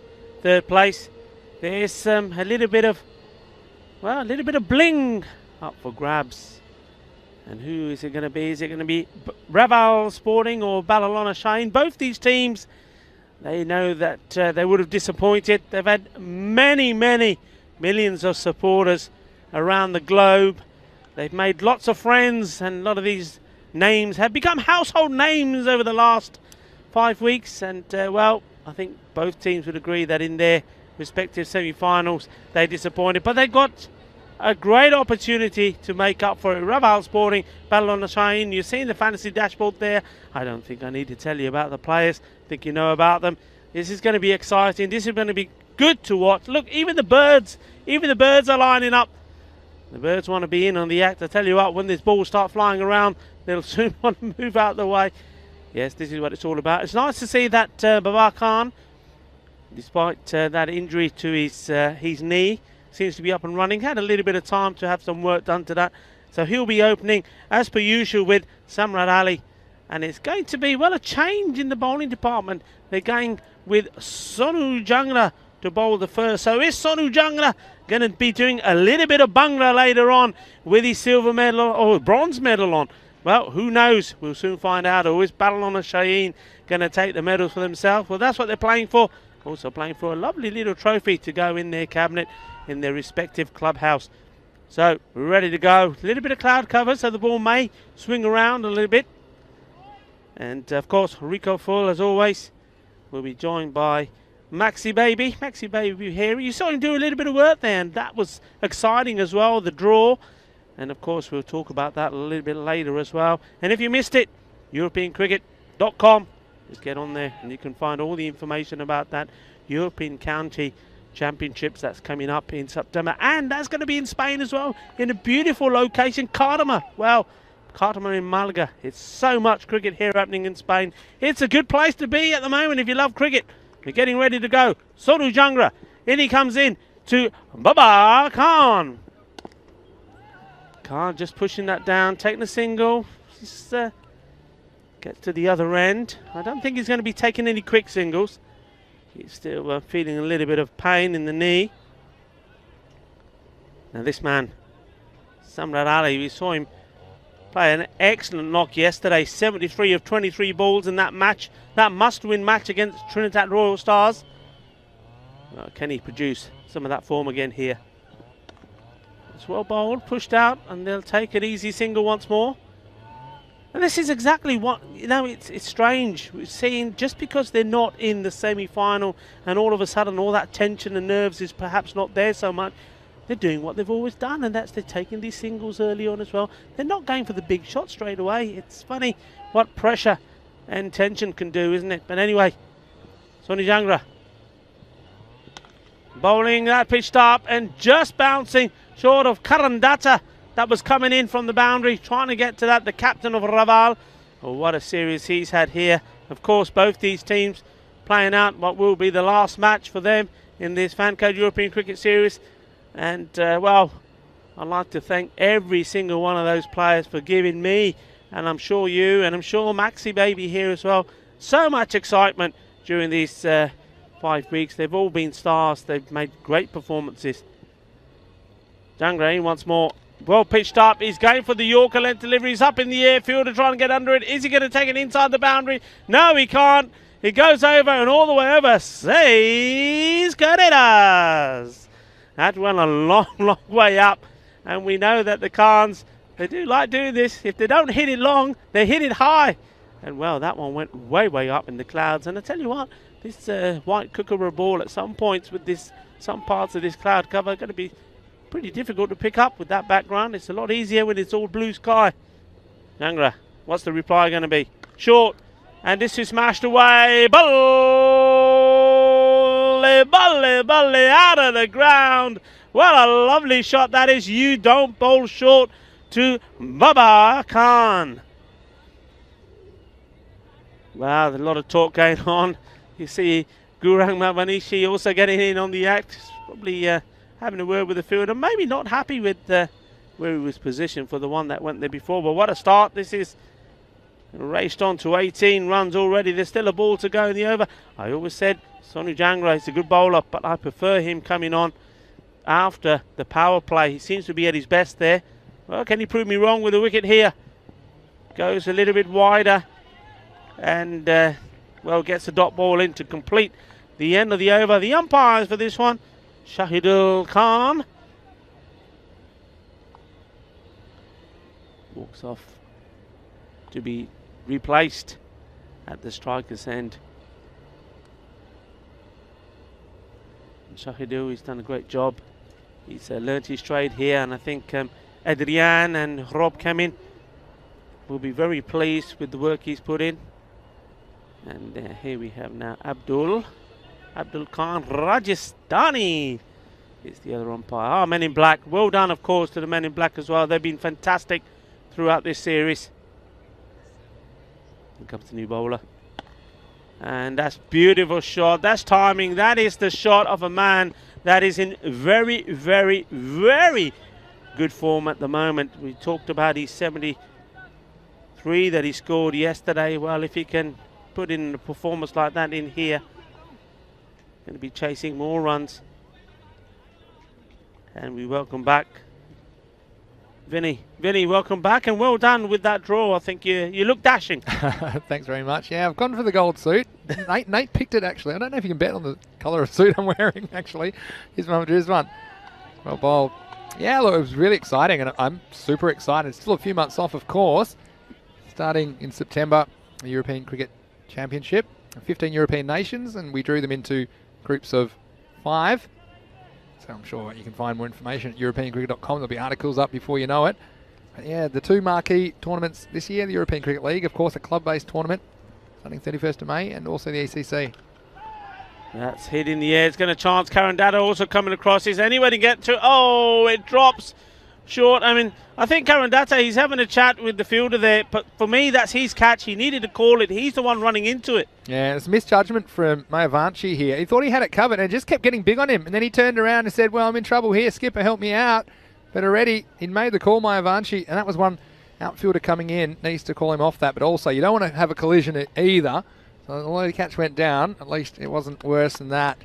And perhaps an injury, but yeah, that one, you saw going down, and I think the birds enjoyed it. We see them in the... what does that mean when the birds are around? We'll come to that in a moment. Here's Mohammed Rizwan. And that's been clubbed away. That's going to be 6 more. It's too short.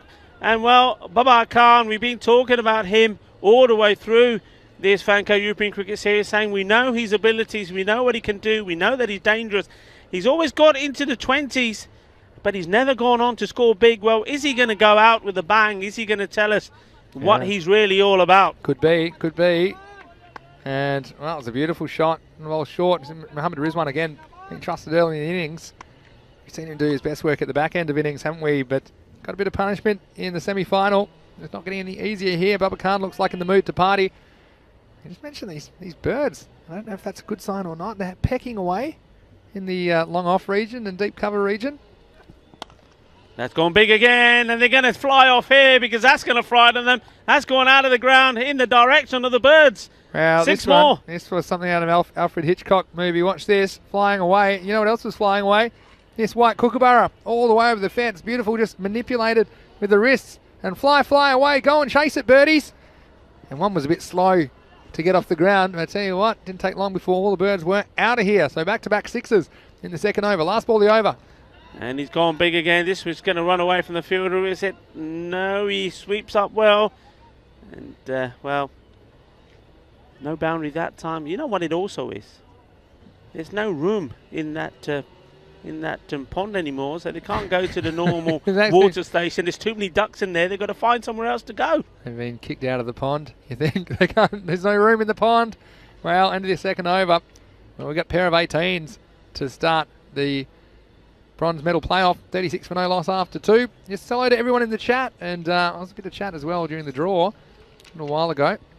But also we've got Max Dolan saying, Vinny Sandhu, how are you? Well, Max, I am fine, and I'm excited because a couple of great cricket matches to come. Of course, both these two teams, they'd love to get their hands on that bronze trophy.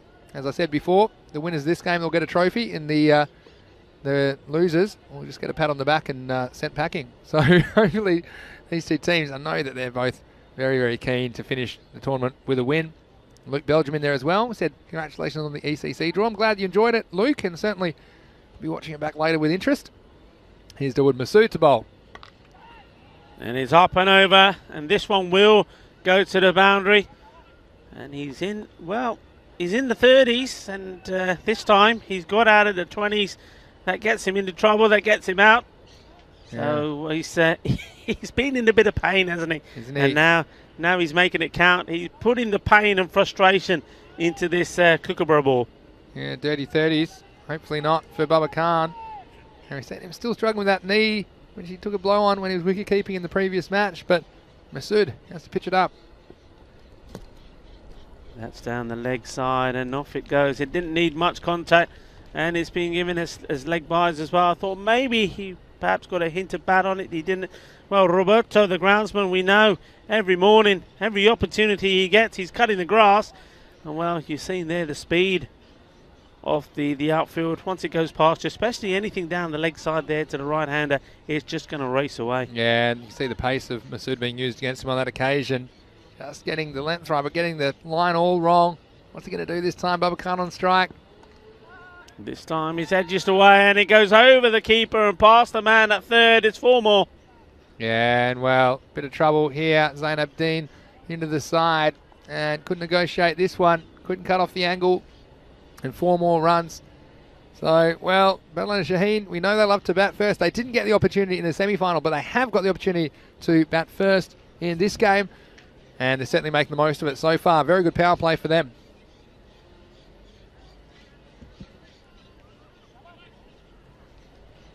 Well, Mahmood, he's got to get a good one in here now. In he comes. Got to get a full delivery. Middle stump Yorker. And, well, that's better line. He's in the right areas. You see Bubba there just trying to get in line and hitting it straight. He can do that today. Oh, yeah. There's nobody here on the boundary. You just got to hope with Bubba that he makes a mistake. And we've seen him make the odd mistake. And that's what's cost him. We haven't seen him reach 50, I don't think, in this tournament so far, despite being one of the most dangerous looking batsmen. Max Dolan just saying good start. Badalona Shaheen certainly is Max. Crushed hard, and that's gone over the top. It's going to be 4 more. Lovely shot. You know, this makes it look easy, doesn't it? Look, we're inside the power play de andera. Player andera baar koi ja nahi sakda. Ye acha shot of power play the Kiran. Over the top. 4 runs. Chokka ho gaya. That's nice. Yeah, this is the advantage of the power play, isn't it? Just getting enough to get over the infield. Wasn't out of the middle of the bat by any means, but getting full value. Masood, there's been 4 boundaries in this over. Hit hard, and it's going, and it's gone. Balle. He's on the roll, and well, he's into the 40s now.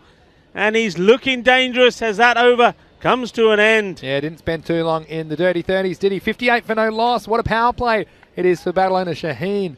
I'm sure they're still ruining that loss against that strong Pakai Care team in the last game. But this is much how they suffered early in that match, match 122, the second semi-final, as Paco Care had a very big power play. In fact, they scored 52 in that power play last match. They've done even better here, 58 for no loss. And well, Rebel Sporting, they're searching for answers. And as they have so many times in this series, they're going to turn to the little maestro, Goreng Mayavanshi, to bowl the fourth over. Yeah, he's doing a little bit of stretching. He's got to get it right. He was a little bit too leg-sided in that match against the Tigers. It certainly was, and he comes. It's a nice start from him. He's outside the off stump. That's okay. He's got the fielders in place for that shot, so this is better from him. That's the areas he needs to focus and concentrate on. It's a good start. Hello to Jay Wild in the chat, who's watching the ECC draw. And I think you play for Costa del Sol, don't you, Jay Wild? If my memory serves me correctly. Here's Mayavanshi, and again, this time, well, it's a return catch, and it's taken. And, well, Bubba Khan, he survived the dirty 30s. He made it all the way to 48. But this one, just off the toe of the bat, watch this, back to Mayavanshi. And it was an easy return catch. And I like the way, look, he keeps the ball off the ground here, uses his body to shield the blow. And uses his knee as well. So Bubba Khan, well, he still wasn't able to make that half century. He's out for 48, but still a very, very explosive start from the Battle and Shaheen opener. Yeah, that's unfortunate for him. Great bowling from Goreng Mayavanshi, the little maestro. Did well. Nice call and bowl there. You still got to take him because you're never anticipating them sometimes to come back to you. Batted well for 48, Babar. And he didn't waste too many balls as well. That was a good thing, of 15 balls. But in the end, he still eludes, that 50 still eludes him in this series. Well, we know we're going to see a lot more of him. We know he'll come back strong. I don't think he'll be wicket keeping today, though. No, definitely not. Not this afternoon, anyway. They were all saying, well, I was chatting to Battle and Shaheen, who had a bit of a break, of course, between the matches. But it wasn't during the draw. I said, what's going on with Bubba keeping? I thought he wanted to keep out of there. And I said, maybe try and get someone in there that can complete the whole 10 overs, because that's twice that he hasn't completed the 10 overs keeping because of injuries. And he was hiding yesterday on the boundary, wasn't he? And even bowling the occasional over of his spin. But yeah, Bubba Khan, well, he did play some beautiful shots, you have to say. Got off to a great start in this match.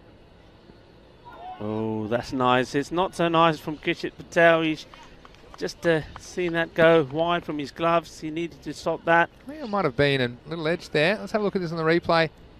I think that might have been what did it. It was signal runs by the umpire, so I don't know if you can call that a chance, because the keeper doesn't really have any chance to react to the deflection. And still, Hamza Salim, of course, very accomplished player, but the little maestro troubling him straight out of the gate. Well, can he get both openers sent back? Flights it up. Well, does the right thing, gets the ball in the right area. A whole lot better this afternoon. Yeah. You got away from him this morning. This is more like what we used to. Sam Williams, hello to Sam, who's in the chat. Nice to see you. Saying still comfortably top wicket taker, Goreng. Super little bowler. Certainly is. Here he is again. Played out nicely, out to the offside once more. Will be swept on the boundary. Yeah, hello to Jay Wild. ¿Qué tal? ¿Todo está bien? And I bet they're very happy in Costa del Sol, the news about the venue of this European Cricket Championship, because, well, it's a marvellous setup that they've got there, and they're looking after it beautifully. It's getting better all the time. Just watch this delivery from the maestro. Oh, this one has gone wrong to the lefties, and yeah. It's well been well recovered. Yeah, it's a beautiful setting in Kartamai. It's like entering an oasis. And you know, there's one thing that comes to mind. We took some, in fact, some juniors from Barcelona and from Madrid to Kartamai for a junior tournament before the lockdown sort of started. We've watched this delivery. It's well played. That's a free hit, so that was pretty ballsy. Can I say that, to throw that up? Because pretty tame, wasn't it? I had no other words for that. Pretty tame. So keep going. But going back to that, and we have to remember that a lot of these youngsters, they haven't really played on a proper cricket pitch. They're used to playing in areas wherever they can play. Sure. And when they turned up there, and I remember their face, because you got that drive in, you saw that a little bit. And it's coming up on the screens there now. So September the 13th to the 8th of October, you drive through that little drive, and then all of a sudden the ground hits you, and all the kids said, they just stood there, mouths wide open, and said, "Wow, This is the field of dreams. Yeah, and certainly it's going to be a wonderful cricket experience. First one we've ever had, the ECC. Here's Jungra to bowl the 5th. Well, this is going to go nowhere. In fact, run with it. It's lodged in the batsman's pad. Did it? Oh no, it's just popped out in the end. But yeah, lodged in there and he got it out. Yeah, but ball's dead as soon as this happens. Oh, there it is. Where is it? And then, well, eventually, he's not giving it back, just throwing it on the floor. Not cleaning up after himself that time. Yeah, but that ECC, it's going to be amazing. You can go back and watch it in the stream if you like. It was probably around 45 minutes ago now, but maybe in the break you can go back and watch it if you like. This next one is a slower, short ball. And again, well, there's no contact, and Muhammad Ali very, very early into the shot. But yeah, these 15 European cricket nations, and I think they're going to have much the same feeling that you're describing that the youngsters had when they see that wonderful cricket oval at Katama. Fantastic setup, and grass wickets as well as artificials. Yep. Very scenic, and so much around there as well. And you know the area very well as well, don't you, Vinny? Yeah, that's my home ground. Here's the next one. It's worked away in the leg side. Yeah, Jay Wild. He said, yeah, he's the keeper and the president. I said, well, you can hold on to the president role. No problem. No, I'm really looking forward to it. And this innovation, partly in the concept, but also in the structure of these tournaments, and the fact that we'll get some international players getting this experience on the big stage, on the European Cricket Network, certainly going to be really, really exciting, and it'll be electric, the atmosphere, I'm sure. And the 15 nations being grouped into groups of 5 teams. This one, well, he hasn't made good contact with this, but it's going nowhere fast. And taking one hand off the bat. And see Jungra just taking the pace off. And I think the batsmen are expecting a bit more pace on. And that time was Hamza Salim. No timing at all. He's very fortunate that didn't go to a fielder. Yeah, very much indeed. That's always the danger because it's wide. You can't get anything behind it. No power behind the shot. You see one hand coming off the bat as well. Jungra's bowling well here. And there's the Yorker length to all, and it's hit high. Karan Datta, thank you very much. And that's what he does well. When he gets it in the right place, he gets wickets. So, well, that's the end. Yeah, clever bowling again. And Samad Ali, he's just struggled with his timing today. He looked absolutely on fire yesterday in his first innings. But since then, he's just struggled. And it's such a fickle game sometimes when you've got the bat in your hand. Just fractions of seconds and millimetres are the difference between success and failure this time. Another slower ball. Watch him in the front of the hand, I think, from Sonu Jungra. Karan Dutt, so reliable there. And that was never in doubt. Again, fantastic fielding. And Jungra, well, again, maybe he's trying to catch Gurun Mayavanshi. I don't know what the exact tally is now. It might be just one behind. But Jungra, well, he's been a great bowler this series. You see, he's always thinking. He's obviously decided, well, they're expecting me to put pace on the ball. I'm just going to take it off. And that shows that he's been thinking about his cricket and his skills. And again, the fielding has been really good throughout this series.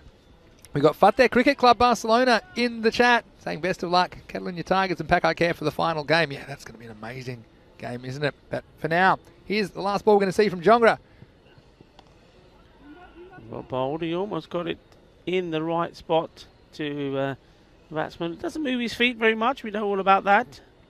Yeah, that's true. But he deals in Maximos, doesn't he? That's the end of the over. So after 5, it's 67 for 2. Very good over. Only 3 off it. And a wicket as well. And well, let's just talk about Sonu Jungra for a second, because that's the last we'll see him bowl in this series. He's been outstanding with the ball. And he's one player I've really enjoyed watching. It was that time, I think he hit the stump 7 times on one day. Then just reflecting on back in the first week of the tournament, he hit the stumps an amazing 7 times in one day. And to watch his development, and hopefully, obviously his platform gives him the ability to develop his cricket further.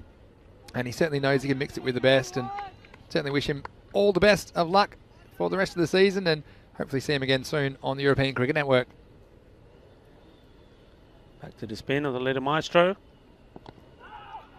Yeah, I was going to say this will be interesting, because new batsman Bilawal Khan, he was giving it a fearsome thump yesterday when he got in.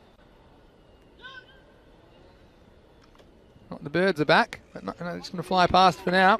But here comes the Salim. Let's see what little Maestro does, because he tries the leg spinner sometime to the left-handers. Not sure about that as a tactic. It's more orthodox delivery. I suppose what he's thinking is anytime you get the ball turning away from the batsman, it's a bit of an advantage, but it's a more difficult delivery to bowl.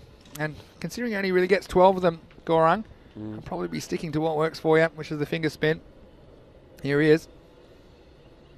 Oh, he's giving that a lot of flight, and has he got enough on it? It's coming this way somewhere. Yeah, that one, well, that was my emergency plan invoked, protecting the electronics. And this one, it just gave a bit too much of a look for Hamza Salim. He was off to the races straight away, couple of steps down the wicket. And that one, well, if that tent wasn't there, I think I was in a chance to catch that. Well, I like the way you protect your equipment. What about me? You were behind me. This is going all the way as well. Seis cadenas más. A lumbar shaka. That's good. That's good batting.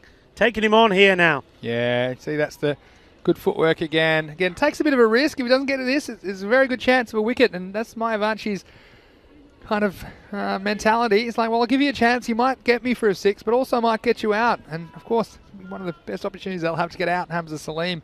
He's a destructive hitter of the ball. And this is going to race away to the field. He's done well there. That was a leg spinner again. So that time he did pitch it. So it's an unusual thing to see, but it shows a lot of skill as well to be able to bowl the off spinner and the leg spinner. Just going back to that one that almost took us out. You said I wasn't protecting you, but you were huddled behind me. Well, that's what I was mean. like a bodyguard. I was like your bulletproof vest. I just tripped over you. Ooh, he's asked the question, and the finger goes up. And the batsman is probably thinking, well, look, I'm a long way down the track. Well, I don't think that comes down to it. Let's see where this pitch is. It's dead straight. Yeah, I think it's fair enough. Maybe a hint off down the leg, perhaps, but he isn't a long way. He's hit his back foot, so was it going to go and hit the stumps? Well, the umpire says yes. Yeah, I think it's a very good chance of hitting the stumps anyway. I think it's more likely to hit the stumps than not, and I think that's a good decision, and it comes down to it. The batsman may say, well, it might have been missing leg. Well, it might have been, but also he's spinning the ball right to left as well. It was hard to tell how much turn was in that delivery. Maybe Billow will be saying, well, how can you even see the stumps? How do you know where they are? But, well, I think that was good bowling, and I don't mind that appeal being rewarded. I think you see this again.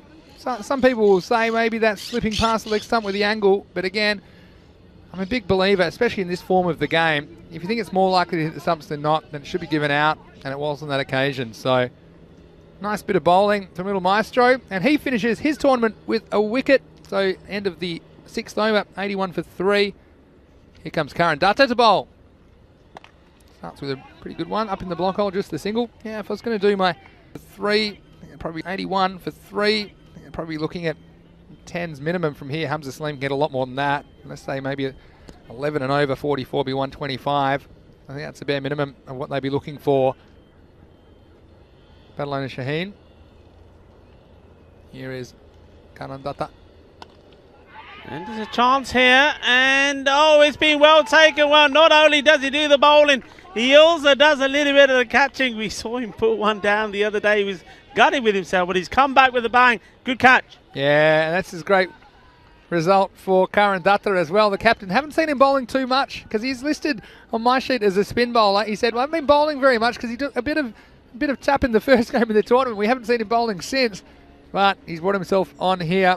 And it's the Little Maestro taking the catch. Let's have a look at this again. Now, this was an ice cream cone. Watch this from Gaurang. This one almost popped down to the top of the hands. You see a fair bit of white there, but it did well to make the ground, especially after that earlier confusion between the two. Well, I'm sure they've made up now. It was caught Mayavanchi, bowled Datta, and the third wicket goes down with the score at 82. Just reflecting on the Little Maestro as well while we can. We've just seen him bowl his last over for the tournament. He's the tournament's leading wicket taker. I think he's been one of the most promising bowlers and promising young players I've seen. And also the maturity in head and his shoulders. Of course, who'd be a spin bowler in this format of the game? You're always going to take a few punishments on occasion, but I've loved the way he's gone about his cricket. The next ball's a single, and I certainly think the national selectors would have their eye on him. Well, what's happened here? Let's just hit the clay. Eventually, they've stopped it. They'll get back for 2. It's Malik Mati Rahman now at the crease. But yeah, Gaurang, very promising cricketer and has a bright future ahead of him, I think. Certainly does. I mean, 22 scalps, if my memory serves me right, he's picked up. Sunil Jangra is on 19, so both of them have been outstanding, top and second place in the bowling, and that's why Raval have been so strong. Next one swept away. I think it's going to go all the way. So Salim just using the pace of Karan Datta this time. We see a different type of spinner. Karan Datta pushing it through a bit quicker. And well, once it beat the infield, Zain Abdeen couldn't do too much about that. 4 more runs to Badalona Shaheen. Yeah, so Karandata just straying a little bit. He's just got to get it right here now, doesn't he, to the left-hander. Hamza looking now to take the attack forward. That's good. I've seen him do that a few times now. That's quite sensible. He knows that the run rate is pretty good. If he gets a good ball there, you saw him do it earlier to Gurung as well. Just playing it out, just dot ball. It's not hurting him too much. This one's hit well. Fielder's got to come across, get down low. Govinda Sidhu does. He's a good fielder, isn't he, Govinda? Covers the ground really quickly. He'll end the over. And the score 89 for 4 after 7. And well, I can tell you as well, Sam Williams saying Gurung will finish the series top wicket taker. 22 wickets in 12 games. An awesome effort.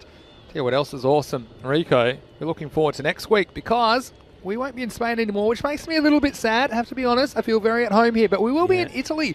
And we have 5 weekly series starting on Monday the 15th of March. So it's only, can you believe it, 3 days away, less.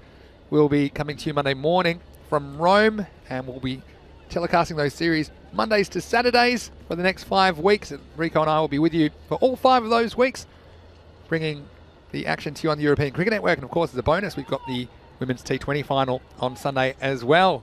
So looking forward to that. For now, here's Dawud Masood. And this has just been lopped up in the air. Is the fielder going to get to it? It's going to drop agonisingly in between 4 players. I've heard of the Bermuda Triangle. This was the Bermuda Square. Look at this. They've come from everywhere. And if you want to see a perfect square, just watch this. In they come. Well, it's more of a diamond in the end, but oh, can you believe that was the perfect spot, perfect placement from Malik Matia Rahman. And well, this has been smashed and smashed hard. That's going over. And well, we're going to miss the Snakes. They've entertained us. They've swallowed a few Kookaburra balls as well. Well, this is another one for them. And they might see 1 or 2 more before this day is out. Over it goes. That's a big shot. Just a little bit too short. Yeah. And both these batsmen, both left-handers, Mati and Hamza Salim, are going to punish anything that short. Yeah, that's right in his zone. And so is this one. But has he got all of it? Well, he's holed out. And the catch is taken. Gurung Vanshi saying, yeah, well, how about that one? And Hamza Salim. All it takes is to miss time one. This is another one. I thought, well, straight enough. He's going to go for it, but didn't get in the middle of about it. And the little maestro strikes again. Yes, take a bow. The little man, well, we know all about his bowling skills. Well, he's proving that it's not just all about what he can do with the ball when he's bowling, but he can catch it as well. And he's certainly made amends for the one that he put down the other day, taking 2 good catches there. A wicket for Masood. He's had his struggles today. Got a bit of punishment in the earlier game as well, but he wasn't alone. But well, being a change here, maybe they're so happy with the way he's catching, they're putting him in the firing line again, are they? Let's see. Yeah, they certainly are, yeah. Yeah, deep mid wicket. Obviously identified the onside. It often is favoured by players, the onside. People sometimes wonder why that is, but you'll find that it's more or less an instinctive thing to pull the ball to the onside. It's a natural bat swing, and that's why you see, for brute power, I suppose, people, because of the bottom hand and just the nature of how the bat's held and the biomechanics, the leg side's often stronger for players, and that's why they put Mayavanshi at deep mid wicket again. Masood will bowl. New batsman is Sajwal Khan on strike. In comes Masood, Sajwal Khan. Well, he'll be hoping to leave a positive mark in this Fancode European Cricket Series. He's a competent batsman. He can hit the ball very well. He's some teams would probably think they'll have him right up the order. He'd probably bat maybe 3 or 4, but with the lineup that Badalona have got, he's also been given a chance because the captain Dilwal would normally come in at this stage, hasn't done so. This has been hit high. It could be another chance. Mavanishi isn't there this time, and where are you, little man? Why did you change? You can't run everywhere. You should have stayed where you were. You can't run everywhere. He wishing he was there. I think he probably would have made it. And then there was a bit of an issue with the fielders miscommunicating. In the end, neither of them really went for it. Now let it drop. Again, conscious of the collision. Well, here's Masood, last ball of the 8th over. Hit well in the direction of Datta, and he does brilliantly. Absolute great work. We saw Yasser Ali do something similar in the semi-final against them. Karan Datta, this was more difficult. He had a lot of ground to cover, but he got there. Well, look at this. Dig it, set it, and spike it. And how's that for some teamwork? And little Maestro and Kanandata. Well, they might have had their communication issues before, but they're on the same page this time. That's the end of the 8th over. The score 99 for 5. Nice over in the end from Masood. 10 runs and a wicket. Well, Masood, I was going to say he's a handy little cricketer, but he's not really little, is he? Because he's a fairly tall young man, but certainly wishing him the best. I've enjoyed watching him, and perhaps we'll see him with a bat later. Depends how the top order go, I suppose, for Ravel Sporting. And this man, Karandata, who will bowl the 9th, he'll have a big part to play. Chasing down this score for Badalona Shaheen. Almost at the 100 mark. Last 2 overs coming up. Well, that's well bowled and well taken as well by Kishit Patel there behind the stumps. No Dilawar Khan yet, I've noticed. No, that's what I was saying. He would normally have come out before Sajwala, but maybe opt in to just give the other Khan a chance. Sajwala here. I understand that as well, but still, like we say, a bit riding on this game. There's a trophy for the winners, and that's why I think both teams will be keen to win it. And you see at the moment, Ravel Sporting enjoying their time in the field. They took a bit of punishment earlier. There were 58 in the power play, but since then it's been a good fight back. The next 5 overs only going for 41 runs.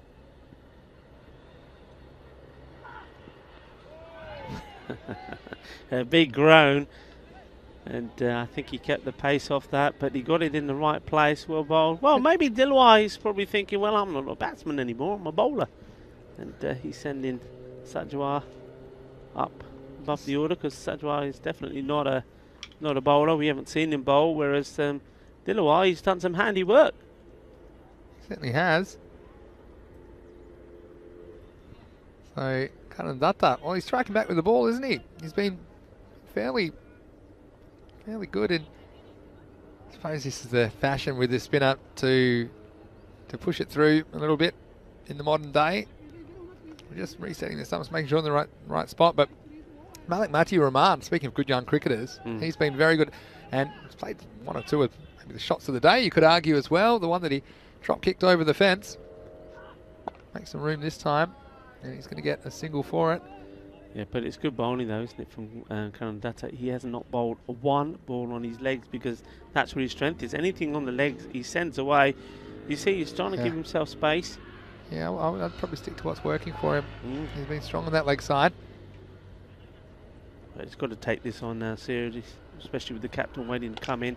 Hits it well, and it's gone through the gap, and it goes all the way. That's a nice shot. 6 carreras. Muy bien, muy fuerte. Sajwala Khan. Vale, ahora tiene de tiempo de él. De tiempo para poquito de México. Yeah, it's true. They couldn't do it that time, but Kanandata, what can he do? He's going to have him, I think. Yeah, that's an easy decision, I think, for the umpire there at square leg. Abdul Khan. Rajasthani puts his finger up at the end of the over. Good work, Kishit Patel. Yeah, it certainly was. It was a quicker one, and a bit of away movement. Not really trying to spin this one. He just moved away from Sajwal. Bit of outswing, and that's the good variation for the off spinner. Perhaps going the way a little bit, or just holding its line. Kish Patel was all over it. Again, catching the ball first. That's the most important thing in these situations. You don't need to grab and go at the stumps until that ball is in your gloves. End of the over. So Karandata, not too bad from him today. Finishing with a wicket. He finished with 2 for 16 off his 2 overs. And at the end of over number 9, it's 107 for 6. Yeah, well bowled indeed, Skip.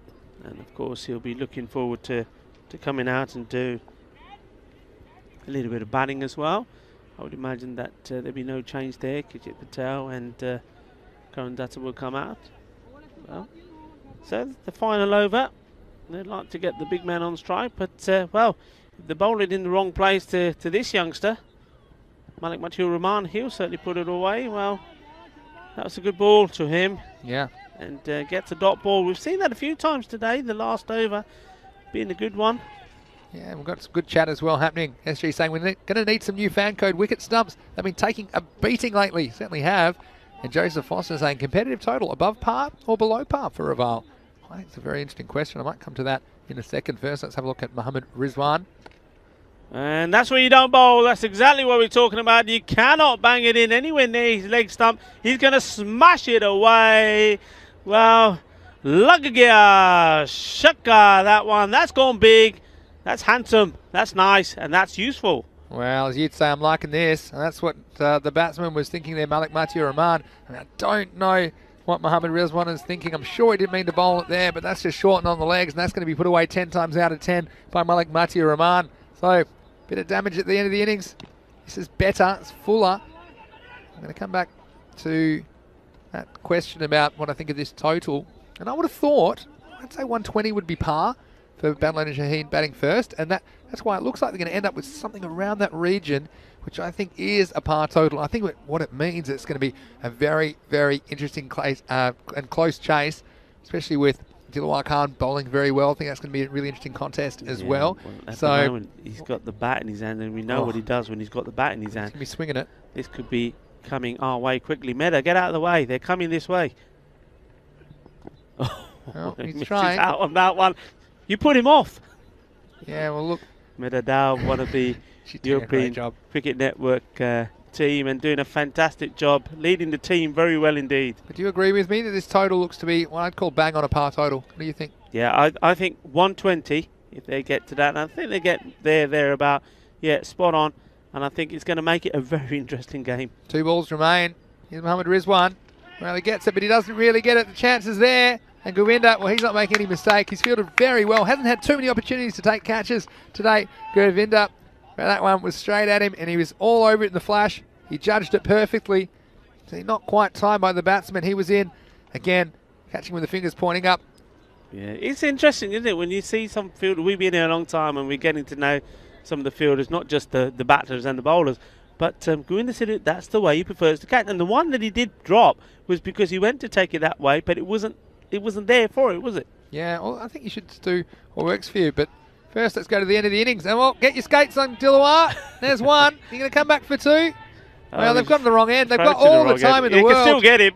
He was ball watching badly there. They will in the end. And, well, he's saying, well, do I really have to go because I'm closer to the dugout from this end? And in the end, well, going back for an impossible 2. He'll be running out. Let's watch the running here. Dilawar said, oh, no, I know what's coming.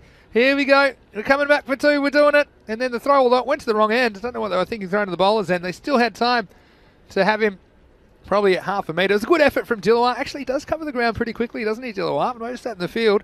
I'll certainly see him with the ball. But a handy little contribution from him at the end of the innings with that extra run. He wasn't able to get much more than that as we look at the final total. And here in the bronze medal match, Badalona Shaheen winning the toss, electing to bat. They'll finish 116 for 8. And Rico, let's go through some of the highlights from the innings. Yeah, and the highlights there started off with Babar Khan, the man who's injured and is in a bit of pain from the one that he took when the semi-final was behind the stumps. Well, he took out the frustration on the ball today. Well, this one was a bit lucky from Samrad early on, and there Gurang this time on this occasion getting it wrong between him and his captain, and there a little bit more of Babar Khan playing shots all over the place. This time he's got the birds off the pitch, and that one, well, a little bit of luck there, and he thought, well, maybe this is going to be the one where I'm going to score some runs, get out the 20s and get me 50. Well, he certainly did get out the 20s, especially with that shot. That was a beauty. But then in the end, well, he sees himself go. Soft dismissal for him, and he's disappointed. You can see his head dropping down there saying, oh really? But well done once more to Reval Sporting. They stick to what they do best. Gurang Mavanishi came on when he does, took the wicket, the little maestro, and that was the end of Baba. And well, this man for me, he didn't really get going today, Samrad Ali. He's a beautiful clean hitter of the ball, but this time with the slower delivery from Jangra, it goes straight to the captain's hands, Karandata. There was a full toss there. That was coming our way. We had no idea it was. Vinny was trying to protect his equipment, and I was hiding behind him. But we almost ended up all over the place. But we stuck it out as we have these 5 weeks. Well, there wasn't too much doubt in the umpire's mind about that one. Gets the LBW, and the little maestro picking up his 2nd wicket. This one was a very unusual shot. Just sort of scooped it up. Labas and said, here, catch this, and Gurang Malvanichi said, yes, okay, no problems, I can take that one. And chase on here. Can he get it? Can he get it? No, he can't. Oh, yes, he can. There was a little bit of teamwork there involved. this one, well, there was teamwork as well. They came together, they had a chat, and then to go back, the ball fell right in between them. And well, you saw, there we go. That was a big wicket there. Thank you very much. You know who I am? Yeah, we all know who you are. Hamza going for the big one. But then Gurang ran all the way to the other side for the right-hander for Sajwal Khan, but didn't come back for the left. And he would have certainly had a hat-trick of catches if he did. There you go. How about that for determination? And when you're talking about the score, well, it was some magical bits of fielding that kept it to under 120, and Karan Datta led by example. And when he did it with the field, he came on and had a bowl, and he bowled very well as well, taking a couple of wickets. So he's had a good day in the office here today. And Gurwinder Sidhu as well there, right at the end. Well, run, chal, mere bhai, doro. You can do it, si puede. Well, no puede. And in the end, good effort from Dilwar coming in. I think it was made an unselfish call there, the captain Dilwar Khan, because he's had a couple of batsmen going before him, where I think he would normally come in, and he's a useful and big hitter of the ball. And if he had got going, he could have probably added another 15 to 20 runs onto that total. But in the end, deciding that he was going to give the likes of Sajwal Khan a chance with the bat as well. He knows that Sajwal is not a bowler and is not likely to make any more inroads in this match unless he takes a few catches or gets a run out. But Dilwar himself will be able to have a bowl, and I'm sure he will. He is the captain, and he's bowled very well as well. It has to be said, he started his career as a leg spinner in this series, and he's done extremely well, picking up loads of wickets, and we saw that even in that very difficult semi-final that they had against the very strong Pakistan. But going back to this, the bronze final, Badalona Shaheen, well, they put 116 on the board. We always say that 100 has got to be the bare minimum. A good score is 100. We've seen teams struggle to get those, so anything more than that are bonus runs. So they've added 16 more. They will know about the strengths of Raval. Both these teams very similar, can make explosive starts at the beginning. They've got good depth and variation in their bowling as well. So this is going to be a very interesting run chase. It keeps it interesting, doesn't it, with that scoreline? It's anybody's game. So we're just going to take a very short break here now. Go to the little catering tent and see what they've got, what goodies are available, to have a quick nibble, something to drink, and she'll be right back with this run chase. So Raval Sporting, 117 required to win this match, and with it they will take the third place, and that means they win the bronze final, and they'll get a little bit of bling, a little bit of glamour to take home and put on the mantelpiece. We should be right back in about 5 minutes. Hasta luego.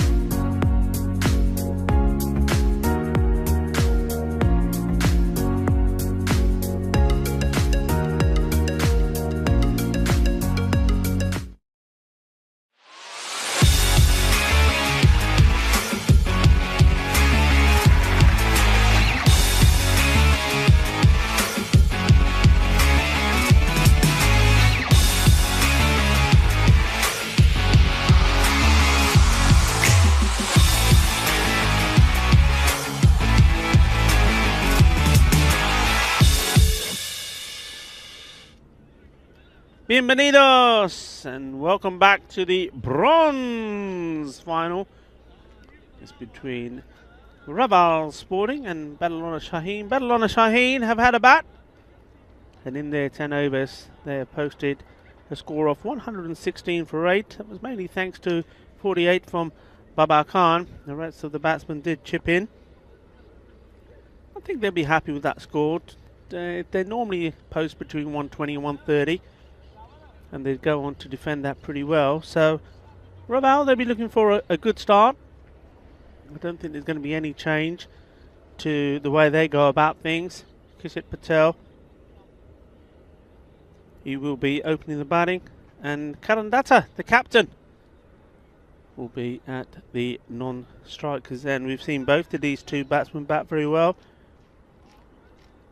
Kishit Patel, for me, I think probably because of the big total in the semi-final, I think he was maybe a little bit flustered. Maybe that's the word I'm looking for. He was trying to get after every ball. It wasn't his style of batting.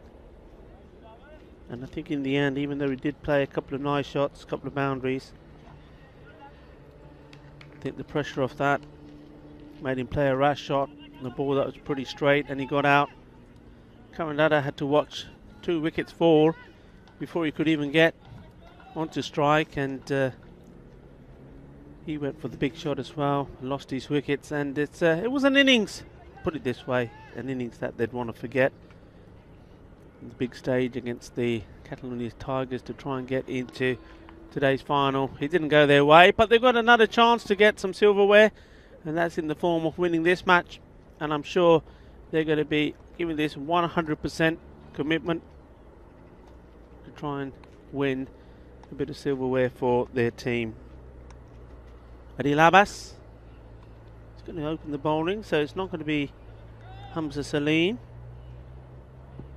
And he gets the countdown and we get ready to go. So which one of these two teams is going to be the first to get their hands on any silverware later on today? In comes Abbas. Starts well to the left-hander.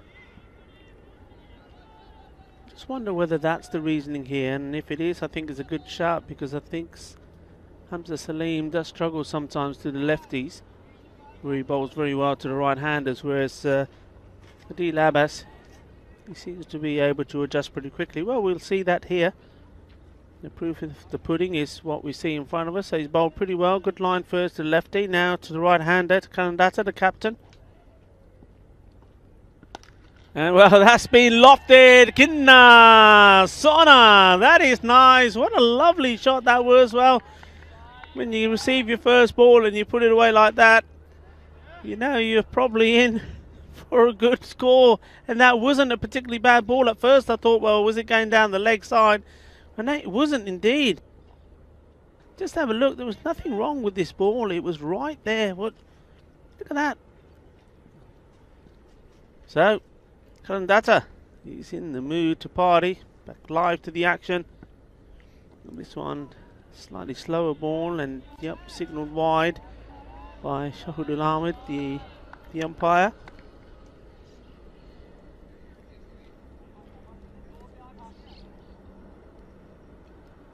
Seven of the over so far. Single to Kishit Patel, and then that, well, mega 6 from Karan Datta. Abbas, wide, outside the off stump, too wide, chase on for the fielder, and they're not going to get it. It's 4 more. This was a very loose, wide delivery, and any bit of bat on this, it was always going to be safe. The question is, was it going to have enough on it to take it to the boundary? And there you saw the answer for yourself. Yes, so 4 more. This is a good start.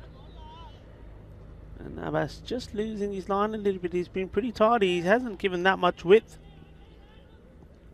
normally when he bowls. And once more. And let's just play nicely down. Oh, and where's he going there? Well, a little bit of obstruction maybe, they say. What's going on here now? Yep. He's getting given out.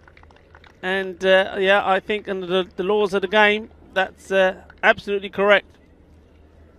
And Maxi, you've just come in time for that. And, nothing wrong there, right? I'll save my best for last. It's all about intention. Oh, and this is an interesting deliberate, one. yeah. Well, maybe we can see that one again. And I mean, what Kish Patel will say is, I was just trying to change direction, and what hasn't helped him is it's genuine kick, but the way he's done it. And look, only he will know about how deliberate this was. Let's have a look. You see here, he has to. He realizes here he needs to turn around, and I think it's a good decision from the umpire. You got to talk about what's more likely than not. And he'll probably say, look, I was just changing direction, just happened the ball was there. But, I mean, the ball was in front of him. He could see where it was. And for mine, I think that's a good decision. So, a very unusual, I might have saved my best for the last, haven't I, Rico? Obstructing the field. That will go down as.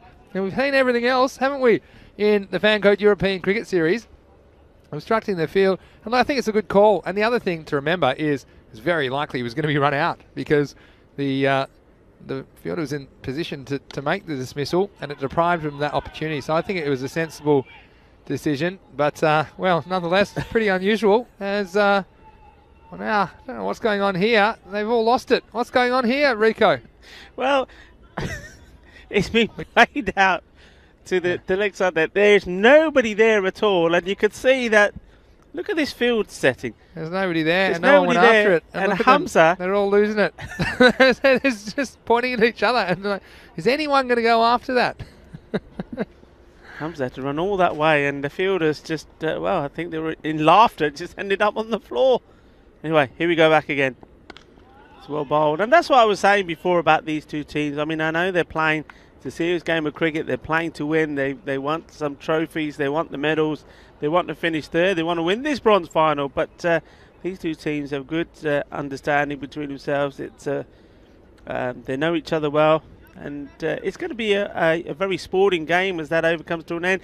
But it's a game of cricket. It's going to be sporting, but it is cricket. So Kishit Patel, you've got to remember that. You can't start playing football in the middle of the game because you're going to find you in trouble. So he's out obstructing the field. And it's a very, very rare form of dismissal. You've seen a few more of these days. They've changed the interpretation surrounding that law. But Wazza, summing it up, maybe said, did not see that sort of dismissal coming. TBH. Well, no, to be honest, I didn't either, Wazza. But look, I think when it comes down to it, the law talks about intention as well. And look, whether he intended, and it might have been a spur of the moment thing. I bet if it was intentional, he immediately regretted it. Maybe just thought he could get away with it perhaps as well. Here's Malik Samir Rahman. Going to start with a wide down the leg side. But look, I think it's interesting because different sports have different rules. And for example, in baseball, the similar rule, it's deliberate or otherwise. So if you interfere deliberate or otherwise, then they determine that to be out. And I feel like the right decision was made, bottom line, and either umpire can give it out. It was given out from square leg actually because he had the best view of the incident. Alex Samir Rahman. Nice to see him bowling with a new ball as well, because of course his memorable hat trick was taken early in the innings. What do you think? What do you think about that dismissal of Kish Patel? What's your take on it? You're asking me, or you I'm asking, with the I'm chat? asking you. I mean, you I guys mean, in the chat as well. Please let us know what you think. I'm asking you. What do you think? It's let's see this delivery. Not always ignoring you. I do talk to you sometimes as well, Rico. Well, this could be out. Could be another, could it? And he's walking up, but the finger is staying down. I like to see sometimes the umpire give a little shake of the head, and then you know what he's going to do. But we had no idea what show to do. This is why I don't talk to you, Rico, because things are happening too quick. Yeah. So one of us has to be watching the game. Look, Davinda, this is good from him, and you see the decision. We'll see this. Yeah, you see this from side on, and you see it comes in here, and it was a pretty tough call. He's running a bit wide of the line. Again, it's not perfectly side on. I'll let you make your own decision at home. Very close. I mean, looking at it from the first time from the bowler's end, you thought, oh, maybe he just got in there. But looking at it from that angle, I wasn't 100% convinced, I must say. This one's been well struck, and it's going to go all the way for 4 runs. It was probably a hint of caught and bowl, perhaps, but it's going to be 4. So good, strong comeback from Davinda Singh Kaur. Yeah, it certainly is. No, about that dismissal, I mean, looking at it again, you can see when it's accidental or not. If it's accidental, it doesn't come into play the decision. It's not out. It's accidental. It means to do it. But there was definitely intent there to keep the ball away. So, yeah, correct decision. This one's hit nicely down the ground. And I think they're going to get a single in the end. Well, it's a funny one, isn't it? And look, let me be Kish Patel's defence lawyer for a second. Okay, he'll argue. You like playing this game. He'll argue. Yeah, we'll keep going on this one because it's an interesting one. He'll argue, look, I was turning around. It just happened to be that exact moment that I turned around that the ball happened to be there. So as my foot went forward, I was taking that step and the ball hit it, and he'll say it wasn't intentional. And you know what I think? I'll tell you what I think after this ball. Like, Sami Rahman. Next one, well, it could be a chance. Oh, just in front of Abbas. Hit mid on. That would have been a handy catch and a handy wicket at this stage to get the captain. Well, you know what we need? We have reviews in cricket. You know, we need the lie detector test. We need the lie detector. Need to hook him up. You hook him up. You bring it out. You get the polygraph. Did you mean to kick the ball, Kish? And yes, that we know. State your name, saying all these things, and then we find out. That's my suggestion. What do you think at home? Here's the last ball of the second over.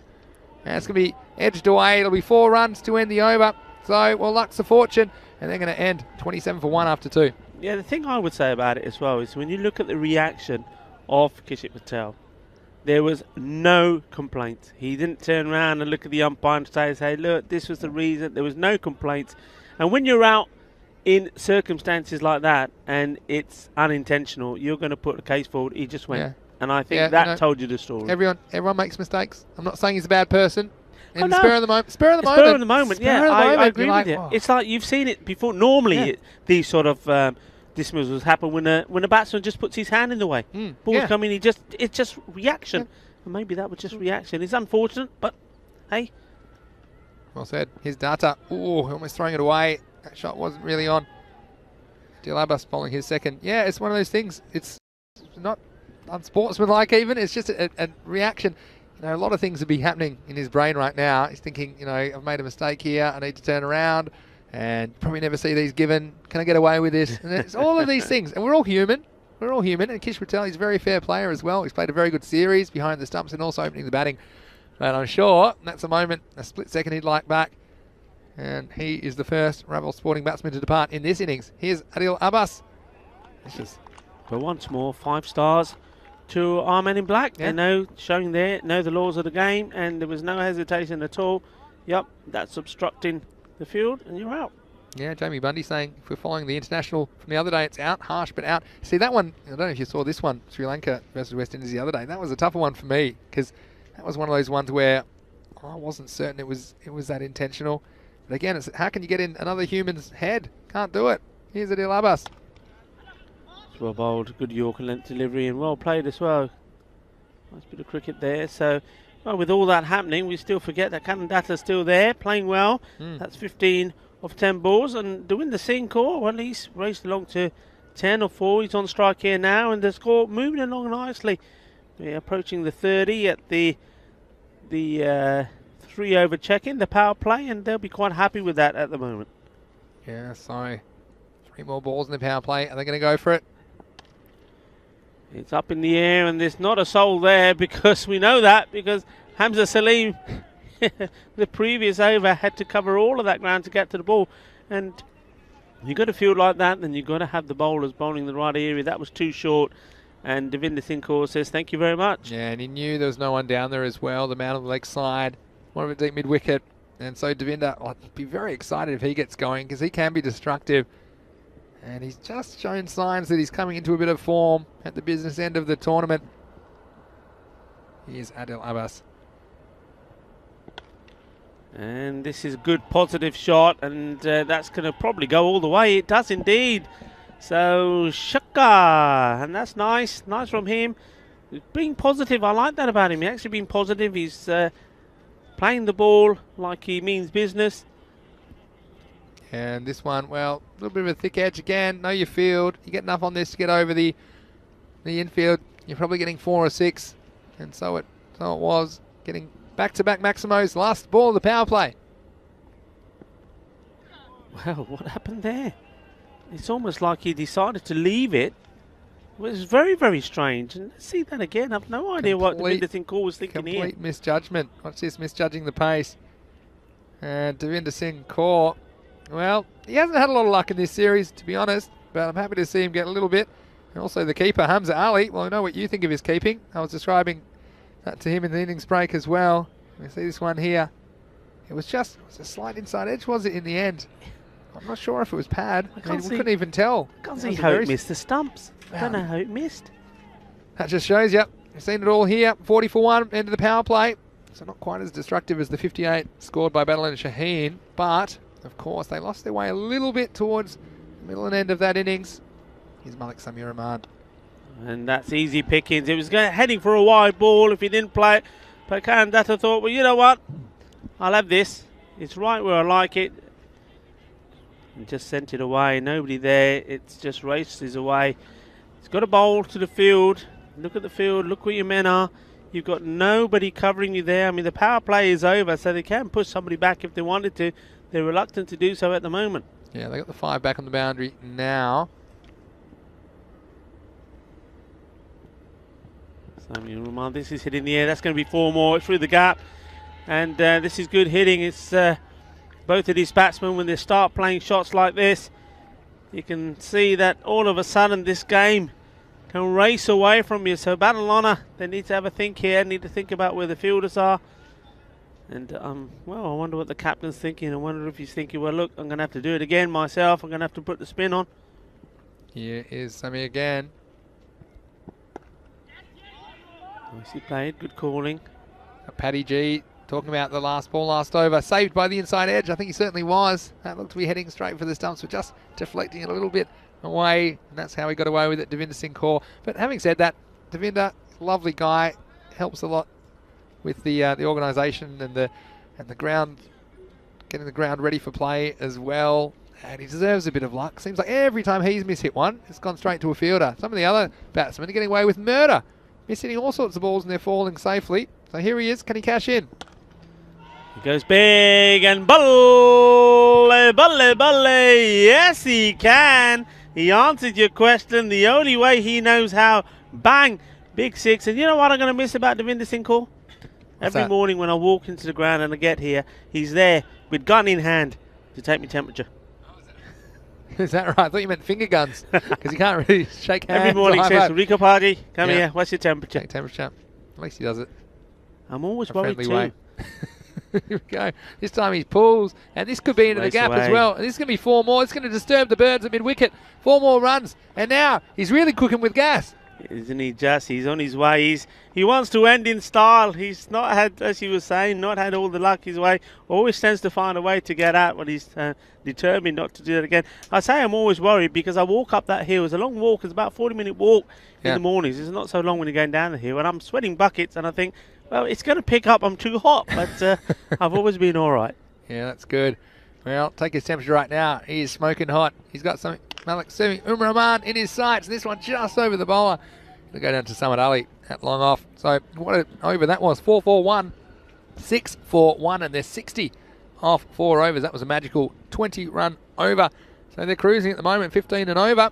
And just a reminder, we hope you've enjoyed our Spanish journey so far over the last 5 weeks. Now, the next 5 weeks, we are going to be in Italy for the next Fancode European Cricket Series of the year. Of course, we go all round the continent with these series, and it's so great that we have the ability to bring you so much cricket on ECN. Rico and I are certainly looking forward to going to Italy, and we're going to start in Rome, and you can see there we'll be in Bologna, then Venice, then Milan, then Brescia over the 5 weeks. Each one is a different series with different teams, and so make sure that you read up at EuropeanCricket.com about all the teams we'll see in Rome next week.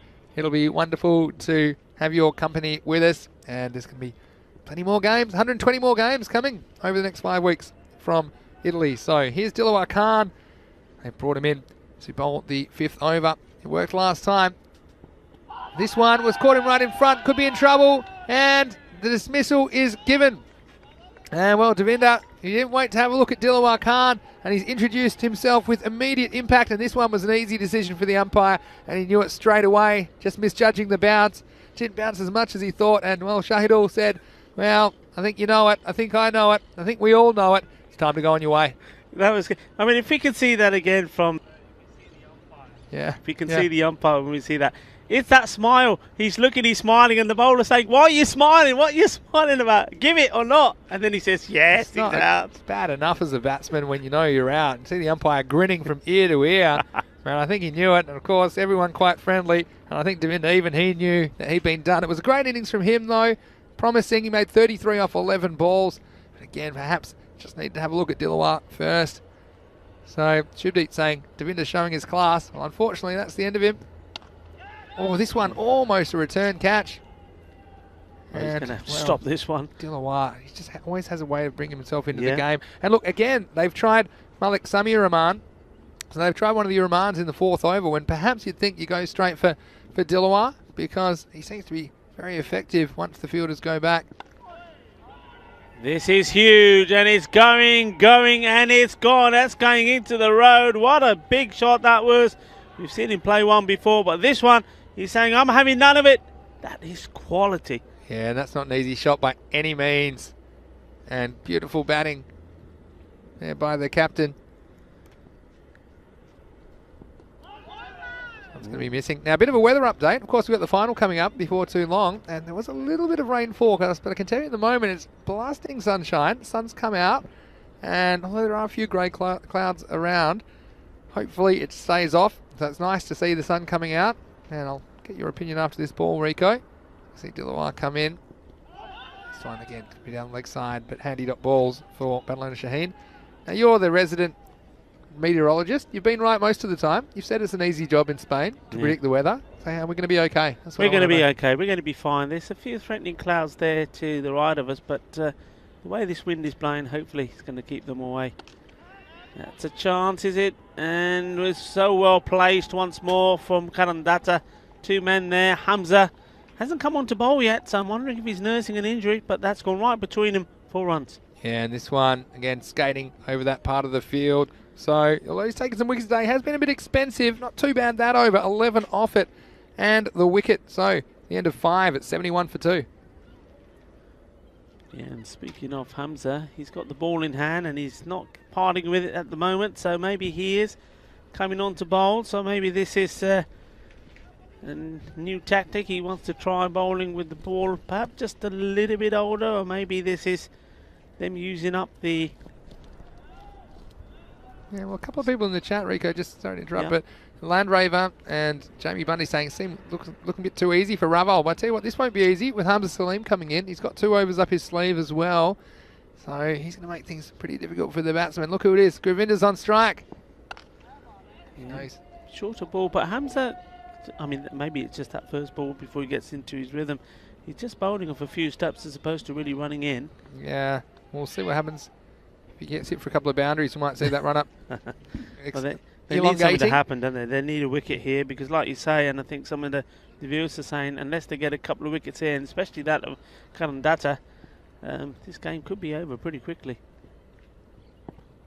Well, this one, well, this is spicy, and this is up in the boardroom. Watch this one. And, well, going after it as well was Data, but it was just a little bit too quick. Might only be off a few paces, but watch this one whistle past his helmet again. It's great to see him wearing a helmet. Now, I've got a question in here. I might wait for after this ball, but I'm very interested about it because it's food related. It's from Wazza. First, let's have a look at Hamza Salim. So I'm happy to push away for a single. He said, Vinny and Rico, travelling around, must eat some great food. Well, It's not really a question, but yeah, I'd agree.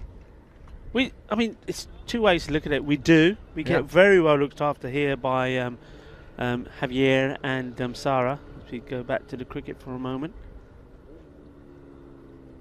Here's Salim. It's well bowled. But the only difficulty, of course, is with all these restrictions.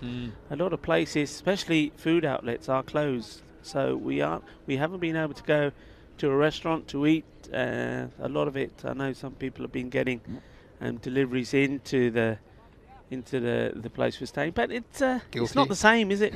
It's not quite the same as being able to eat in, of course, for dinner.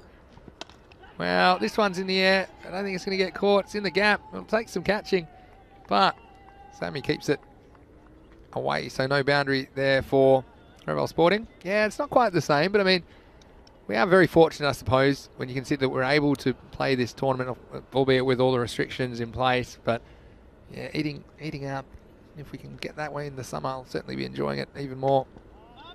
But yeah, guilty. You've seen there's a procession of delivery people in the hotel. I'm constantly upstairs, downstairs, because then I want dessert, then I want something else, then I'm still hungry. Tell you what. But you're pottering up and down, you mean? Is that what you're trying to say? I'm up and down so many times like a night. yo-yo. He's like a yo-yo, he is. Into the over, 75 for 2. That was a very good over from Hamza Salim. We talked about the impact he might have when he's brought on. Only 4 runs off it.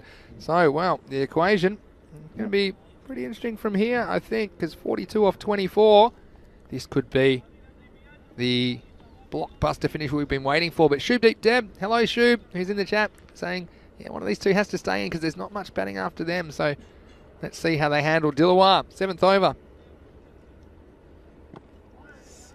And of course, you're talking about Dilawar, and you can't count out the guy he's batting with, Govinda Sidhu. He's done had a great day in the field, didn't he? He's fielded well, took a catch as well. Well, if he gets going and he stays there and he hits well, this game could definitely be over in a hurry because he hits it big when he gets going. See how he goes against spin though. Seen him take the fast men apart. Haven't seen too much of him against spin. This time he just plays it out for a single. And your Sam saying, yeah, Andy House loves a Deliveroo. And Colin Paradise saying what a good over the last one was as well. And Sam's in the chat. Sam Williams, great to see you in there, Sam. And wow, this could be the blockbuster finish we've been waiting for, Rico. I don't know if you've got the tingle. I've just had a little bit of a something downstairs. Bit of a golden ball tingle. Downstairs? What do you mean downstairs? I get it. They get in the toes first. Okay. Yeah, golden ball tingle. Starts them in a little toe, and once it spreads, just think, wow, at least you feel like this one's going to go to the last over. I guess we'll find out. Depends on how destructive these two are at the crease. Here's Dilawar. He's well bowled again. He hasn't bowled too many bad balls. I think that's the thing. It's going to take some really good batting to get him away. At the moment, Dilawar's getting it right. Yeah. I think when he first started, the first time we saw him take up, and probably not take up's not the right word, but bowled in the series, he always strayed 1 or 2 down the leg side, but he certainly seems to have eliminated that delivery. It's a nice shot off the back foot. And he'll take some catching. Abbas is after it. And well, there's the first one of the day. Foot fielding fail. Haven't seen too many of them from these good teams. But this is a really nice shot from Govinda. Again, didn't try to overhit it. And he spotted a bit of a gap out there at cover, and he was able to hit it. And he was able to get 4 runs for his team. Yeah, he almost jumped over that. He made good ground to get to it. And in the last minute, he sort of skipped over it. Not something that the captain was very pleased about. Yeah, skipping over it. That's exactly what happened, wasn't it? Bit of a hopscotch manoeuvre. But Adil will still be upset. He made all the hard work getting to the ball. Got a handy boundary. Had a good time for Ravel Sporting. Wow. This one is on the legs, but it does come in quite sharply. And unable to get this one away, Govinda. Yeah, good over there so far. 7 off it. Ball to go. With this rate around 10 or 11 required and over. This becomes a huge delivery for me. But it's the last one they'll have to contend with from the Battlenet Shaheen skipper Dilawar Khan. Short. Hits out. Will continue to keep hold of strike. Now, I don't think this is a bad thing because I think if Hamza is coming back to bowl, which captain's having a look around and having to think. So that is the end of the over. So we move on to 83. And that's 7 gone. Just having an eye on who's coming on. But more importantly, let's have a look at this. Look at this. Well, Yasser Ali's cracked 1,000 Dream 11 points. You've got to be seriously in some good form to get 1,000 in a tournament. And I tell you what, there are more stars than I can even mention. There's a galaxy of stars across these two teams. Look at Pakai Care, 10-0. Catalunya Tigers, look, they have lost a couple of games along the way, but they look very, very strong as well. The big news from the toss, this is for the final match, 124. The big news is that Pakai Care, they won the toss. They've elected to bat first. No surprises there. And Catalunya Tigers, they're going to have to bat second. But with Mustanza Iqbal and Yasser Ali at the top of the order, I mean, they could catch anything, the backup care score. Who knows? It's going to be huge. It's going to be the final. It's going to be here in only 40 minutes time or so. Just under, we'll be joining you for the 124th and final match. It's the gold match, the gold final here in Barcelona.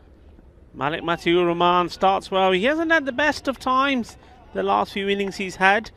And he's seen his brother jump up the order, the pecking list, when it comes to who's coming on to bowl first.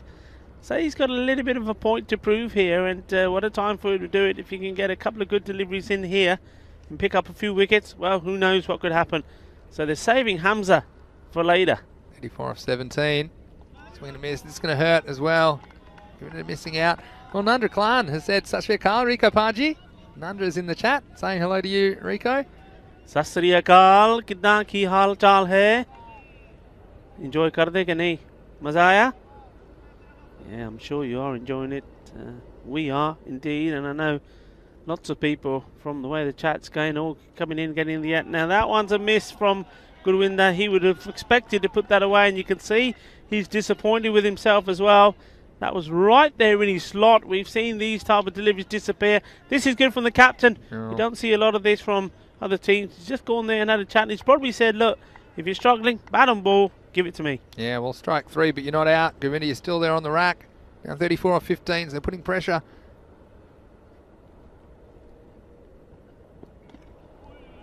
Be happy to be at the other end, but still only leaves 2 balls in this over. What an over it's been. Malik Mati Rahman, ... 1. Well, in the chat, Keanu said he's been out busy for a friend's birthday, but it's done in time. The final will be on soon. He's come back at a good time, he thinks. And Ali Jr. saying golden ball call. He's heard it, and Ali Jr.'s been desperate for a golden ball. He said he didn't quite catch the first one. We only had one this tournament. It was back in match 12 on day 3, but could we get one in the bronze final? Ooh, well, that's another one that somehow managed to evade the stumps. Well, how has it? And I think it's just a little inside edge that saved him in the end. But what an over this is. They needed 34 off the last 3 overs. There's only been 2 singles off this over, and the last ball's coming. And I feel like, well, Gurwinder, he's had enough. I think he's going big or he's going home. Let's see which one it is. Yeah, big shot here. He tries it. And that is the end of the over, and like you said, a very, very good one indeed. He had to come back strong, didn't he, Malikur Rahman? And he does, just a few runs from it, so the score moves on to 86, 2 wickets down. Yeah, huge, huge over for the bowling side. That's a magical over, only 3 off it. Didn't take a wicket, but Malik Mati Rahman, he's made this very difficult now. 86 the score. So 31 runs off the last 12 balls. And the other thing is Gurwinder, who's just fallen out of favour a little bit. He is going to be on strike. So I think the key here, you can't have dot balls if you're Gurwinder. I think with only 12 balls remaining, you've got to get your captain down there. And you don't want to sacrifice a wicket, but what's important, he doesn't miss out on this delivery. But I thought that one might be short as well.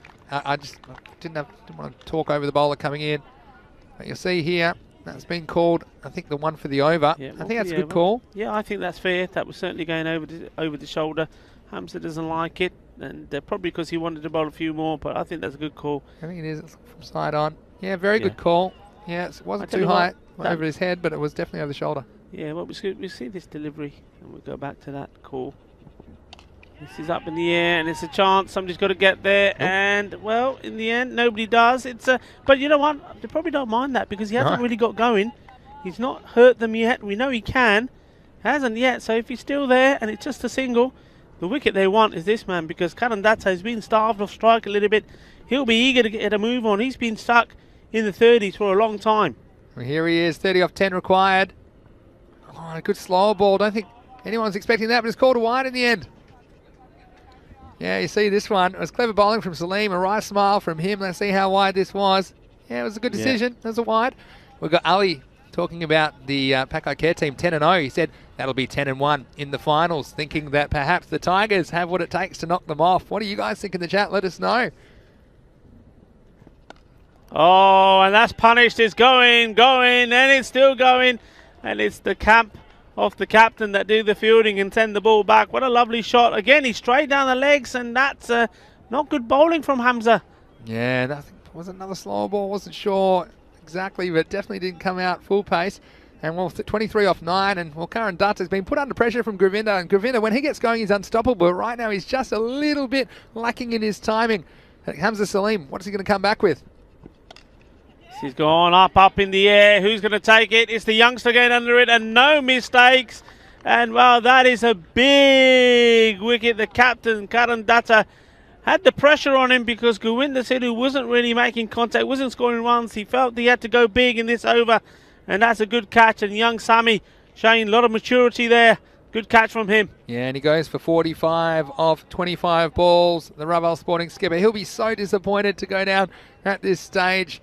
But like you said, nothing Nothing Govinda Sidhu can do at the moment to hit the ball the way that has been required of him. That's just cricket sometimes. And Hamza Salim, again, he's been clever. He's been held back this innings, hasn't he? Just bowling the 6th and now the 9th over. But he's been pretty clever with his variations, and he's able to put Badalona Shaheen in a great position to win this match now. Oh, that's a beauty. What a good delivery that is against Govinda Sidhu, you know. And, of course, let's face it, Vinny, these guys have been together. They've almost been living together, haven't they, here for 5 weeks. They all know each other's strengths. So they know that Govinda Sidhu, what he does, that he hits the ball big, hits sixes, but they just haven't given him the delivery to perform. Yeah, certainly true. But here's the last ball of the night. He's got to have a go.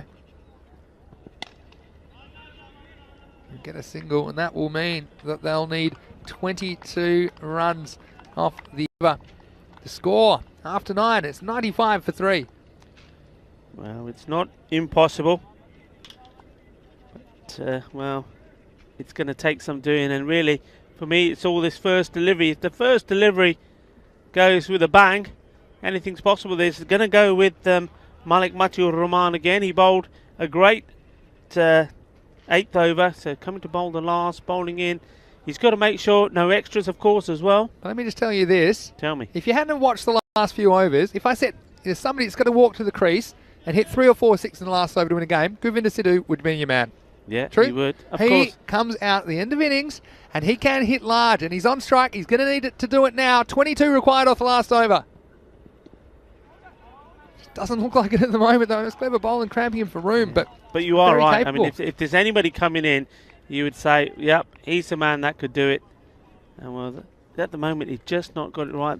I mean, that's good bowling again to him, isn't it? It's in between that area, between the pads and the bat. Is not giving him the room to play the shot in the arc. Now, maybe we'll see him give himself a little room here. He's got to try something. Maybe we'll just see him walk maybe towards the leg stump, give himself some room. No, it just gives it a big heave, and, well...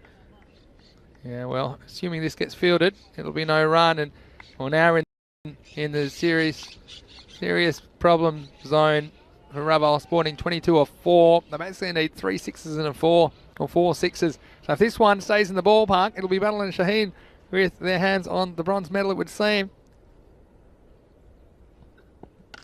Well, again, he hasn't quite got it. He's so upset, and I've got a feel for Govinda Sidhu as well, because he's had some moments in this series where he's been dynamic with the bat, but it just hasn't happened for him on this occasion, and now it looks like they're going to fall a little bit short in this chase.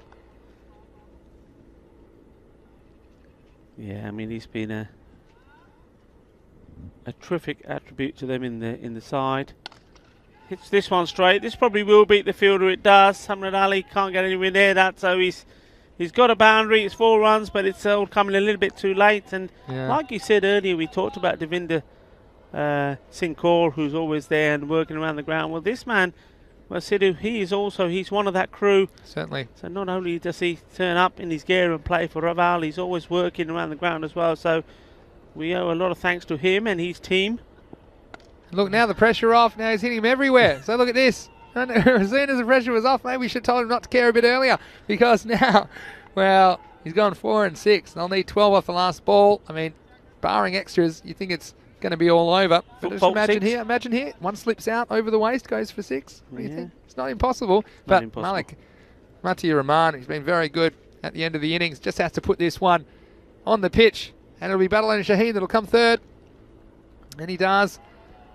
And, well, they're going to jog a single in the end. So the margin of victory, I believe it will be 10 runs in the end here in the 3rd place playoff for Bronz in match 123 of the Fancode European Cricket Series. Spain is Badalona Shaheen 116, Raval Sporting 106. Yeah, and congratulations to Badalona Shaheen. And they were really played off the park in the last game, and I was worried, wasn't I? I was saying, I don't think, because they're straight back on more or less, that they weren't going to be able to get themselves into good shape, to compose themselves, to motivate themselves to come out and play as positively as perhaps Raval Sporting would have. Raval Sporting was certainly up for it.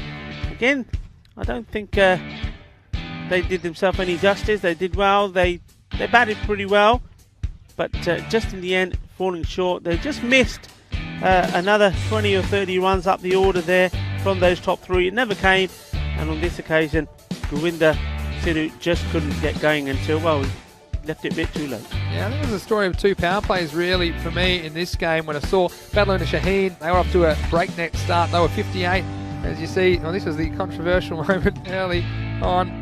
And we saw the batsmen trying hard for every run they could. And that was the moment. No one was chasing the ball. They were all beside themselves with laughter. The Badalona Shaheen players, one of the lighter moments. This one, well, I think you find was a bit closer than the umpire realised. Anyway, moving right along, we had, well, as I said, the tale of the 2 power plays for me. Badalona Shaheen scored 58 in theirs. Rudolph Sporting only able to score 40 in theirs. I say only, it's still a decent power play, but that is what set Badalona Shaheen up for that kind of a total win. Well, look, even though things didn't go all their way in the second half of the innings, and this one was a plum LBW, another good decision from the umpire, haven't they been so good in this series? And it's one thing to be given out, but to be given out by a smiling umpire, Rico, that's something else. Yes, and you know, I said to you something when we saw Badalona Shaheen playing before, and especially the spin bowler there and the captain, Dilawar, and I said, look around this ground. We see 2 numbers on opposite ends to where we are. Number 98, and who wears 98 on the back of their shirt? Dilawar Khan. And I think he's the man of the match, man of the moment here. He's bowled brilliantly, he's batted well, and he's led his team to the bronze final victory. He can be very, very proud of himself as well. We've certainly enjoyed watching Badalona Shaheen, as we have Raval Sporting, their journey along the way.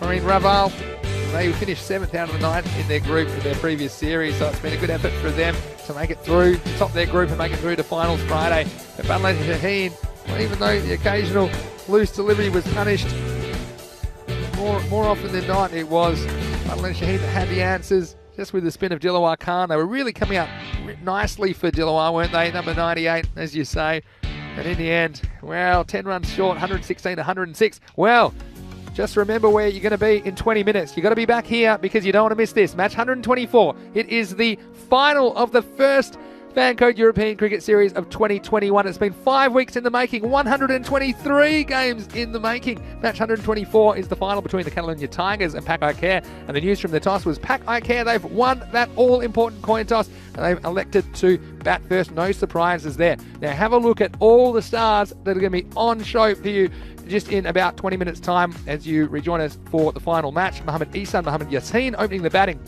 Also, they've got all these options, 6-7 hitters. You've got Jaffrey up there. You've got Mohammad Kamran as well that can go. You've got Shiraz Ahmed. You've got Mohammad Babar as well in that lineup. So all of these superstars of Pac Care, but Catalonia Tigers, don't count them out. I mean, how many can Yasser Ali Manstan, so Iqbal chase? That's the question as well. Saqib Latif is in there as well. Razak Ali, he can hit a long ball as well. And with their bowling, they'll be tested, of course. They're going to have to bowl first. Saeed Shirazi will be there. I mean, Asad Ali bowled very well earlier today. Zulkarnain Haider had a good hit out as well. We haven't seen too much of him, but he looked to be pretty good and effective early in the power play overs as well. But Rico, look at all these stars, both these teams. I think they are the 2 best teams. They're going to go head to head. They're going to fight it out for the trophy in just half an hour's time. Yeah, you know, if I was Catalonia Tigers, you know what I'd be worried about?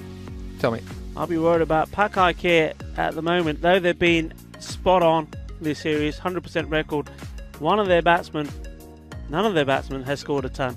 And I'm looking at the name right at the top of that list, Mohammad Ihsan. I looked at the way he performed earlier in that match. He just looked in awesome form, and that will be a worry. And supported well at the front there by Mohammad Yassin. The 2 of those, if they get going, well, there's going to be a huge chase. But I just got a feeling, you had that tingling feeling downstairs about the golden ball. I've got a feeling that there's going to be some big runs scored in this final. Well, you think it would be a batting heavy game, but again, Pac Care, they'll have to defend whatever they put on the board. I mean, we saw Pac Care go down for 69 as well earlier in the tournament. Yeah, going down for 69, something that you don't see very often in cricket, but there, well, they did it. But they were able to defend it. So Pac Care will think whatever they put on the board, they've got the bowlers to defend it as well. But one thing we can assure you is that it's going to be an outstanding display of cricketing entertainment, and it's only 20 minutes away, so please rejoin us here on the European Cricket Network in 20 minutes time. But before then, perhaps go and get a celebratory drink or perhaps a little snack, but make sure that you are in front of your screen in 20 minutes because you don't want to miss this.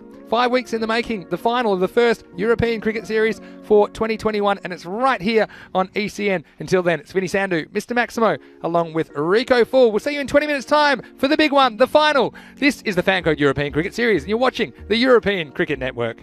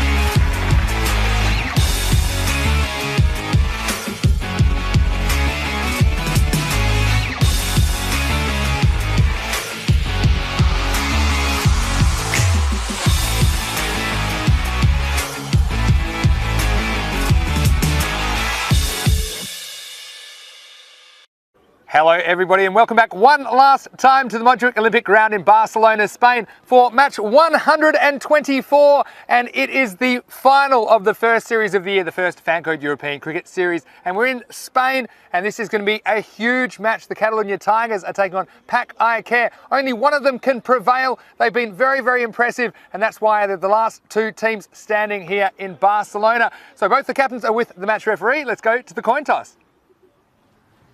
That is the call. That is there. So Park Eye Care won the toss. You're going to bat first. Park Eye Care won the toss and they're going to bat first. Well, the all-important coin toss, and it's Pac Care that win it, and of course they're going to bat first. Both these captains, I'm sure they wanted to bat first. Let's see if they can go big in the power play. Look, both these teams, they've got a galaxy of stars, probably too many for me to name here, and it's going to be a huge match. So 123 matches in the making. Who will be the first champion of the Fancode European Cricket Series in 2021? I can't wait to find out. Let's go over to you in the commentary box, Rico. Thank you. You can't wait. I can't wait either. It's going to be an epic final. It's going to be absolutely unbelievable. And I tell you what, we're going to have to wait for Mr. Maximo, because at the moment he's filling his face with some lovely zesty cake. Is that a little bit more birthday cake for Daniel Weston? He says yes, he's loving it. Well, I tell you what, we're going to miss those views. We certainly are. It's been absolutely fantastic to be here in Barcelona. We've had a fantastic 5 weeks. The cricket has been awesome. It's been action-packed. It's been a frenzy of entertainment. And you know what? We've made so many friends as well. And, well, it's going to be hard to say goodbye. It's going to be sad to say goodbye. But we're looking forward to going on our road trip to Italy as well. That's going to be awesome. And we know that we're going to make many, many more friends as we travel around. But I know we will be back to this beautiful setting, Barcelona and Montjuic, the Olympic ground, and well, we're surrounded by beauty here. The 1992 Olympics, as you will recall, was here. Lots of magical moments there, and one I want to share because I think this sums up sport, whatever sport you're playing in. And I think it's Derek Redmond there, the 1500 meters, I think it was. He was on the last 200 meters or so, and he pulls a hamstring and he goes down, and everybody is passing him. He was one of the favourites to win, and well, who comes on? His father. He wasn't allowed to come on. Somehow he avoided all the people patrolling, all the security, got out there, picked his son up, and together they finished the race. 1992 Olympics that was. He got a standing ovation as he went round, and that was the spirit of sport. And I tell you what, the spirit of sport here at this Montjuic ground in Barcelona has been absolutely fantastic. My thanks to all the captains, my thanks to all the teams for putting on a fantastic show, and also for doing it in such a lovely sporting manner. Thank you all very much. Now to the final. Catalonia Tigers are in the field. Looks to me like it's going to be Mohamed Kashif who's going to be doing the first bit of bowling, and no doubt there's going to be no change with the batting. I'm pretty sure it's going to be the openers, which is usually Mohamed Hishan, and he's got his batting partner back, Mohamed Yassin. Well, that's what I think. I will confirm that with you, of course, now. I'm just having a look out there. And yes, it is going to be Mohamed Ishan and Mohamed Yassin. Ishan is the right-hander, red helmet. And, well, I should have said it the other way around. It's the right-hander and the left-hander is on the strike. And what I was going to say, well, if you've got a black and white TV, the left-hander is going to be Yassin. Do you still have those black and white TVs? Have you finished eating your cake? Can I talk to you now? Yeah, you can talk to me. I'm ready. He hasn't. He's still got a bit. You've got a little bit on your microphone now. It's time to party. I knew that cake was waiting for me, and I was all over it. But, well, wherever you are around the world, get ready for some action. It's going to be a cricketing celebration here on the Spanish coastline in Barcelona. Match 124, the final. Here we go. It's Mohamed Kashif to bowl the first ball.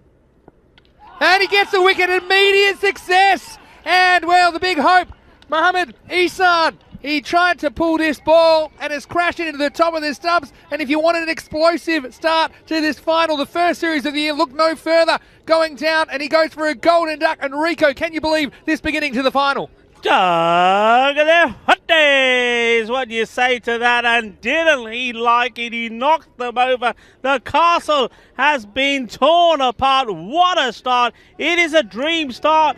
Well, I thought I was going to see this man maybe perform and score 100. Well, it's not 100 he got. It's a golden duck and it goes back. So somebody else is going to have to perform here today. Well, it's Mohamed Jaffrey coming out at number 3, and he's coming out after only 1 ball. And Pakai Care, can tell you, both these captains, they really wanted to bat first, and it was Pakai Care that won the coin toss. And of course, electing to bat, but Mohamed Ihsan, well, what a tournament he's had. Scored a lot of runs, but he's not going to score any in the final. He goes first ball, and a dream start for Mohamed Kashif, but now he has to bowl to the dangerous Mohamed Jaffrey. One down the leg side, and a bit of wicket keeping, and I've liked his work, Shazib Akram. Oh, I tell you what, that changes things a little bit, but the thing about this Pakai Care team, they have a lot of dangerous hitters, so with pretty much the whole 10 overs left, they could still do a lot of damage in this first innings. Yes, and of course there's a little bit of payback as well for Catalonia Tigers if they can. The last time these two teams met, Catalonia Tigers 94 for 6. Mohamed Kashif, he doing the job with the ball here. Did it with the bat. He made 30 of 17 balls. And he comes again. This one's overpitched slightly. The chase is on for the fielder, and he does the good stuff down on the long on boundary. Mustansa Iqbal, hasn't he been very good in the field as well? Mustansa Iqbal both on the ground and in the air, took an outstanding catch running with the fly of the ball earlier today. And again, the fielding will be so important as we try to split these two top teams in Barcelona. Yeah, so going back to that, Catalonia Tigers 94 for 6. Pakai Care 95 without loss, and it was Ishan, the man doing the damage, getting the runs in 4.2 overs. So that's what happened last time. Well, Ishan is not going to play much more part in this game, not with the bat anyway. He'll have to do it all when he's standing behind the stumps, the wicketkeeper Kashif, to bowl his first ball to Mohamed Yassin. Yassin, the left-hander, of course. Slight change of angle. Deep square leg in place for him. This one, first one's down leg side. Let's have a look at this field. They've got, interestingly, a deep backward point, the outfielder. So perhaps they think that's an area they can get Yassin. Flashing outside the off stump, perhaps was cutting away in the air. But yeah, so far, Kashif, dream start for the Tigers. Tigers out of the cage early on in this final. We certainly hope you're enjoying the action wherever you're watching around the world. It's wonderful to bring it to you here. Here's Mohamed Kashif again. It's going to be going down the leg side. It just can rattle you, doesn't it? And it's one thing to say, look, we're going to go out there and play our shots all the way, and it takes a lot of courage to do so, but when you see a wicket go down so early, how do you think these other two batsmen, do you think that'll affect the way that they're approaching this innings? I think they'll be a little bit more cautious. I think you've seen that from the person they've sent out. They've sent out Mohamed Jaffrey up early. A little bit of caution there. Could have gone with some of the bigger hitters. Yeah, that's going to affect them. And that's a big wicket. He's been scoring stat loads of runs. This one, well, it's going to get 4. And just erring in his line a little bit, Mohamed Kashif. And the fine leg, well, he wasn't on the boundary. I think he might be there now. This one, just a little bit bat on it. All that was required, glanced away. And as soon as you beat that man, Mohamed Amagan Khan, it is, in the circle, it's going to run away for a boundary. So we have the first boundary of the final. Yeah, and you see that change straight away. So the man who was right on the boundary at the point has come up into the ring. Well, no, he hasn't. They've gone back. They've reverted back to it. They did put the fine man double fine switch leg back, but they've switched him back. I'm going to talk about this in a second. That was a bit amusing, actually, how that played out. But Mohamed Kashif, he's the one. He has to get outside the off stump. Next ball.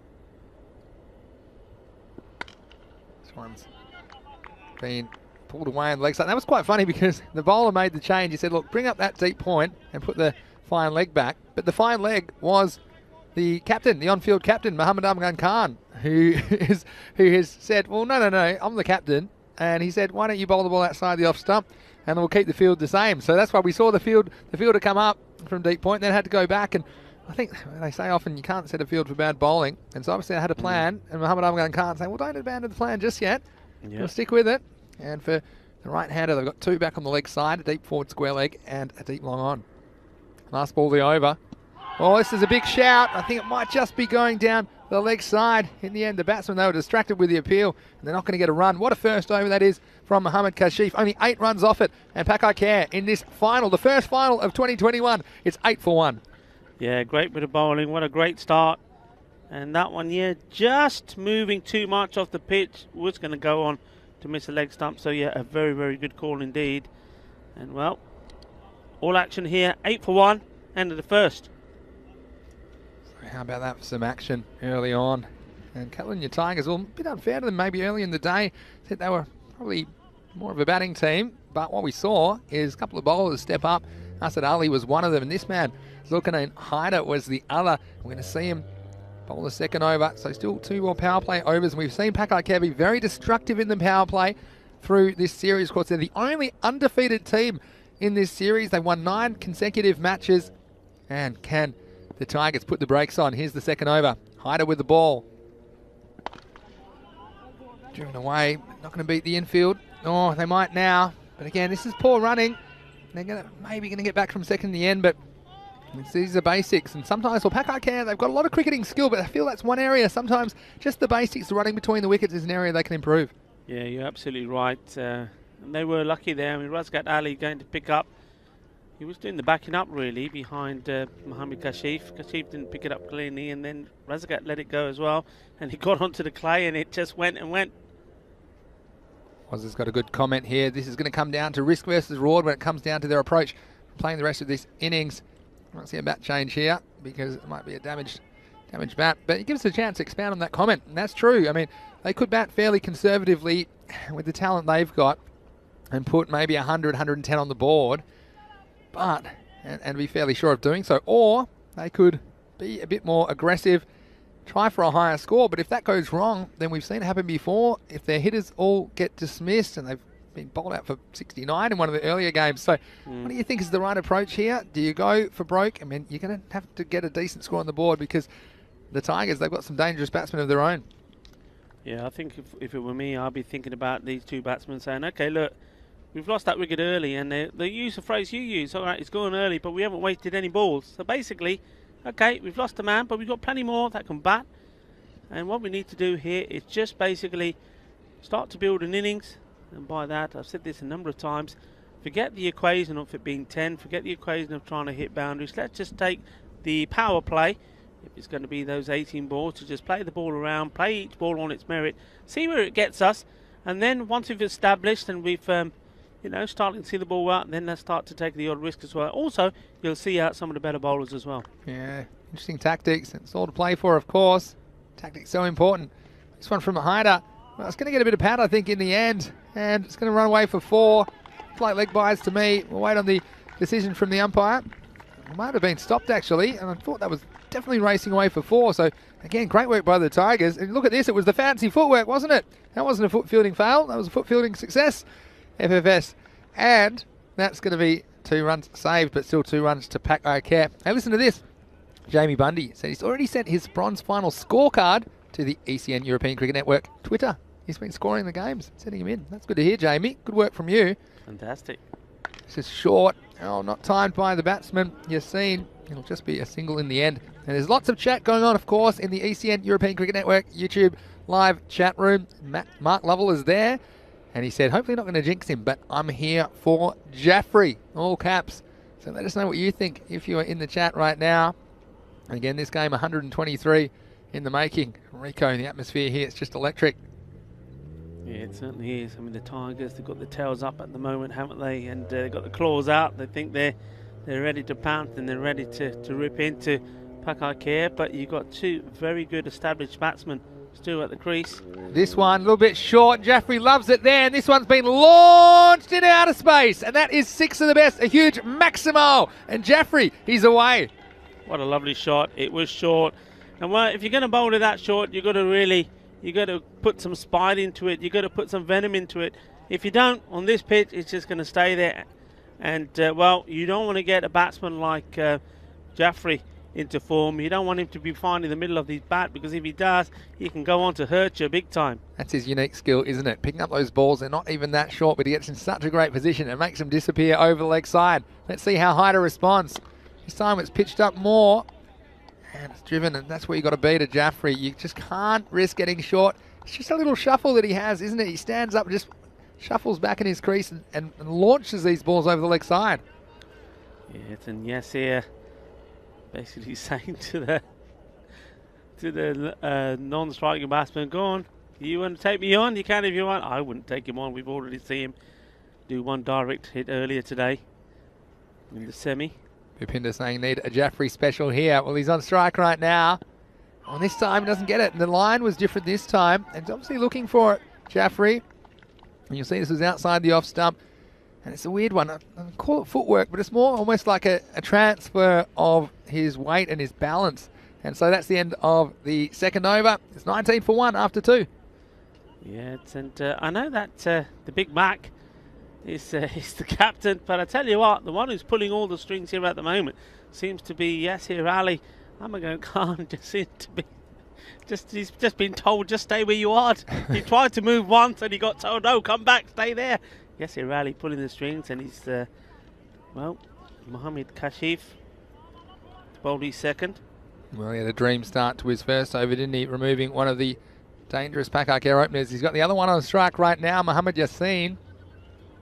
And, well, it'd be a dream if he could get both. They've got 2 back on the leg side now for Mohammad Yassin. He's coming around the wicket, Kashif, so he'll be angling into the left-hander. Let's see what happens. Third over. Oh, makes a bit of a move down the wicket, turn it into a full toss. A nice piece of footwork, and Quattro Caderas, 4 runs to Pakak. Nice bit of batting there from the opener.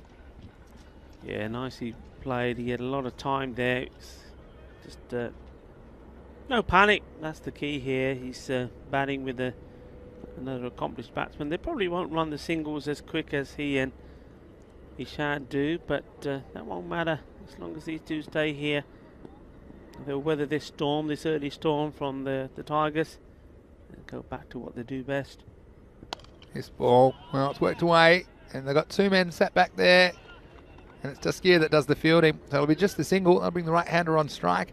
Yeah, the fielding's so important as well, Rico, isn't it? And we talked about it all through this series and all the way back from the first day of play this year. We talked about the fielding and how much it's improved and how much these players have worked on their fielding. And you see, well, the cream of the crop here, you don't see too many foot fielding fails or anything like that when you've got teams of this calibre. And the catching is going to be so important, of course, in removing these dangerous batsmen.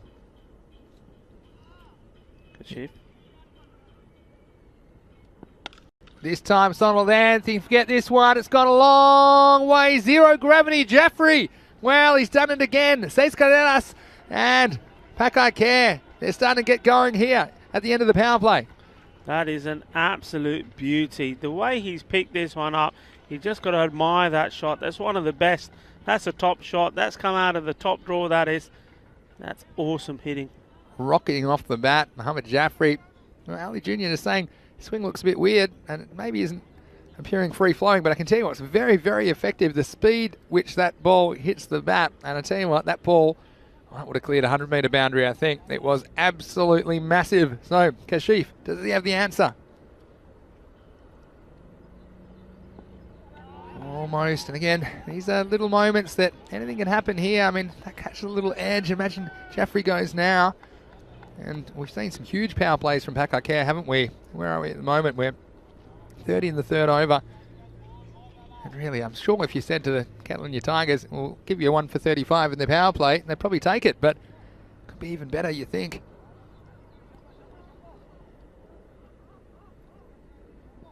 Jaffrey, what's on his mind now? Will he target that leg side?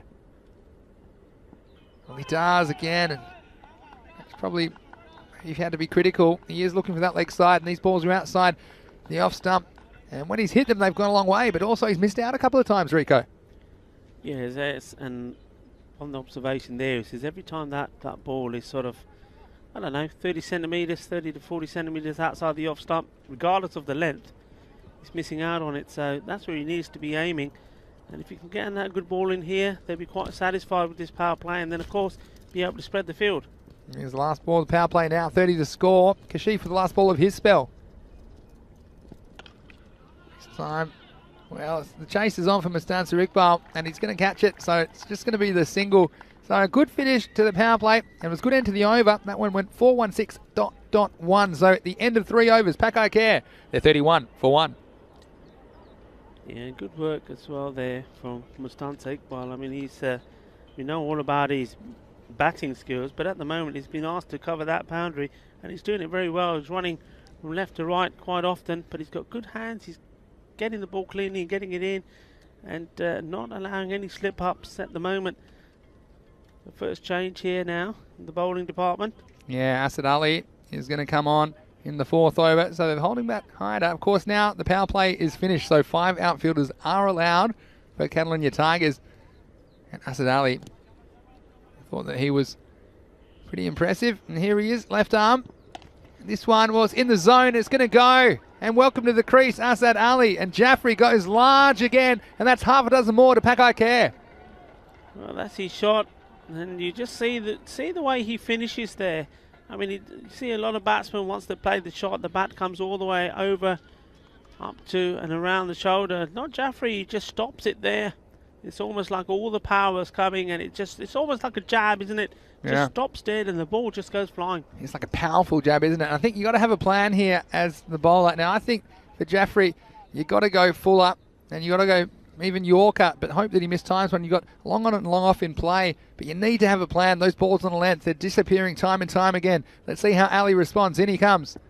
Oh, this is short again, and he hasn't learned his lesson. This has gone all the way. Maximo! And 6 more to Pakai Care. Shaba from the bat off Mohammed Jaffrey. Yep, they're not learning. They're bowling short. You bowl short. He's going to punish it. He's going to put it away. And the left armour here, he's got to be thinking about going across the body of Jaffrey, getting that ball to angle across him, getting in the position of round about the first slip area. That's what he's got to be looking. Well, that's 2 and 2. Here's Asad Ali again. Oh, and he's going to go for 6 more. And again, it was too short. You can't give him the length because he'll put some length on it himself. And 6, 6, 6, 3 in a row for Mohammed Jaffrey. Well, it's party time here. It's raining sixes. Patake chalpe final de beche hai final. Final the European Cricket Series, and at the moment in this final, Mohammed Jaffrey is hitting the ball big. Well, you can't give him any length to work with. Asad Ali, he's gone for 3 big maximos. 4th ball of the over. Oh, again, trying again. This is what he needs to do. And he just hasn't executed his plan. Look, I'm sure he wasn't trying to bowl short to Mohammed Jaffrey. Now, that's what happened. 3 times in a row he disappeared. But again, this innings has had a momentum shift. At the moment, it's all Pakai Care. But again, a wicket can change everything. What can Asad Ali do? Oh, this is short again. It's hit flat, but it's hit into the gap. And this time it's 1 bounce over the boundary and 4 runs. Wow, this over 666.4. And already it's a magical over here in the 4th for Pakai Care. Yeah, he's leading the charge. He won't need reminding of a semi-final. The last semi-final you played here, he went first ball, Golden Duck. And he put that behind him with a little knock earlier today, and now he's here to impress. Last ball of the over. This is pitched up, and this is the chance. It's Iqbal, and he holds on. And it is the full ball that gets the wicket in the end. And Jaffrey, all he's done is popped up a catch to the long on fielder. And Iqbal, well, he had to hold on. It's been a very, very expensive over for Asad Ali. It's gone for 22, but he does pick up the big wicket of Jaffrey off the final delivery. Yeah, that was huge. And, well, it's almost one of those, isn't it? We talked about, well, would you take so many runs, 30-odd runs at the end of the power play for 1 wicket? Yes, you would. Well, would you take Mohammed Jaffrey out for 36? Yes, you would, because he could go on, especially in the form he was there. Just got a lot of big runs. Now, this is important now. Still got the likes of Yasser Ali can bowl. They're going for Shirazi now, a bit more experience, wicket-to-wicket bowling. But once more, it's just bowling the ball at the right spot. Outside the off stump, he didn't hit one. Right pitched up, the first Yorker delivery straight into the hands of the very, very safe Mustanza Iqbal. Yeah, it was a big catch, the big moment. He'd be a good fielder, but you have to do it under pressure. There certainly was pressure on that because Jaffrey was making balls disappear like David Copperfield here in the final. It's going to be Syed Shirazi to bowl the next over, the 5th one of the innings. Left-hander to left-hander. Well, Rico will come back to that in a second, but that's a huge moment in this match. It's Mohamed Babar who has joined Yassine at the crease at the non-strikers end at the moment. Next one was officially played, and the chase is on from Mustanza Iqbal. And in the end, well, it's going to be a foot fielding fail because he got some foot on it. Unfortunately, it spun back into the rope. So 4 runs for Pakai Care. Yeah, I mean, he covered a lot of ground, didn't he, Constanza? Doing a lot of running, and he's could have done himself a little bit of injury there. He's still off the field. He has done himself an injury. Now this they do not need. This is very, very important. I think we see him stopping the ball. I don't know if we can see that again. Now, I wonder if that was a... Let's see what he's done here, because perhaps it was a hamstring or something like that, or is it when he actually steps on the ball? Let's have a look here. And it wasn't. It was that extra stretch to get the foot on the ball, and I think he might just have a bit of a hamstring complaint, and he's going to go off, and well, Gulam Sawa, who has a bit of an injury himself, he's acting as 12th man. He'll come onto the field, and he's their regular captain. So Iqbal, hopefully he's all right for the Tigers. They'd hate to lose him because he'll be instrumental in this run chase. So things happening all the time, and we promise you action. We're definitely delivering here on ECN in this big match, the final in Barcelona. Next one's dragged away, but there's protection on the leg side. It'll just be the single. And Rika, I know what you're thinking, but you can say it. What's that? You're going to say it? What am I going to say? You say, Vinny, you're a genius. How do you get Jaffrey out? So pitch it up, get outside the off stump, get him on the front foot. You got a long on and long off in place, and that's exactly what happened. So thanks for that, Rika. You're absolutely right. And you know what? I've waited 5 weeks for you to get a prediction right. Everything you've touched it's not happened. Every time you come into this state, you've got a wicket. But that's the only Jeffrey one thing started that it you all. did. Jeffrey started it all off, and I said he got 100. He got out the very next ball. Anyway, look, it's Bubba on strike now. Here's Saeed Shirazi. Oh, this is launched. It's very high. And I think it's going to go all the way. The fielder is going back. Oh, it's a very, very good job, but I think he might have already been over the line. And yes, it's called 6 by the umpire. And well, it was a really good effort from Zulkarnain Haider at deep mid wicket. Watch him go back, and he did everything he could to stay in the field of play. But you see, he just ends up here. And well, that to me was a good. Well, his feet were up in the air when he got his first point of contact, I think, with the ball has to be before you've touched out of bounds. I think that's the rule there, I believe.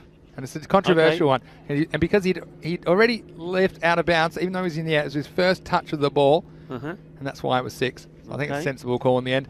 Saeed Shirazi this time, it's going to be cut away, just the single. But all action all the time. We talked about it, Rico. This final's definitely delivering.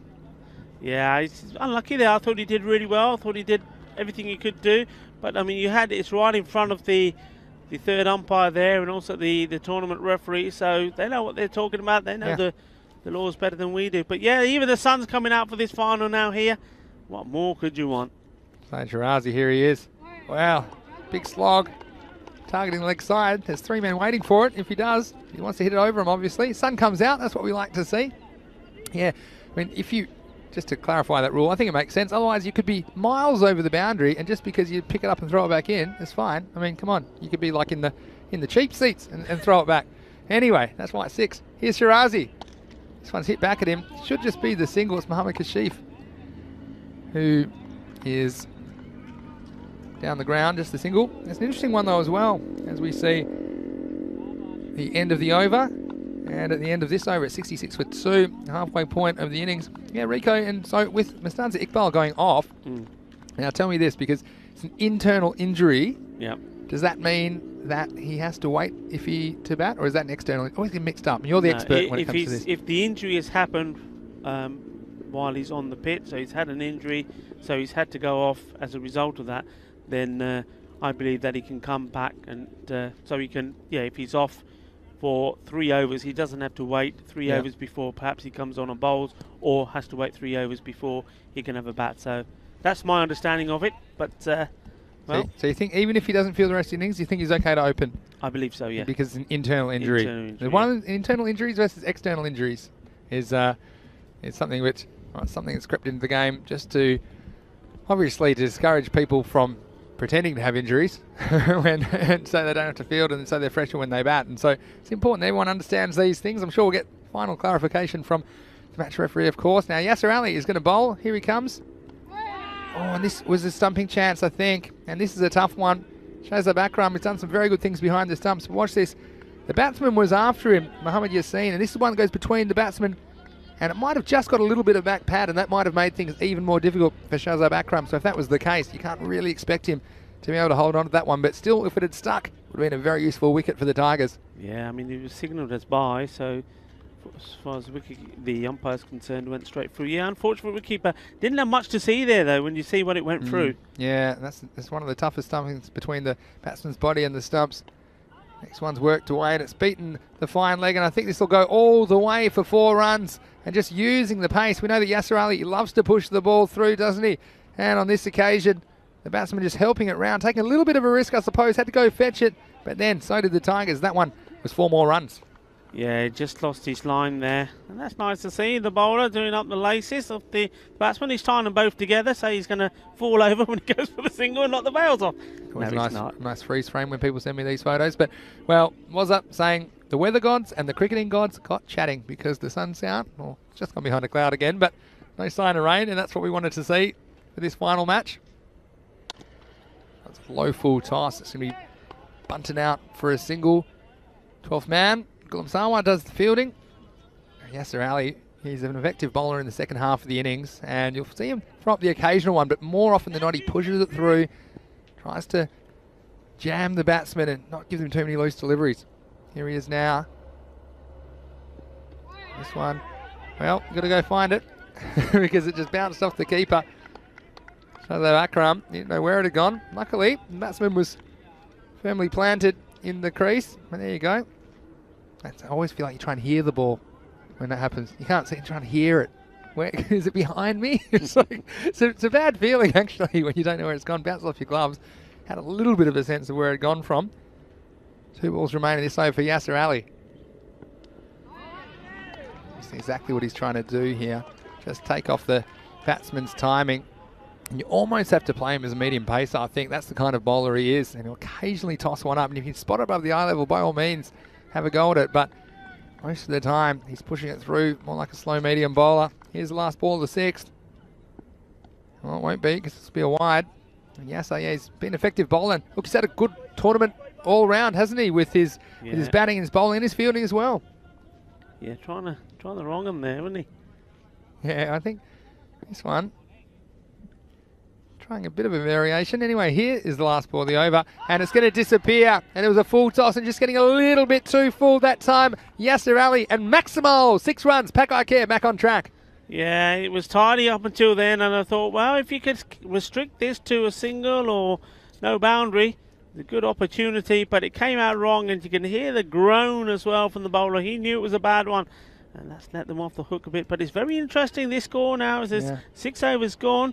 It's your check-in time, 79 for 2. Well, here's Mr. Maximo's 6-over check-in, 79 for 2. Well, I normally start at 10s, but I think with 8 wickets in hand and the kind of explosivity of this lineup, I think they're probably looking for 11 or 12. Let's go 12s.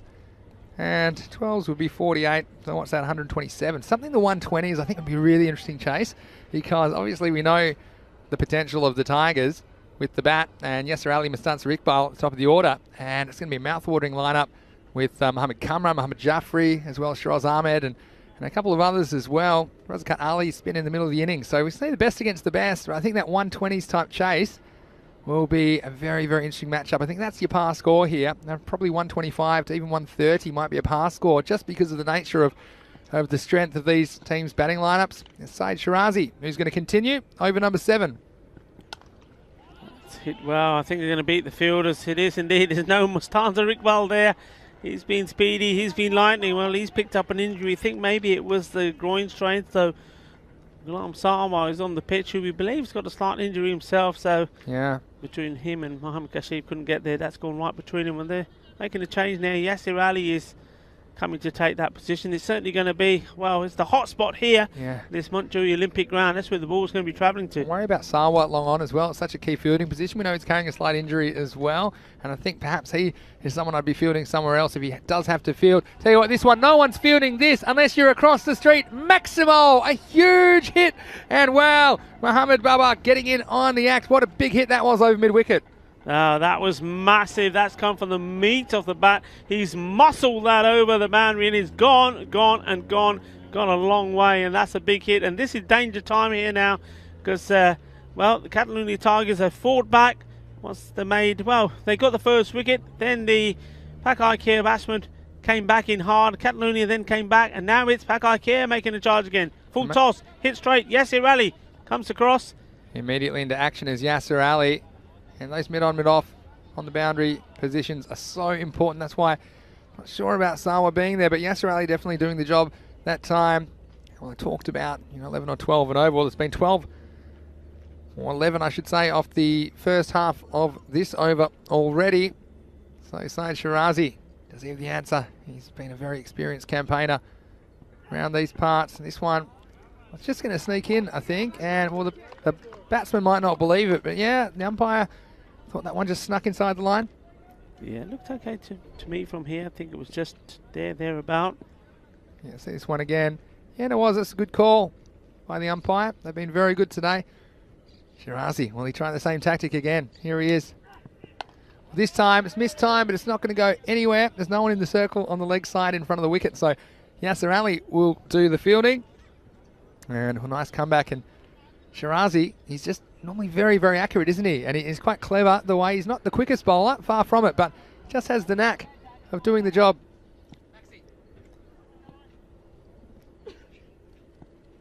Last ball, the 7th. This one's up, it's in the air, it's going to be away from everybody. And I think that might have gone all the way. No, in fact, it's just bounced inside the field of play, so that'll be 4 runs to finish the over. Pretty good one in the end for Pakai Care. There were 16 off it. The score, 95 for 2. 3 overs to go.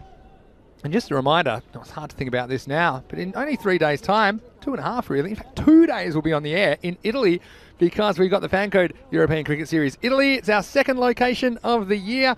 It's going to be great to be there over 5 weeks. You can see there on the map where we'll be going. Rico and I, we bring you all the action over the next 5 weeks, Monday to Saturday, 4 games every day beginning Monday the 15th of March, so it's not too far away. Also, don't forget, we've got the bonus content on Sunday of the Women's T20 final, and on Sunday, we're coming to you from 10:30 a.m. GMT, which is 11:30 in Europe, and it's 4 p.m.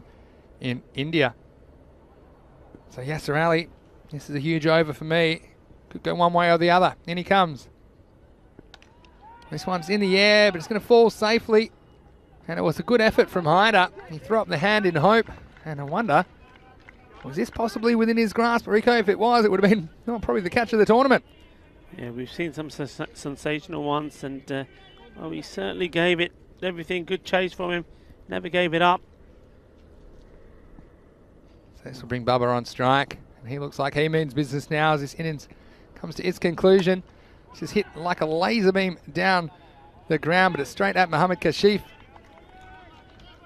And that's the danger of these Pakai Care batsmen, is you get 1 or 2, but all of them are very capable of clearing the boundaries and doing it authoritatively. Yeah, seeing the big wicket at the moment. Left-hander on strike to Yasser Ali. Well, he tries and just gets a thick under edge. The field well placed.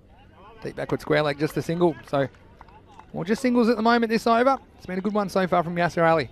Yeah, it's one of those, and they need a good one just to stop the flow of boundaries, and to get one in, it can make a huge difference to where this score ends up. Still 2 overs to go after this one.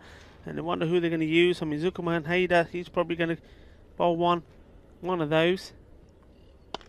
This time it turns out as a low full toss and a good bit of fielding. That's how to do it. Saeed Shirazi getting his body down, putting it on the line. That's what it's all about here in the final match. 124, 5 weeks all led up to this moment. Every stop, every run important, every ball, there's a story to be told. Yasser Ali, again, keeping it to a single in what's been a very good over for the Tigers, but can he keep it up? He's got the dangerous Mohammad Yassin on strike. This time he goes, it's not going to carry. Willem Sawa just taking on the bounce. Now again, we've got 5 consecutive singles, and what an over this has been from Yasser Ali. Yeah, it's been quality bowling against 2 very good, strong batsmen. Now, I just get the feeling here Mohammad Baba will definitely go for this. He's going to take it on. Remember, he's still got Mohammad Cameron sitting there to come in. He can hit big. So one of these 2 is going to have to start taking it on. He's gone for it. He's hit it hard.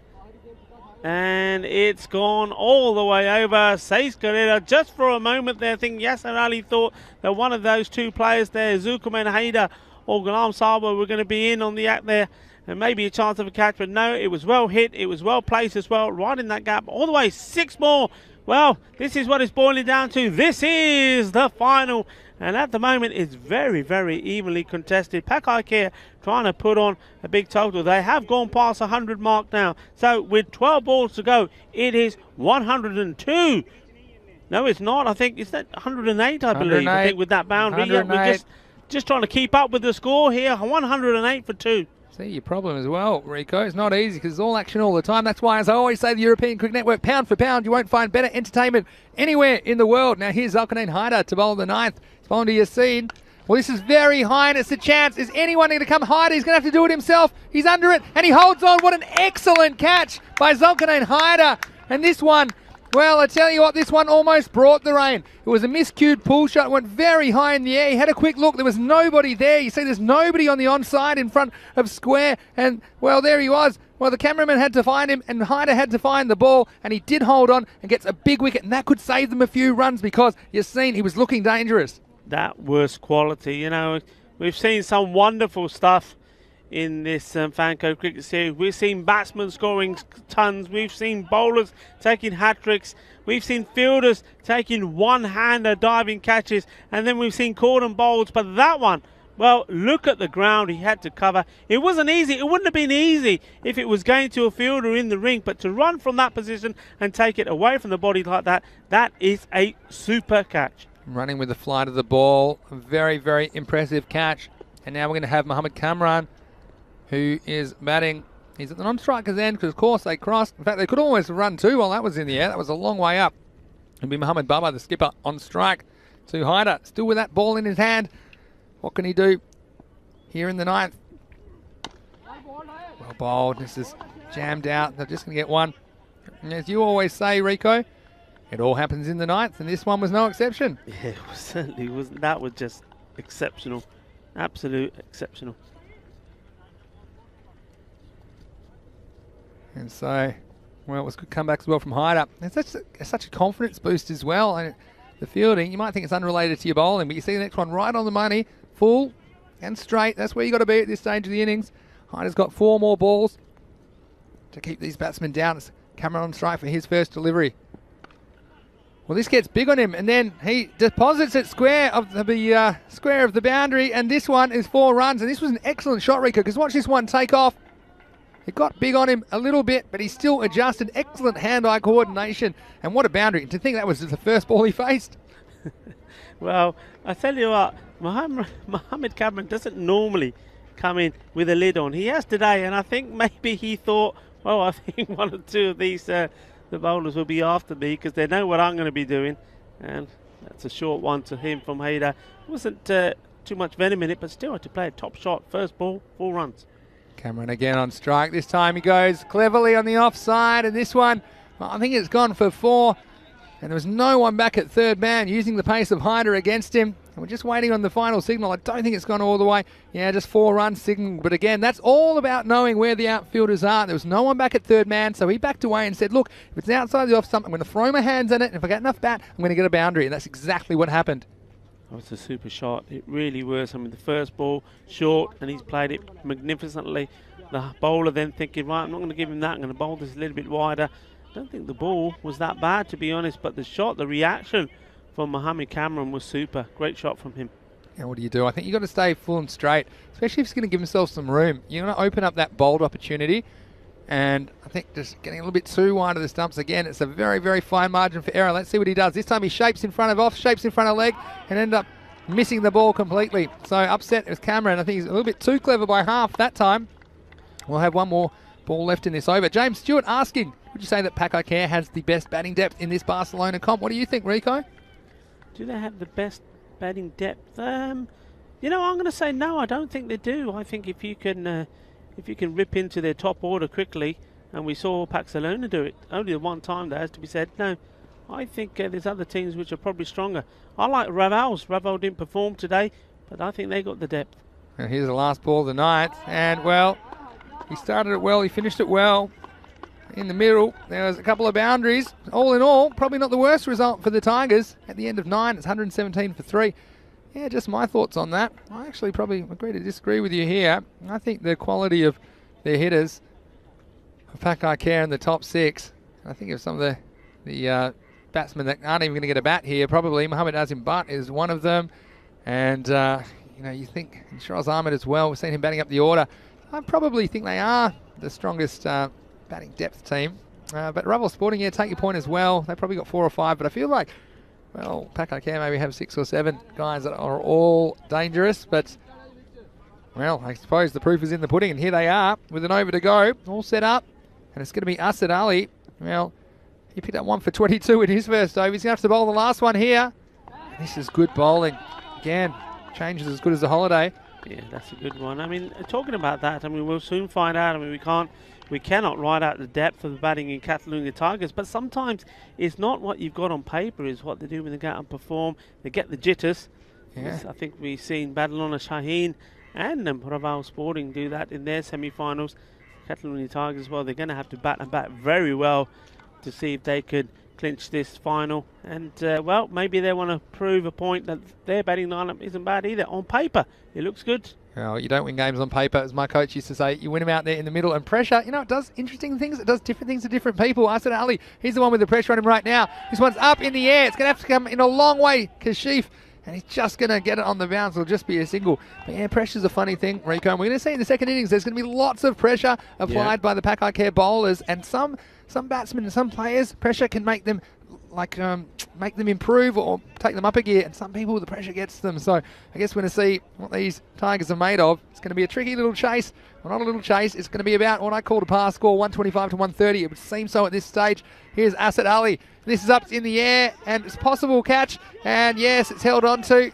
So looks like the Big Mac getting under that one, and that's the end of Mohamed Kamran.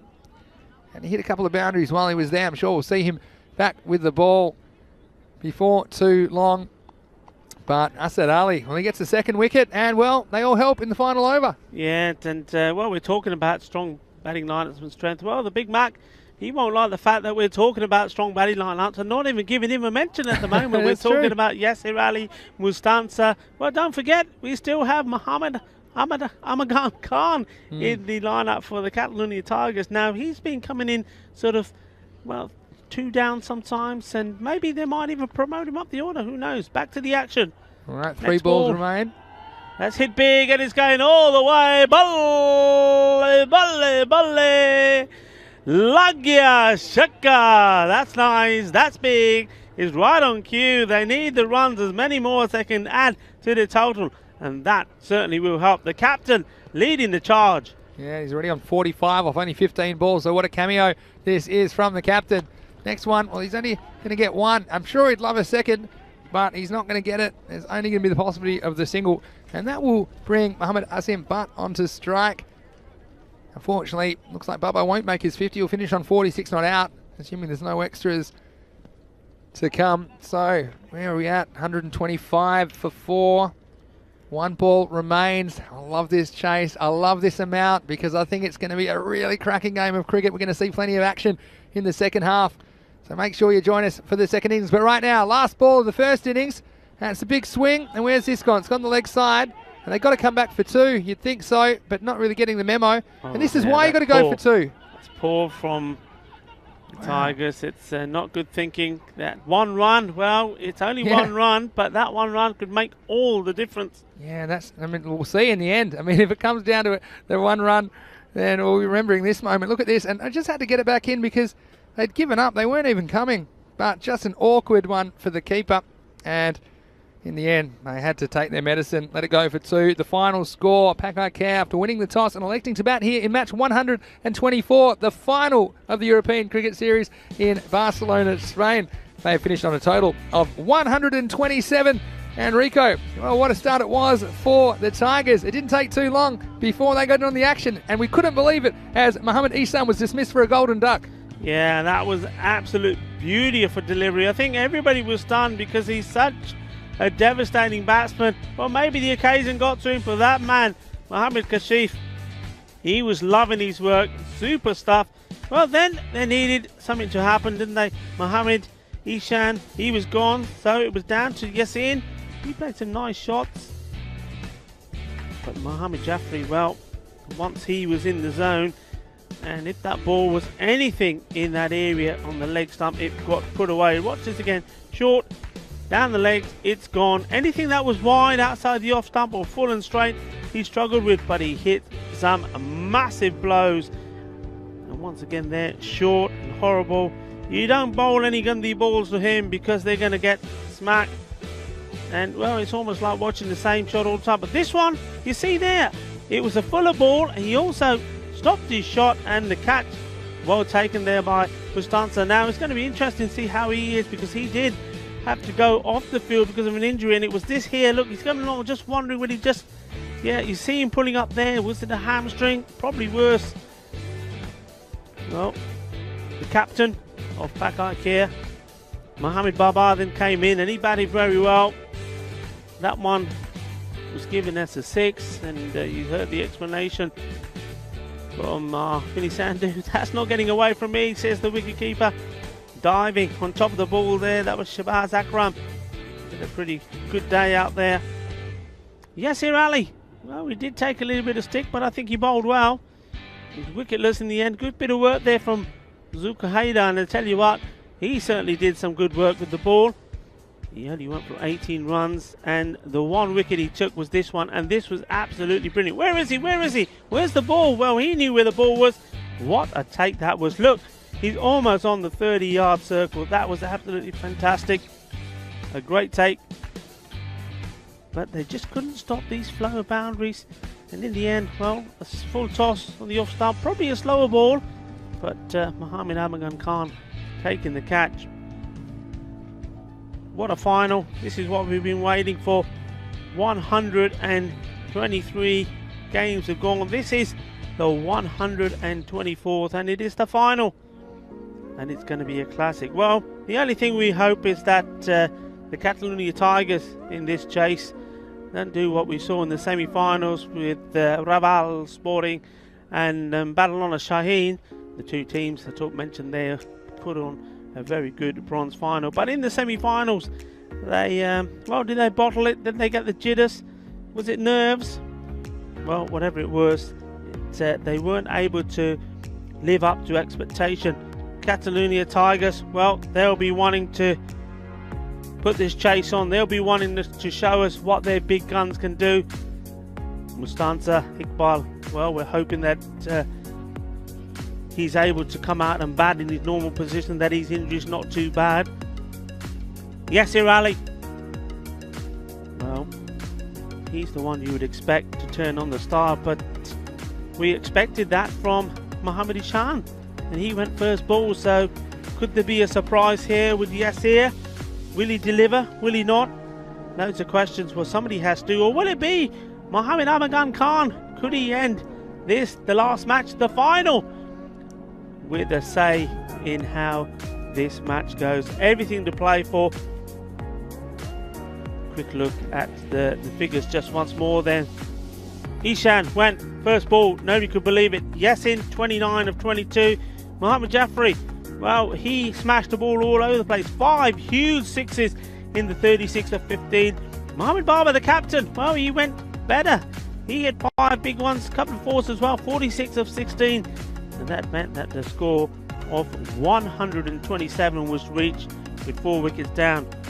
The bowlers, well, Catalonia, a quick look there. Well, fairly respectable all the way through. Kashif was good, that prized wicket. Haida bowled very, very well. What a catch he took, caught and bowled. Asad Ali, a little bit expensive at his first, but came back well. The other 2 bowlers were Saad Shirazi. He can bowl better, lost his line a little bit. Yasir Ali was magnificent, didn't take a wicket, but did contain. It's set up for an exciting chase. We're going to take a very short break, and myself and Mr. Maximo will be back to tell you how this chase goes, and we think it's going to be an absolute blinder. Join us back in a couple of minutes.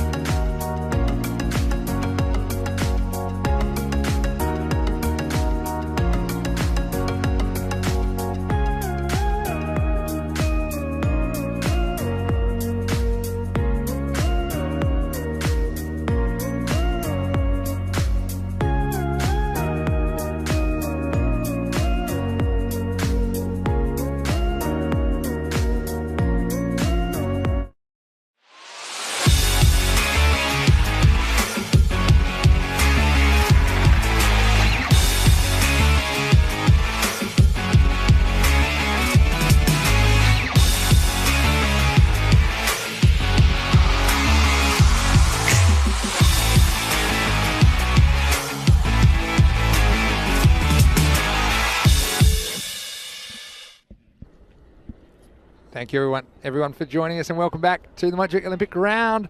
We are in the midst of the final. It's match 124 of the first Fancode European Cricket Series of the year. It's Vinny Sandhu, Mr. Maximo in the box with you for this one. And we saw Pakai Care winning the toss, and they elected to bat, and they put on 127 runs in their 10 overs. And it's a very, very interesting target. And, well, we're going to see if the Tigers can take the trophy. If they're going to do that, they're going to need these 128 runs. And I'm joined in the commentary box, as always. And thank you again for your wonderful commentary and insights over the past 5 weeks. Rico Full. And Rico, aren't we all set up for a thrilling finale to this 5 weeks in Barcelona? Yeah, it's going to be a thriller, no doubt about it. And, well, we got the 2 best teams. I think overall nobody could really complain about that. 2 best teams off this Fancode European Cricket Series, playing it out in the final, battling it out, and it's going to be a battle because Pakai Care, they had to fight pretty hard, and they managed to get to 127 off their 10 overs. They're losing 4 wickets, and now we're going to see how the Catalonia Tigers can reply. And we've got the man we were talking about. He was probably thinking about us when he took that cat, saying, well, why are they talking about me in the batting? Well, Mohammad Amagan Khan, can he coming in here as the opening batsman at the non-strikers end at the moment with Yasir Ali on strike? Can he put a score on the board here and get, well, he's rivals because he normally does play, of course, for Catalonia, but he and Yasir Ali both are, will know each other very well. They've probably batted very well together before, so this is an opportunity for them to perform. And can they bring the victory to Catalonia Tigers in this, the first Fancode European Cricket Final? Well, so I think you're exactly right about them knowing each other. And we're just about to get going now. I've got some big news about Mustansir Iqbal. And exactly, he did have an internal injury. You saw him pulling up, trying to stop a ball on the boundary. Gives you more details after this. But here's the first ball of the second innings from Mohammad Jaffrey. Bowling to Yasir Ali. It's a beautiful shot through the offside. That may beat the field. It'll get through. The chase is on. And, well, in the end, it's just going to pull up centimetres inside the line. The chase was on Mohammad Yassin. He was the one doing the chasing. So they start with 2 runs. And I can tell you, because it was an internal injury, and we'll explain this a bit more during the over, he was off the field for 23 minutes. It means he cannot bat for the first 23 minutes, which is basically the first 5 overs of this chase. And the reason is, well, internal injuries, they're treated a bit differently from external injuries. Come back to that in a second. But first, here's Jaffrey to Yasir Ali. That's a good ball, and beaten outside the off stump. Yeah, so for example, if he'd taken a ball to the face, or if he'd broken a finger or something like that, something very obviously an external injury, or somehow had some sort of wound or something like that, then he would be able to resume straight away as soon as he was fit. But any internal injuries, I suppose this is because only the player knows if they have an internal injury or not, but they're treated slightly differently, so he won't be able to bat until the 23-minute mark of this innings. So he'd normally be opening, but instead Mohammad Amagan Khan is there, but he's at the non-strikers end at the moment. Well, this time it's up, it's high, it's miles in the air. It's not a bird, it's a plane, it's a Maximo. And Yasir Ali, well, maybe he's the man to step up, and he's done it before, and at the moment he's doing it for the Tigers. What a top shot that was. Well, I was worried about our cameraman Richard up there for a minute, because that was dead straight again, heading to the scaffolding tower where the cameras are. But he's okay. He's given me a nod to say, I'm fine, don't worry. Well, he was being attacked by the bees the other day. Today is by the kookaburras. But he said, what a top shot that was, and that will certainly take a little bit of tension off Yasir Ali. Well, how about that? Shubdeep Deb from Men in Blue saying it's weird. I prefer ECS final over the India-England T20. Funny that. I don't think that's weird at all. And quite a few people agreeing. Of course, if you're here, we're so glad that you're with us on the European Cricket Network today. Jaffrey, he won't like that. How will he respond? On to Yasir Ali. It's worked off the pads. It'll just be a single. I have to say the Tigers, I thought they fielded very well. And especially those awkward ones on the boundary. We've seen they slip through on occasions, but they pretty much stopped everything that came their way. And they held their catches. Pakai Care will have to do the same if they're going to defend this total of 127. So Mohammad Amagan Khan, the Big Mac, he's taking his guard to receive his first delivery. He had a nice little roll with the bat today. He's been out there, he's played some nice shots, so he'll be hoping to carry on and go big from there. Here he is. He'll enjoy the new ball, but Jaffrey's the one holding it right now. A little bit of a mistimed drive down the ground, but yeah, Mohammad Amagan Khan, He is a regular opener as well. Of course, we've seen him batting at number 3 in this series with Mustafa Iqbal and Yasser Ali doing the job at the top of the order, but I don't think he'll mind opening at all. I think sometimes he likes that new ball feeling, and well, he's broken his bat, so that one's only survived 1 ball. That will be run out from in a moment, I'm sure, but yeah, these two, like you say, they know each other really well, and you just wonder if they're a good combination to start this chase for the Tigers. Well, this one, well, it's whipped away off the legs, and again, Yasser Ali making the running. We saw him in very, very good form in the earlier match today, and it's good footwork, and this time, well, takes a lot of courage to get the front foot to a bowler like Jaffrey. He did it, and he executed the shot beautifully to finish the over, and it's 14 for no loss after the end of the first over. Yeah, that's a good start, and that's what they would have wanted, anything over 10, and that was a beautiful shot, and he's played 2 nice ones there, 10 off boundaries, both from the bat of Yasser. And that last one there, just straying. I think just the effort ball perhaps from Jaffrey, trying too much and being negotiated well. And now it's the chance of Mohammed Kamran. And no doubt he's saving his best for the final. Well, this is the contest that we want to see as well. Mohammed Kamran against these openers. Just a reminder, if you just joined us, that we won't be seeing Mustafa Iqbal batting because of his injury. It took him off the field midway through the innings, and we won't see him until, I'll make it about another 20 minutes, so probably around the midway point of this innings. But still, if these two can get the job done, put them in a winning position, he could come in and finish it off, assuming he's fit, of course, to bat. Yeah. We don't even know that. Mohammed Kamran, in he comes. This one was slightly short of a length, pulled away by the Big Mac. And he has to get his skates on. Oh, that might have been very close. On the back foot, bright smile from Muhammad Afghan Khan, one of the most popular players in the whole country. There's a nice bit of fielding, though, from Shiraz Ahmed. But this is the contest. I think it's the best against the best for me, Rico. It's Mohammed Kamran against Yasser Ali. What will the tactics be, and what are we going to see? Well, he's taking his jacket off, so he's certainly warmed up now. So what's this first one going to be? You know, if he was smart, knowing that everybody's thinking, is it going to be short, the York or whatever, he'd try the slower ball. Let's see. Well, I think when you're Mohammed Kamran, you can send him down 136, 138 kilometres an hour. I don't think I'll be using the slower ball. Well, let's see. Yasser Ali on strike. Here's Kamran. Well, it is short and it's put away, but there's a fielder back there on the, well, it's a wide fine leg, I suppose, and Yasser Ali's upset with himself. It just shows you that's good field placement and good work by the Pakai Care skipper to have a man there. Yeah, sort of on the backward square leg boundary, isn't he? Just patrolling that area. He's the only man out there at the moment because it is the, of course, we're inside the power play, just 2 allowed out. The other man is third man. Khan on strike this time. Dug in short, it's not going anywhere. You see, Mohammed Afghan Khan seems to prefer the pull stroke. I think it could be a bit of a concern because they have the third man in place as well. So that's the kind of a ball, I suppose you could try and pull it or cut it. The cut shot's a bit easier because you have a bit more time to let the ball come to you, but the pull stroke, you have to be through yourself, through your hands through the ball a little bit quicker, and that's why you saw he's a little bit late on that. Kamran digging in short to the stand-in skipper from the Tigers, Mohammed Afghan Khan on strike. Oh, this one's up in the air, but I think it might go, and it might go all the way. We'll have a look, and it might have just bounced. It's a long way from us. In the end, it'll be 4 runs, and well, this is the thing when you bowl fast, they fly off the bat fast, and this one, well, it's gone right behind the batsman, but they'll take the boundary anyway, the Tigers. Yeah, you probably don't see that on the camera, but that's as Mohammed Afghan Khan walked back, he said a few words to Cameron now. You say sometimes that, I mean, in the contest, I like the contest. I don't like the fact that the Big Mac is not wearing a helmet. I prefer all batsmen to wear a helmet. But anyway, he's taking him on. Well, what's going to come back with now? Kamran goes short again, this time no contact.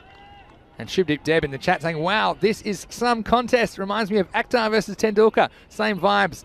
Kami versus Yasser Ali. What do you think about that? Well, this time Kami is the man who says a few words to Mohammed Afghan Khan. And he's, well, Mohammed Yassin is having a few words in his ear as well, probably giving him some ideas. I don't think it matters. I think Mohammed Kamran, he's an experienced campaigner and a very good one as that. He knows exactly what he's trying to do here. And he comes again. Last ball of the over.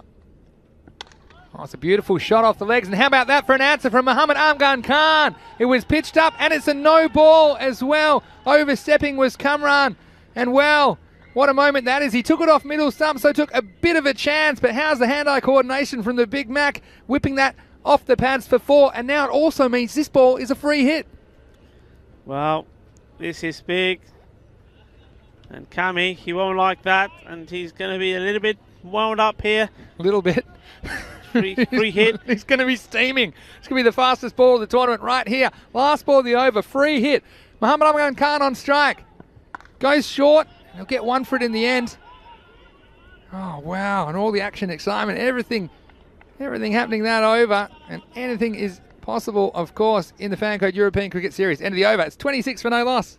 Yeah, I'm liking the contest. And I'm liking the fact that Mohamed Amagan Khan is just shaping up to and saying, yeah, bring it on. I don't mind. You want to bang it in short, bang it in short.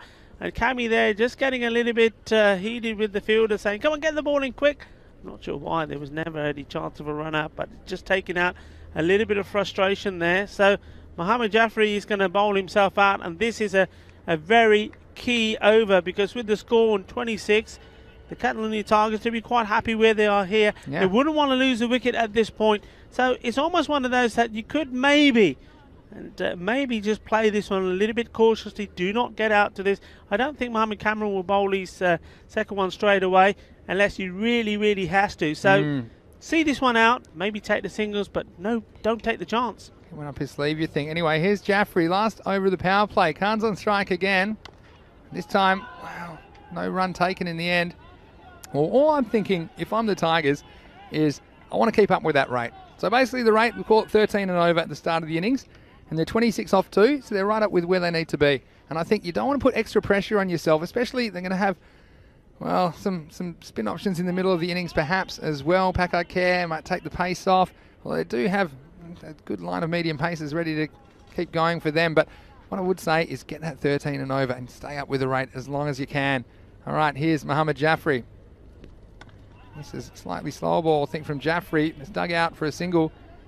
And what I like about Mohamed Amagan Khan, he's scoring well as well, and he's not just a foil for Yasser Ali. He's also showing some aggressive intent, and he's not chewing up too many dot balls either. But Yasser Ali, for me, he's the man. While he's there, I feel like Catalonia Tigers are in a good position. Again, potentially Mustafa Iqbal may be able to bat later in the innings. We don't know about his condition, because even if he's eligible to bat, will he be able to? Will he be fit enough to bat? That's the question that we don't know the answer to. Here's Jaffrey to Yasser Ali, and this one is up, it's high, and it's going to go all the way. Maximo! 6 runs to Yasser Ali, and he does it again. This time a beautiful shot through the line of the ball. This one went up, it went high into the sky. And talk about power play. Well, it's Yasser Ali bringing the power for the Catalonia Tigers. Super shot. Absolutely delightful to watch. And, well, Mohamed Jaffrey has got some thinking to do. Will he try that? He's got a very clever slower ball, which has outfoxed a few batsmen. It ends up being a really slow, dipping full toss. Will he try that? Yes, he'll try and get it to miscue. He's certainly got the men ready. Or is he going to try the shorter ball? Well, it's going to have to be something good. Yeah. Because Ali is in very good form. So Cammy is coming. Yeah, he's coming. It's strange. Not coming all the way back yet. Nobody back on the offside still. Yasser Ali. This time it is a slower ball. It'll be up. Will it be in the gap? And it's going to get past the fielder. So that one not able to negotiate with the bounce that time. The fielder out there on the leg side boundary. And it's Mohamed Azim Bhatt. And well, this one, it might come down to the fielding and not getting in line with that one. You'd have to say Mohamed Azim Bhatt, and 4 valuable runs to the Tigers. Yeah, it was a fuller delivery. I think he went for the Yorker length there and got it wrong. Ended up being a full toss. Yasser Ali had to be careful. Couldn't have got too excited. 4 runs. Also, it was a no ball as well. So this will be a free hit. Jaffrey will have to bowl it again. So free hit for Yasser Ali. He's going to try it. He's going to get it. It's going to go perhaps all the way. What a shot that is. It's gone for 6. And how about that? Talk about delicate shots. That wasn't delicate. It was also powerful. And 6 more runs. How's the courage to play this shot from Yasser Ali? Shaba, Shaba. And inna noise grante pa rahe hai te koi spectator te nahi aa sakde covidly. All the noise, sara rola pa rahe hai. The camp Catalonia Tigers te kinna acha shot. Beautiful. Shaba, Shaba. Good banda. Yasser Ali. Good banda. Well, here we go again. Mohamed Jaffrey, what's he going to come up with next? They need a wicket.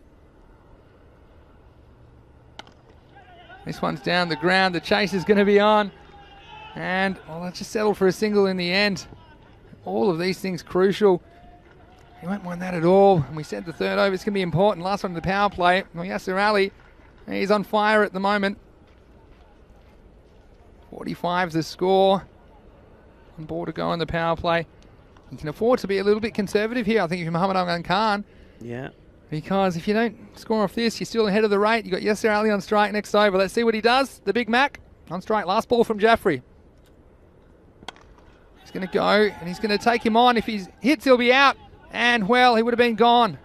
And look now, even worse, they're going to get an overthrow. Got another chance to have him.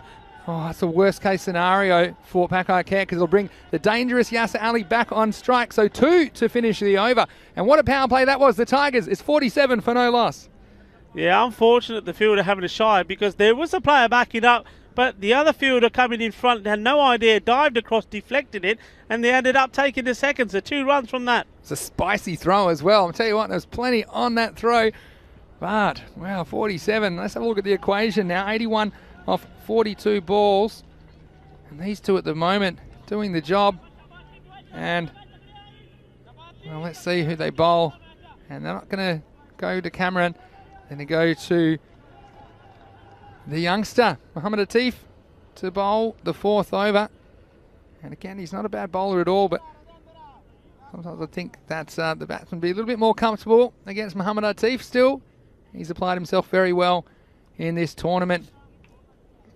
But how about this? Shivdeep Deb saying, Yasser Ali's not just aggressive, he plays such intelligent cricket. Absolutely amazing. So the equation now, 81 off 42. 11.5 and over required. Here's Mohamed Atif for the first time. Bowling to Yasser Ali. Just having a look at the first one. Getting the single. The sun's out again. And wow, what excitement we've seen. Not only this match, but all the time in the Fancode European Cricket Series. Rico, this kind of entertainment. Like I say, there's a lot happening in European cricket, and you won't find this entertainment anywhere else in the world. No, you won't. And it's hardly surprising that people are deciding to tune in here and ignoring everything else that is going on around the world. And why would you want to watch anything else? There's nothing better. This is cricket at its best. Here's Mohamed Atif. Oh, Max after him. He hasn't quite got it. Is he going to carry to the fielder? It's not. Oh, dear. He had to go for the catch there. That was such an important wicket. He had to take it on. He had to dive forward. And you saw there, he got there because in the end he stopped before the ball hit the deck. You look, see, and this is the sun. I said the sun's out. Well, I don't think that the fielder, Shiraz Ahmed, was too impressed because he was looking straight into the sun. And that's why I just don't think he had the confidence to go for that catch. I think he lost it last moment in the sun. And wow, at the moment, Mohamed Khan, he survives. He moves along to 15. Here's Mohamed Atif to Yasser Ali. Comes down the pitch, and this time satisfied with playing it down the ground for the single. Well, the big question mark as well, Mustasa Iqbal. I'm just looking at my watch. Probably 8 more minutes, according to me, until he'd be eligible to bat, I suppose. As we see the 50 coming up for the Catalonia Tigers halfway through this 4th over. But even if he is eligible to bat, will he be fit enough to bat? What if he can't run, for example? Here's Mohamed Atif. This is a full ball. It's carved away. They're going to take the single. That's intelligent cricket, I think, at this stage, with the way that they're going. They don't have any dot balls. They're going to keep scoring. And Yasser Ali has got the happy knack of finding the boundary as well. And so they're right on course in this chase. But of course, Rico, this is the ECS. Anything can happen at any time. Yeah, absolutely. It's been interesting, hasn't it? Because all of a sudden, it's almost like Yasser has decided, okay, he's not going to take any chances. And I'm all for that. There's no need to take a chance. I think everything depends on as long as he's out there. But he's taken and played Mohamed Atif very cautiously, hasn't he? He's not taken any chance. Happy to push out Mohamed Al Khan as well. Well, probably for me, he's lucky still to be there. I mean, okay, the fielder could have had the chance to drop it, but he had to take that chance. It was massively important. He didn't do so. This is important. So it's Yasser just waiting for the right ball to attack here. I often say you can't catch what you can't see, Rico. But anyway, here we go, Mohamed Atif. This one's up in the air, and again, it's not going to carry to the fielder on the boundary down there. So they'll take a single again. It's been good bowling from Mohamed Atif. Yeah. He's been full. He's asked questions of the batsman. And at the moment, he's just gone for singles. There's been 5 of them this over. And so a good little Come back, and this rate, well, it's around about this 2 a ball mark. So if you can keep it as singles or less, that rate's going to creep up. Ali Jr. said he does want a golden ball, though. You wonder, imagine if it happened in the final here in Barcelona. Here's Mohamed Atif. This one, well, not quite what he wanted there, Mohamed Amran Khan. But he will get a single for it, and that will end the over. 6 singles off the over, end of 4. And it's 53 for no loss. And again, it's very hard to think about what's coming up on ECN because of what's happening in front of us, all the action. But I can tell you that please join us next week because we will be in Italy. Rico, myself, and all of the European Cricket Network team will be there bringing you more cricket Mondays to Saturdays over the next 5 weeks, starting in Rome. And we'll be in 5 different locations over the next 5 weeks. 24 matches a week. There's 4 matches every day, 6 days a week, starting Monday the 15th of March. We're there all the way until the 17th of April. So we hope you can join us for more cricket action, more teams, more players, more exciting T10 cricket, and hopefully lots of close finishes too. So please join us from Monday for the brand new Fan Code European Cricket Series. Here's Mohamed Baba with the ball. First one's blasted down the ground. The chase is on. It'll be a very good chase. And well, that's a foot fielding success. And to tell you what, they might be in a bit of trouble. He might be run out, and he is. Oh no, and disaster for the Tigers. And well, what a bit of fielding it is, and we'll see this again. Look at this, down the ground, and Yasser Ali, well, he took his time, didn't he, going for the first run? I bet he wishes he had that time back. And then he called it. He said, yeah, I think we can get the second run here. It came in, and then just catching him short of the crease. And you see it was a good bit of work from the bowler as well to get the ball down onto the stumps, and totally unnecessary, that run out from Yasser Ali. And that could be a big turning point in this match. Rico Full. That's a massive turning point. Big is not the word, massive. There was no need for it. And, well, when you've been batting so well, 34 or 13 balls, I'm a kamikaze that was. He saw it, he called it, he took him on. And, well, he regretted it. Everything went flying. His bet went flying there when he's trying to get in. But that was no good. He's on his way back. Well, Mohamed Amran Khan's going to face again this time. Well, it could be 2 in 2. Cameron's underneath it. Has he seen it? And he holds on. And, well, the game changes in a second. And both openers are gone in the space of 2 balls. And can you believe it? Pakai Care, they're fighting back here in the final. And now it's 53 for 2. Well, amazing scenes. And, well, isn't the captain of Pakai Care happy there? And, well, Mohamed Amran Khan, he just didn't think about that. Maybe the occasion got to. I mean, there was nothing to do with him, the run out. Maybe it was just playing on his mind. Went with a big shot. He's on his way. And now he just added pressure. What he needed to do was to stay there with the new batsman for a little while.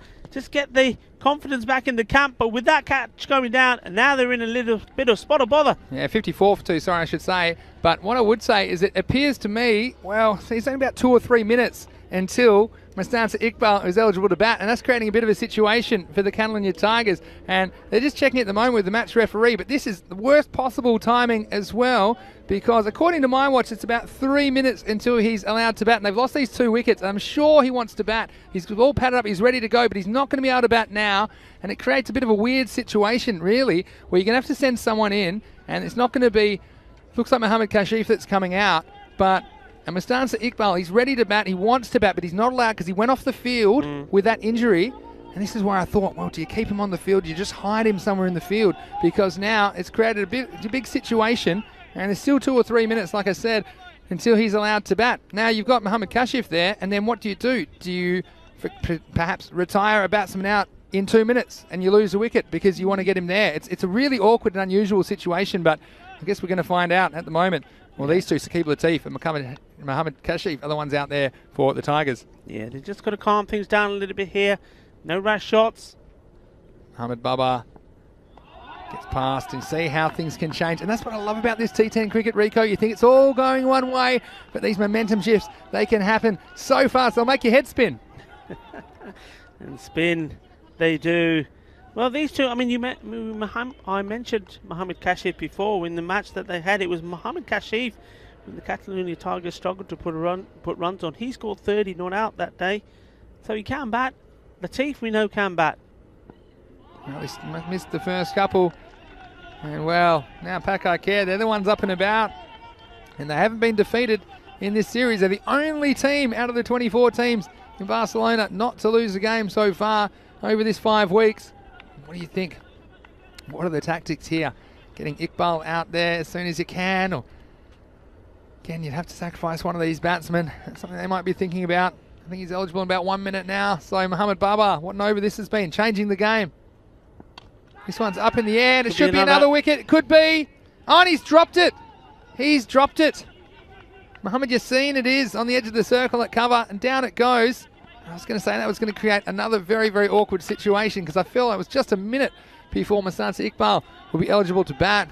And then, well, I suppose he's got a minute to get to the crease.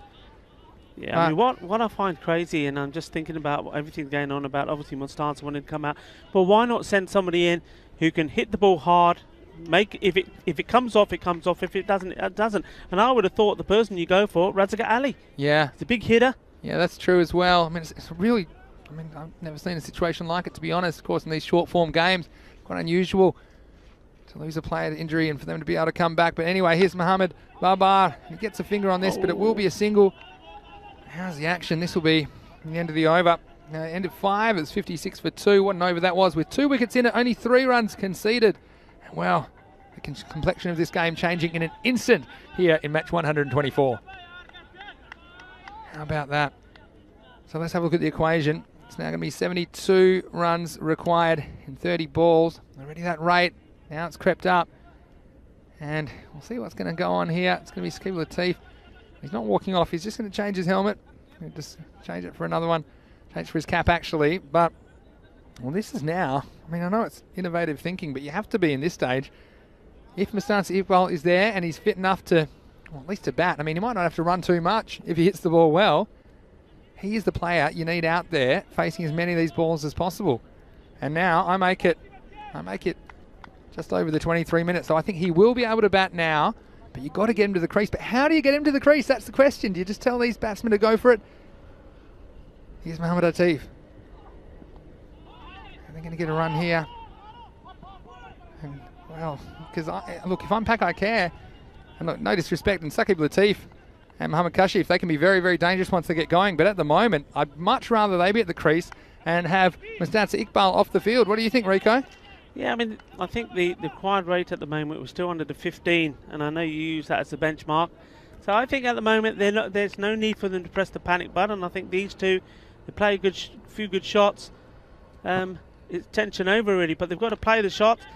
Well, this one, yeah, it's going to slice over. That could be 4. The chase is on, and they're not going to catch it. So 4 runs. Yeah. No third man in place for Atif. And, well, a handy boundary. Well, you might not be pressing the panic button, but I'm all panicked. I'm all worked up. And you can see why.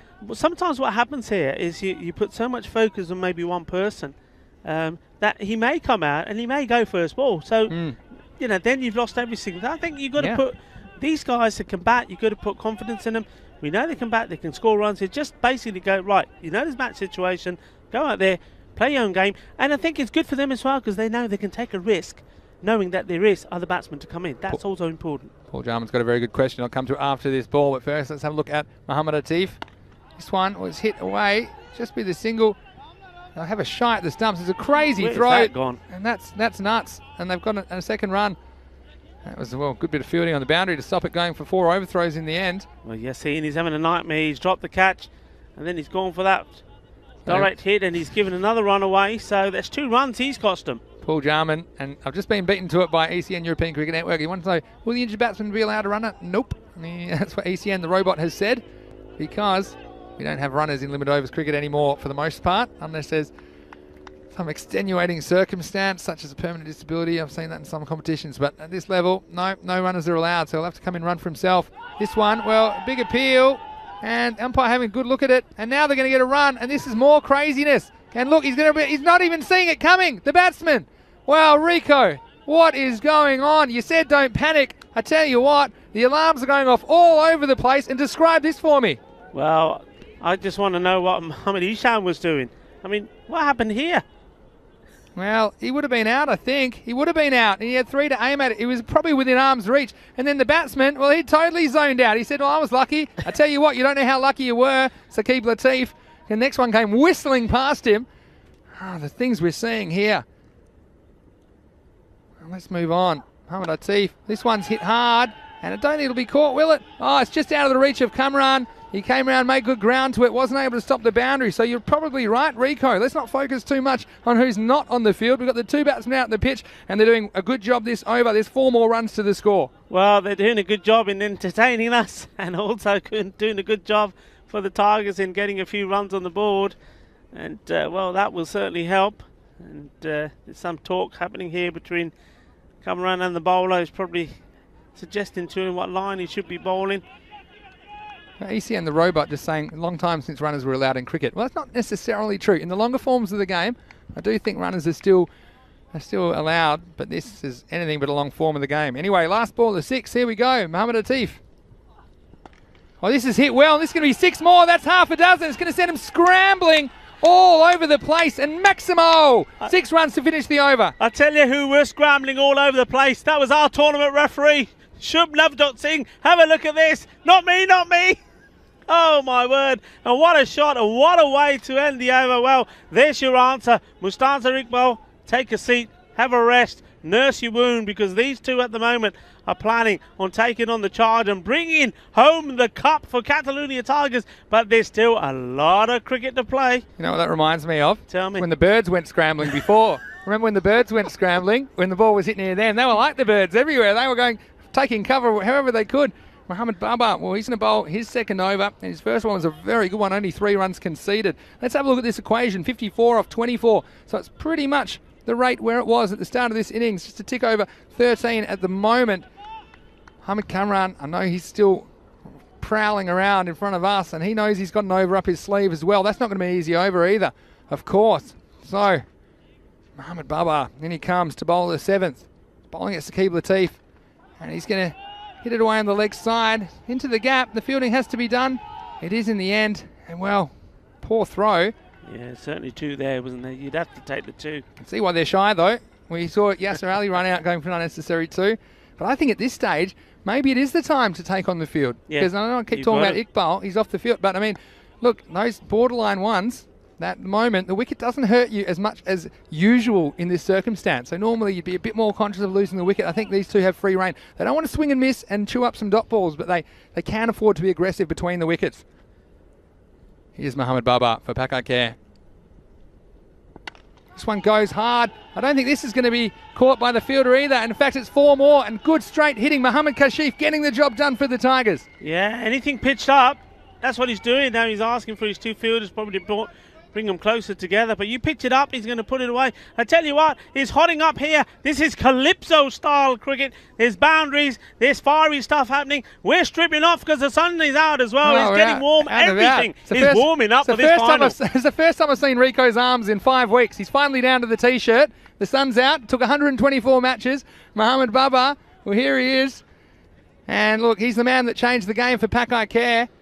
And I tell you what, so much atmosphere and drama right now in Barcelona. Here's Baba. This time he gets hit away, and surely it'll just be the single. Now, pressure on every single play. These boundary stops so critical. Oh, Rico. The noise levels coming also from the Catalonia Tigers dugout. They can't sit down. It's a job there for Baza. Murray Eaton, part of the European Cricket Network team, who's got to keep an eye on where the players are, the social distancing, etc., etc. Well, he's got hard work on his hands. This one's hit hard. It's gone in the air. Fielder is not going to get anywhere near it. Balle, balle, balle. Brrr, it's heating up. The heat is on. Well, how about this? And just when the button needed to be pushed, Saqib Latif found a gear. He hasn't struck the ball very well in his innings at all. But this one, right out of the middle, over mid-wicket, 6 more. Well, this game's getting really tight. And Baba, this time he goes the distance. Wow. Aja, aja, aja is what the batsman saying. Aja, hor deo, shakke marne, aja. Aja, shakke, that swad aa gaya. Here he comes. Oh, Baba, sun's back behind a cloud, so you can put your jumper back on, Rico. Anyway, here we go. This time it's up in the air. Well, it should be a chance for the fielder. In he comes, and he holds on. So the wicket is taken, and that's going to be the end of Saqib Latif, but he got maximum value for the last one. Then he holds out the very next ball, 6 and out. And I know who I think is going to come to the crease now, and this is going to be a defining moment in this game because Mustafa Iqbal is striding out there for the Tigers. And with, well, how many left? Around 40 runs remaining. Maybe he's the man in an unusual role, not opening the innings, of course, Can he be the finisher for the Tigers? Well, yeah, I mean, the interesting thing is how he goes about this. I mean, obviously he's been sat there, he's a little bit agitated, I'm sure he would like to be there and would have liked to have been there a little while ago. He's got to still go out there. He can't just imagine it's going to be easy. He can't imagine he's going to start firing sixes from the word go, because we know what happens when you get that much pressure on. Because look, that's what happened to Govinda Sidhu, didn't it? When he was there and he needed to perform, he put himself under too much pressure. When that pressure came off, he played his shots, and that's what Mustansa's got to do. Just relax. He's at the non-strikers then for the last ball of the over. This one, well, is it going to get away from the fielder? I think it has. And then he's gone all the way for 4. So a 4 from nothing. It was squeezed out. And, well, it seemed like it was only a few metres that the fielder had to make around to his left. This is from nothing. It's through the legs. It's not intentional. And again, well, it was a foot fielding attempt. And that's what you get for trying that. And 4 more runs to the total. So end of the over, end of 7. And, well, now 38 runs required. The score is 90 for 3 after 7.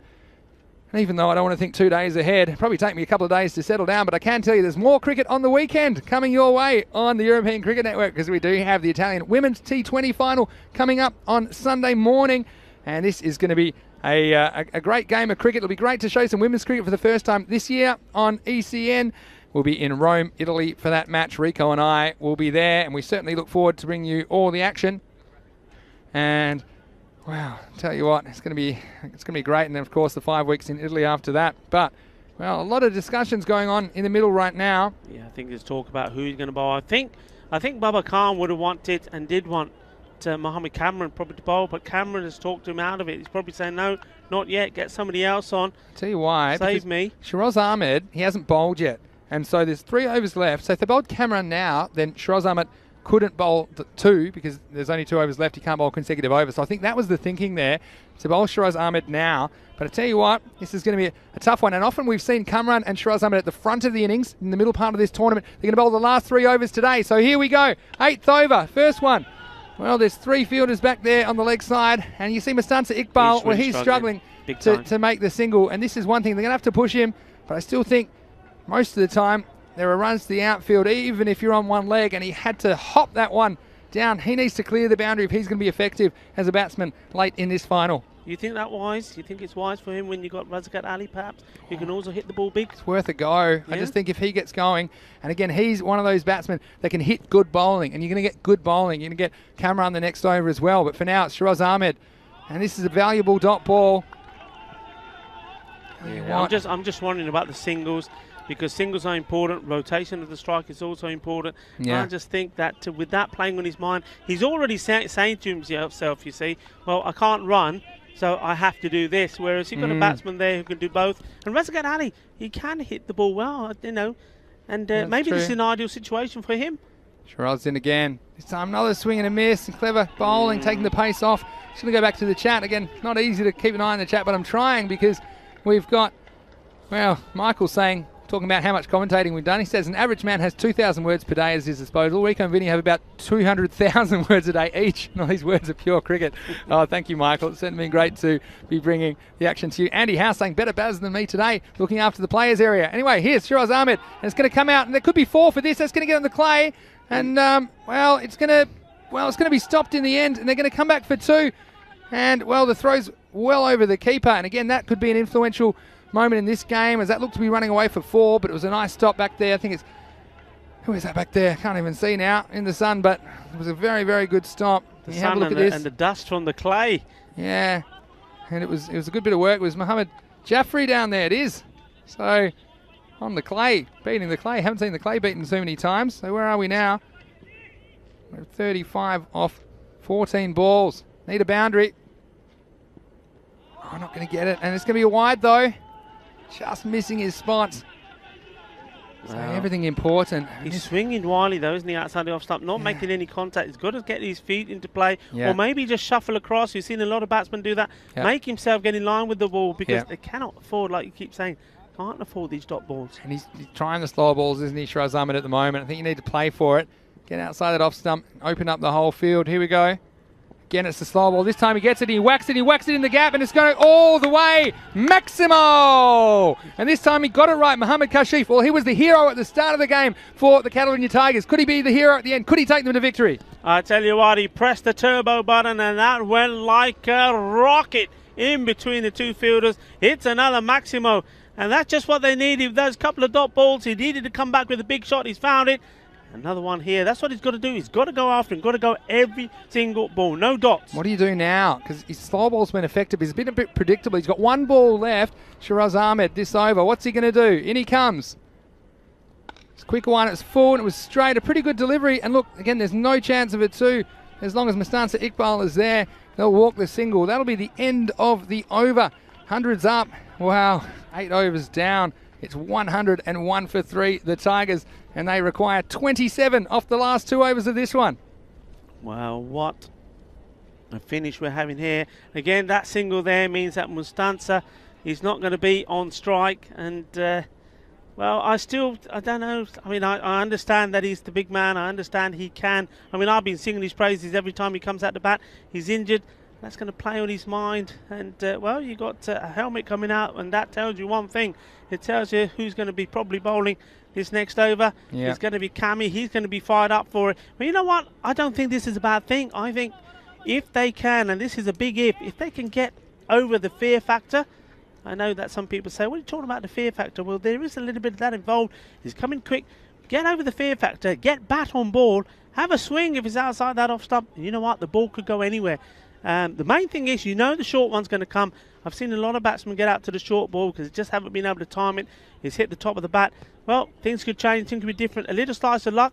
We saw that there was a slice of luck early on with Mohamed Cameron bowling the short ball to, I think it was Mohamed Amagan Khan when it went through right over. In fact, it went all the way for 6, didn't it? So yeah, well, it can. And that's the thing with pace on the ball. I mean, everything's happening.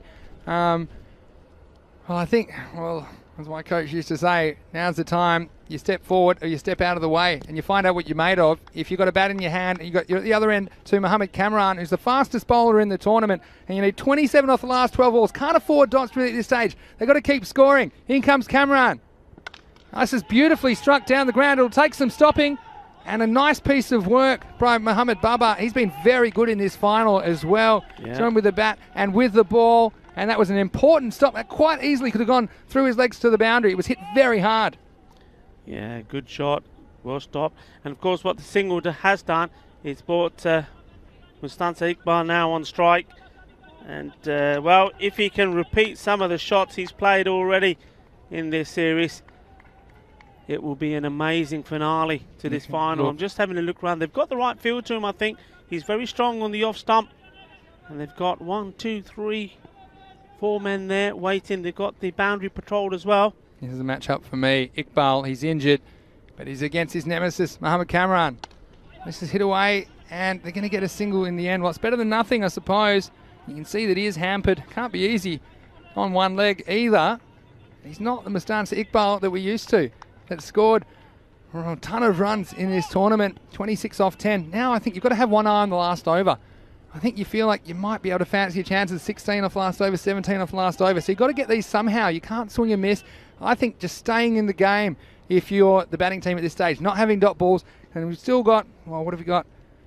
A few balls left in this over. I'll tell you in a second. I'm watching the game. This is swing and a miss. That's exactly what Cameron can do as well. And beating him for pace. So halfway through this over, it's gone 1-1 dot. And now we're talking, what's that, 26. All the computing's going down now as well. It's just not handling it very well either. But 25 off 9 is required. So you need basically a boundary. 2 would be great. You'd love a Maximo. You'd love a top edge over the keeper at the moment for 6, wouldn't you? But you've got to get it from somewhere. It's not going to be easy against Mohamed Kamran. No, it's not. And that's why he holds himself back for this. And that short, this is got correct. Something on it. And it's going all the way. Balle, balle, balle. That is what they needed. And that is a top shot. Well, he's scored 30 the last time they met, and he's going one better here. That's a big 6. And it's a no ball. It's a no ball for front foot. And I said step forward or step out of the way. And I tell you what, Mohamed Kashif, wow, what an amazing bit of cricket this is. And Mohamed Kamran, he's overstepped. It's going to make the next ball a free hit. That could change everything. because it's now going to be 18 required off 9 balls. And we talked about getting down to 16 of the last over. They've almost done it here with a couple of balls to go in the 9th. And so, wow, this is incredible stuff. And what a shot. Let's not take anything away from this shot. I mean, he came down, and again, the courage to do this against the bowler, the pace of Mohamed Kamran. And we said that pace could be turned against you. It certainly what happened on that occasion. What a shot. Yeah, now this one, I think it's going to be short. Certainly going to fire it in.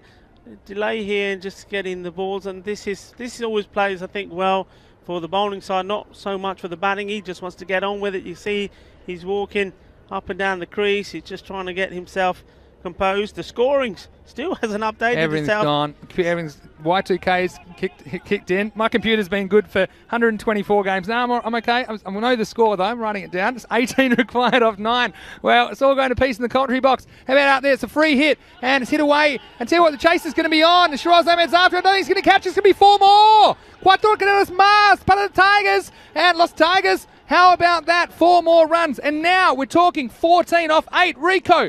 What a chase this would be. Could they do it? Everything on the line here for the trophy in Barcelona. Well, it was wide, full, and all the batsman had to do was place it, and he did. It went field in the course of the kitty, but choca ho gaya. What a game we got here. Que partido. Es genial. Es muy grande. Eso es cricket. De mejor deportivo en el mundo. Well, here we go. 2 balls left this over. And this one, well, it'll be down the ground. They're only going to get a single because Iqbal, he's not running anywhere. Wow, can you believe this kind of action? And like I say, you wouldn't want to be anywhere else, cricket or otherwise. You won't find entertainment like this anywhere in the world. And, wow, just incredible finish to this game. And, well, now what do we got now? That'll be 13 off 7. So I always say if there's 13 off last over, it's always a good finish. I always tell you that, don't I? And tell you what, it's going to be a good finish regardless. This is the close game we wanted for. We had to wait to the final, but here we go. Cameron, the last ball of his tournament. Oh, and this got a bit of bat, I think. I think it got a bit of bat. And that's why I thought it was very wide, but we'll wait for it. Wide and full, wasn't it? It was wide and full. That'll be 1 run to finish the over, so 12 required off last over. I actually heard in my effects. I think that might have been the gloves of the keeper. I don't know. Oh, I think I heard. I know you can't trust the speed of light. If you get another chance to see it, maybe it's coming up here now. Let's have a look at this on the replay. I actually heard, as that went through past, I actually heard. That's how good my hearing is, Rico. And I don't just hear my own voice. I heard the ball hit the bottom of the bat. That's why it will be the end of the over. So after 9, it's 116 for 3. And that means they require 12 runs off the last over. And, well, what a game we have seen here today in Barcelona. It's been an incredible spectacle. And have a look at this.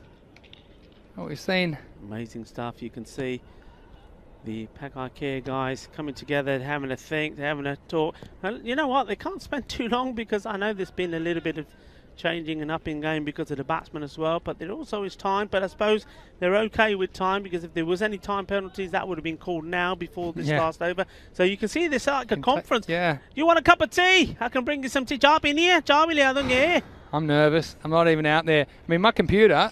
Yeah. It's been good for 124 games. Now it's everything's the wrong colour. Sorry about everyone if you're in the chat from ignoring you. Can't see anything at the moment.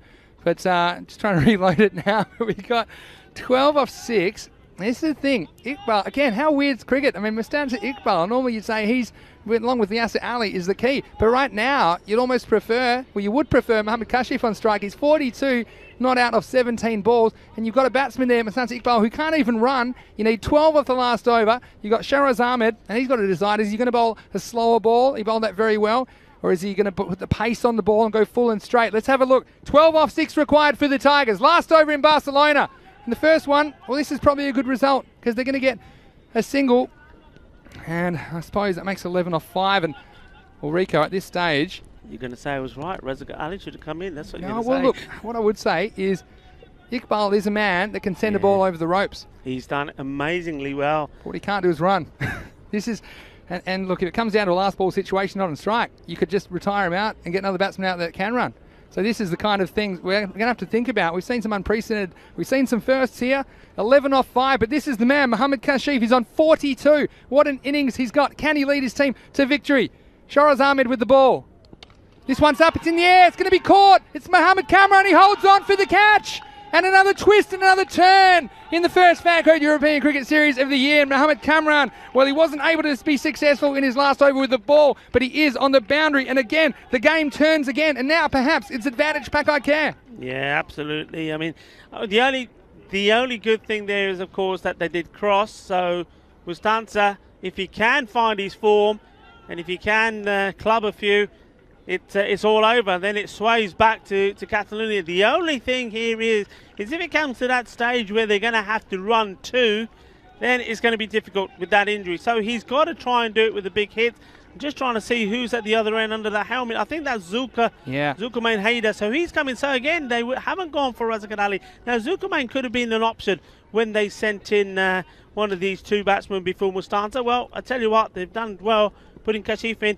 He's gone now, so Mustansa. Right. 11 off 4. Here's Shiraz Ahmed. Oh, this is up. This could be 4 runs, it will be. It's gotten over cover, and there's nothing he could do about it. It was the elevation, and he wasn't quite on the edge of the circle.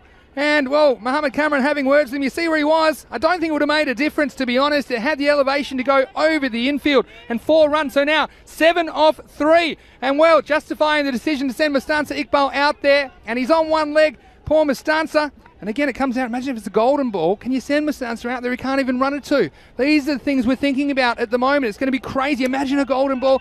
I mean, Kamran versus someone is going to be crazy. And it all could come down to it. But right now, 7 off 3, 6 to tie. A big hit can tie the game. 7 off 3 required for victory for the Tigers. And they're going to get 1 here. And that's all they're going to get. Zuka can hit it and hit it big. Wow. And, well, 6. I'm out of words. I've run out. 2 balls, 6 needed. 6 off 2 balls. Now, you got to think, because you got to get, can't have a dot, bottom line. I mean, I don't think you can afford a dot. No. You've got to try and get, either hit a boundary or get Mustansa Iqbal back on strike. I feel like that's what you're trying to do at this stage. Yeah. You can't afford a dot. I probably don't think you take a 2 even. It depends how he hits it, to be honest. And Shiraz, well, I think he'll probably bowl a slow ball. It's hard to guess, but what do you set up for? I probably set up for a slower ball and try and whack it. Now, if he bowls a quicker ball, well, then maybe I just settle and take it for a single. It's a really tough one. Big call. My turn to make a big call. Go on. 6, this ball. Well, 6 will win the game. Yep. Now, 6 will win the game. There's 2 balls left, and Maximo can do it. The Tigers, what a final we've seen. Here we go, 6 to win. 2 balls remain in the final. And he hits. Has it got it? It's going to go. It's going to go all the way. Maximo!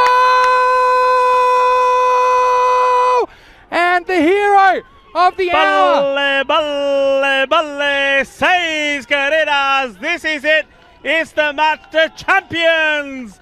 Catalunya Tigers. The Tigers have roared and claimed victory. Absolutely amazing scenes.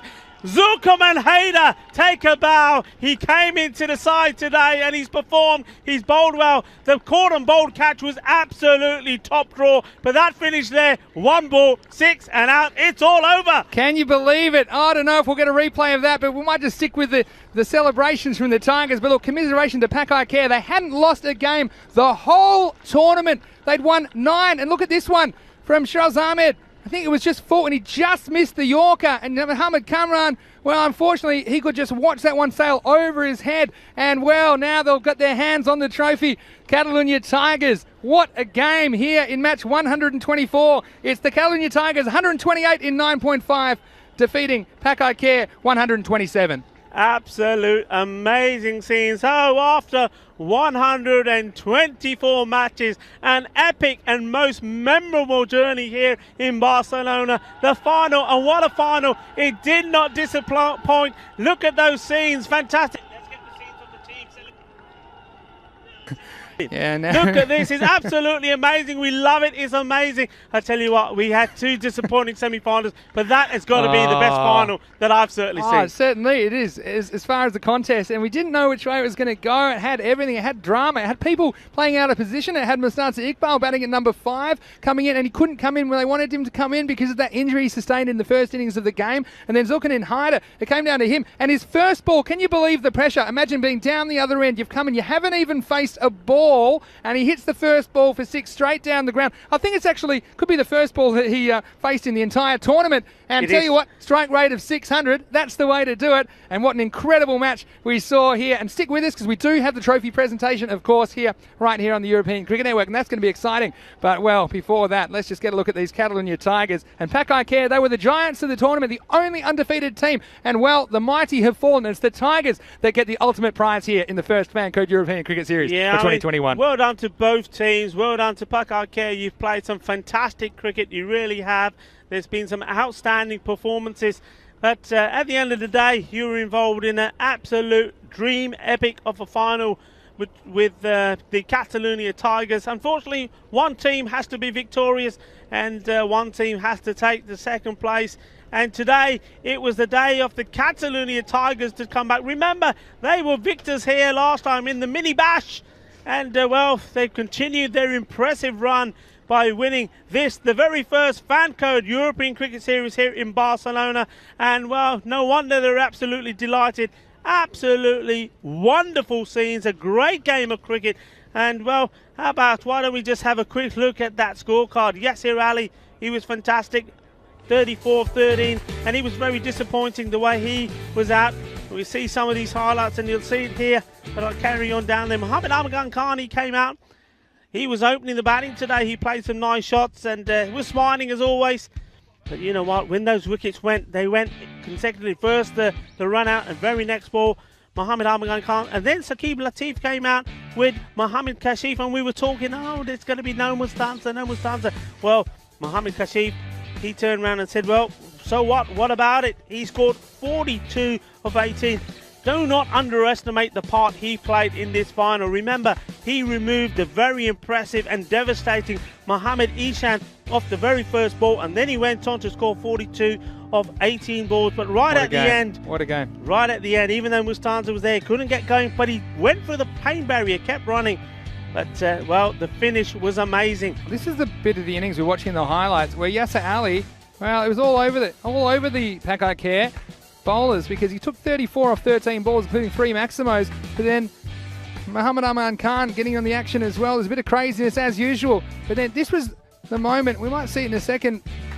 This one was just 2 from Mohammad Ahmad Khan. But you watch this. This is where the game started to change. Mohammad Ahmad Khan, well, he came out. And, well, this is one which you thought may have been taken. The sun was an issue on that occasion, but the opening stand, and what was it, 54 in the end. But this was the moment, and Yasir Ali's just cruising. Then it was his decision to come back for the 2, and you wonder what he was thinking at this stage. And it was a good throw on the bounce, and found him caught short, and he was definitely questioning his life decisions at that stage. And Pakai Care, they were up and about. Mohammad Baba, well, he got the ball down, and look at that, how happy they were and how disappointed. Yasir Ali, he was smashing them everywhere, and you felt, well, that could just come back to cost him. And Yasir Ali, he was full of regret. He had to leave it up to his teammates. But I tell you what, the other players, they were out there before you knew it, because Mohammad Ahmad Khan, he holed out the very next ball. That brought Saqib Latif out there and Mohammad Kashif, and in particular Kashif, well, he took charge and he started the final, of course, by bowling Mohammad Ihsan. And then, well, the fact that he came out there and won the game for his team, and I said, well, pressure does interesting things to people. It makes some people better, makes some people worse, and this was another moment of craziness. And Saqib Latif, well, he heard that one come past him. Luckily, it didn't crash into the stumps, but Mohammad Kashif was amazing, and pressure definitely brought the best out in him, sending the birds scrambling. There's Shub. Well, sorry about that. Shub, 124 games in. He almost wore one in the final. Mohammad Baba then got the treatment, and Saqib got him away that time, but he wasn't to last a lot longer. And this was the time where they knew that Mustanza could come in. So this time, Saqib going high, the catch was taken. It was a good one on the cover boundary. Mustanza Iqbal, the regular opener, he was injured in the first innings and wasn't allowed to bat until 23 minutes into the second innings. This was another one they'd love back Pakai Care. There were a couple of misfields, weren't they? And you look at how close that was. And let's go back to the end of the first innings as well. If you remember, there was an extra run given away on the last ball of the first innings. Yep. There's also so many things that could have gone either way in this game. And in the end, it came down to the final couple of overs. Cammy came back, and that is another one. Potentially could have run away to the boundary. It was a good stop, and that kept him in the game. They needed 12 off the last over. And you just wondered, where are they going to come from? Is there another twist? Is there another turn? Shiraz Ahmed, who bowled very, very well at the end. And then this was the time that the catch got taken on the boundary, and that forced another batsman to come out, but he could be at the non-striker's end because you can see they crossed just before the catch, and that meant Mustansa Iqbal on one leg was on strike. He ended up just getting this single, but then, would you believe it? Yeah, he smashes that for 4. We thought, right, okay. Yeah. Then the next ball going to the single. Yeah. And we thought, okay, that means Zulka. He only had 1 ball. And what did he do with the 1 ball? He did what Rico said he was going to do, smashing it for 6 runs. What a final. And look at those celebrations. They are absolutely over the moon. Well, maybe they were the underdogs going into this game. Pakar very strong. Remember, they were victors here when they played their very first European Cricket Series back in November 2020. They finished 2nd in the mini bash. Look at that. I love those scenes. Balle, balle, balles all the way around the ground. I like it. Yes, Shaba, Shaba. Mucho, mucho, mucho felicidades y vale. Muy bien, chicos. Esta campeones aquí en el campo olímpico en Montjuic. Shaba, Shaba. And congratulations. Badayatono. Champions one game. Yeah, what a game it was. And Yasser Ali, you see at the top of the order, 34 off 13. Had a good opening stand, 54, like I said, with Mohammed Amgan Khan. Skipper Latif came and he hit a nice Maximo, hit a 4 and a 6 in that 14. Mohammed Kashif with 42, the outstanding contributor with the bat and the ball for the Tigers. And then who'll ever forget? Well, Mustansa Iqbal coming out to bat on one leg. The stories you see here in the FanCode European Cricket Series. And Zulkarnain Haider, that says it all. 6 off 1 ball. For the bowling, well, Mohammed Kamran, he ended up going for 27 runs. And Mohammed Jaffrey, 35. And how about that for your opening bowlers? Because they've been such a force to be reckoned with. And we wonder now about not picking Jaffrey for those middle games, deciding to give him a bit of a rest and coming back for the final. Perhaps he hadn't had enough cricket under his belt. 2 for 19. Mohammed Baba was the standout bowler, and also the other wicket going to Shiraz Ahmed with the ball. So, Rico, we're going to take a very quick break, but please stay with us because we do have the trophy ceremony coming very shortly.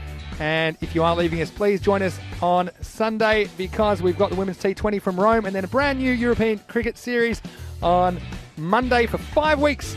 Brand new FanCode European Cricket Series in 5 locations in Italy. So we'll see you shortly for the trophy ceremony. Again, thanks everyone for your wonderful support and stick around for the trophies because it's going to be, of course, a very nice way to end proceedings. For now, though, it's Vinny Sandu, Mr. Maximo, along with Rico Full. We'll see you shortly on the European Cricket Network.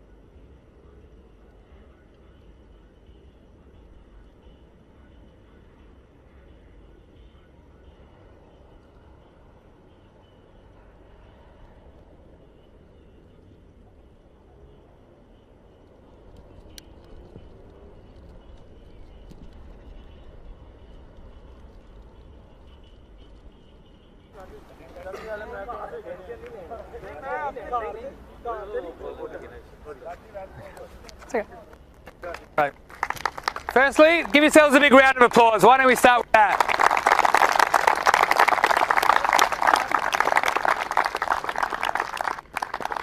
And let me tell you what, you deserve it. You absolutely deserve it, because the last 5 weeks we've spent in Barcelona, it has been the biggest and the best Fancode European Cricket Series that we've ever had. And I'll tell you that straight away.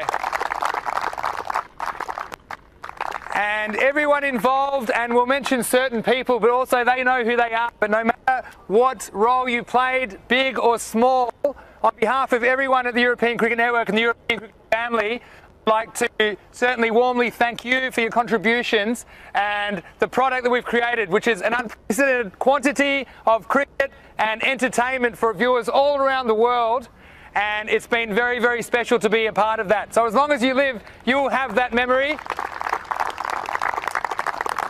And you can be very, very proud of yourselves. And of course, we are going to acknowledge the winners and the people that made it to the finals Friday, of course. But also I'd like to acknowledge all of the players. And it's amazing to me that we got 24 teams involved this year in the Fancode European Cricket Series, the first one 2021, despite all the hardships, despite the global situation, despite the situation even in this country, and the fact that we've had to impose unusual restrictions, of course, as well, and run the tournament under difficult circumstances. We've seen over 300 players and 24 teams of varying levels of cricket, of varying experiences.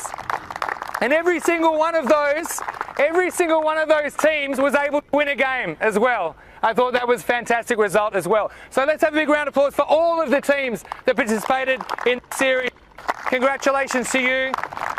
And we certainly know that a lot of them will be watching right now. So of course, normally we'd have a lot more people here, but I'm sure a lot of people watching right now. We're live all around the world. So thank you so much for your contributions and making this such a special time, and a special time for cricket in this region.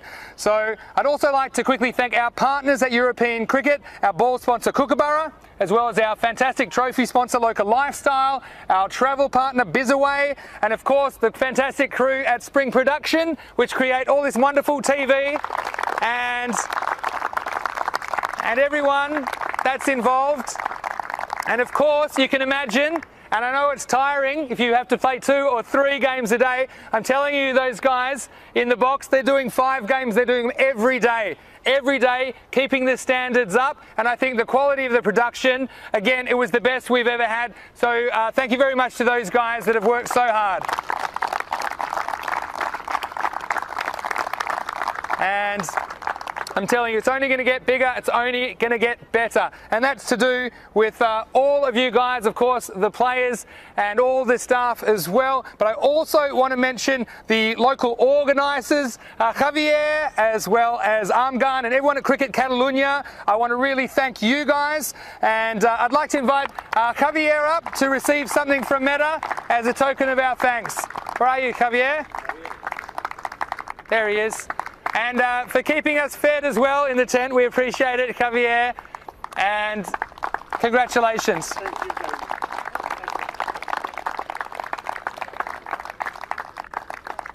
and of course, I also have to mention this group of people. And I'm telling you that this is probably one of the hardest jobs, if not the hardest job in the game.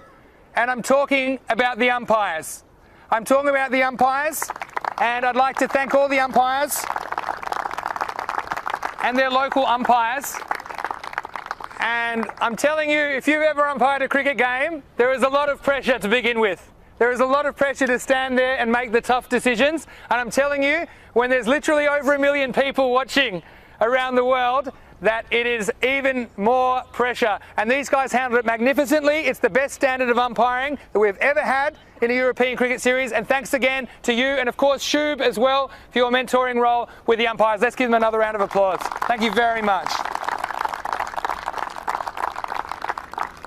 I'd also like to mention this team, and well, they're quite a funny bunch, I'll be honest with you. And I'm talking about Devinder, Gurvinder and Guinea, who are the trio. So Devinder, thanks so much for your work, patrolling the venue. And of course, everyone else, Gorang there, of course. And Devinder, we'd like for you to come up and receive something as a token of our appreciation. Thank you very much for your time and your work.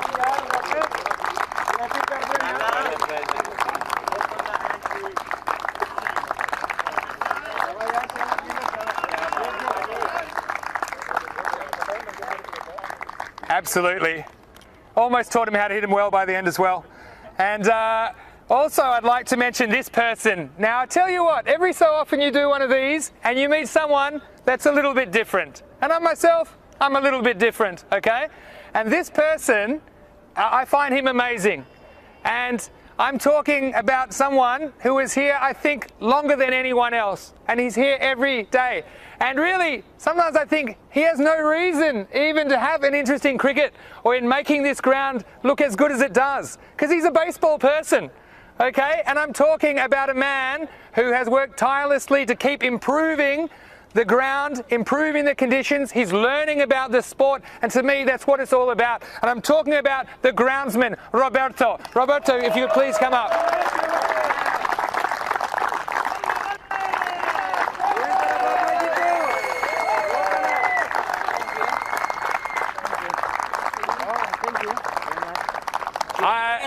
I would give you a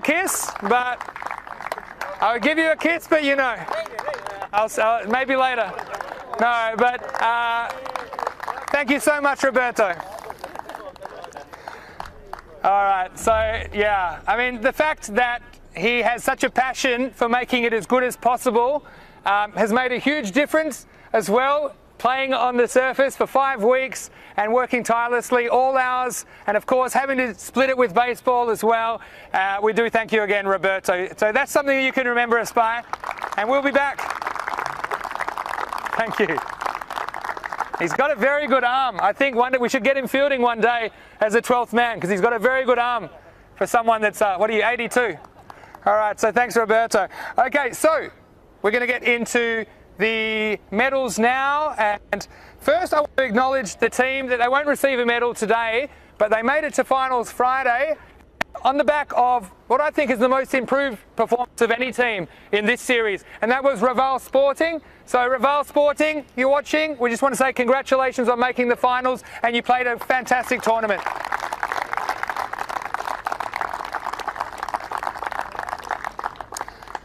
But now we're going to move to the third place winners. Well, they played a great tournament. They had to fight to get out of their group. There were 3 teams going into day 24 yesterday that could progress from Group D.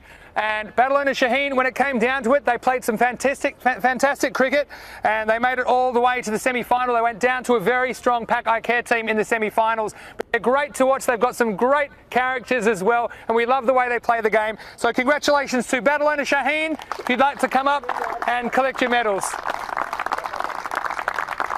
Come on. Do you know which ones?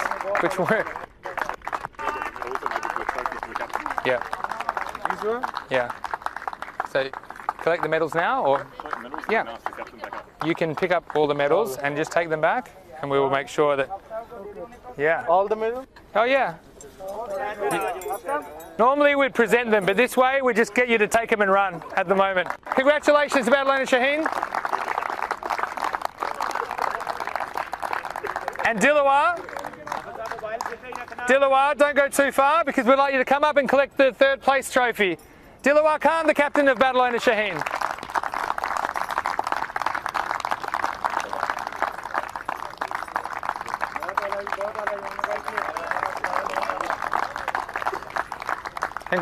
Congratulations for your efforts as well, Badalona Shaheen. Hopefully we see you again. Maybe next time you can make it to the big show. We certainly hope so. Now the 2nd place getters. Well, what can you say about this team? They were the only undefeated team after the group stage. They won 9 games out of 9, and they have such a strong team. And well, T10, anything can happen, but even in situations, I remember they got bowled out for 69 one game and we said, well, can they do it? Well, they really lifted a gear and they won that game easily in the end. And this was the team to beat as far as I was concerned coming into today. And they're a wonderful bunch of guys as well.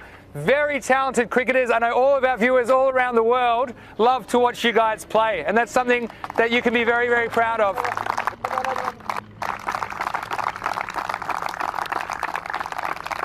And again, a very strong semi-final performance, making it through to the finals. That was 10 in a row. They were still the only undefeated team, and they batted very well as well to put a score of 127 on the board. In the end, it was a very, very close finish, but congratulations. And if you'd like to come up and pick up your silver medals, pack I care. Thank you.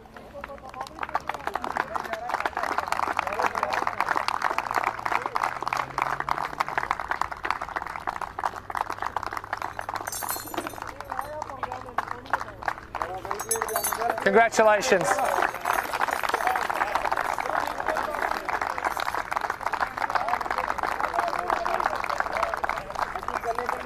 Well, don't go too far. Don't go too far because we'd like to invite Dan Weston to present the runners-up trophy to the Pack I Care captain, Mohammed Babar. Congratulations, please.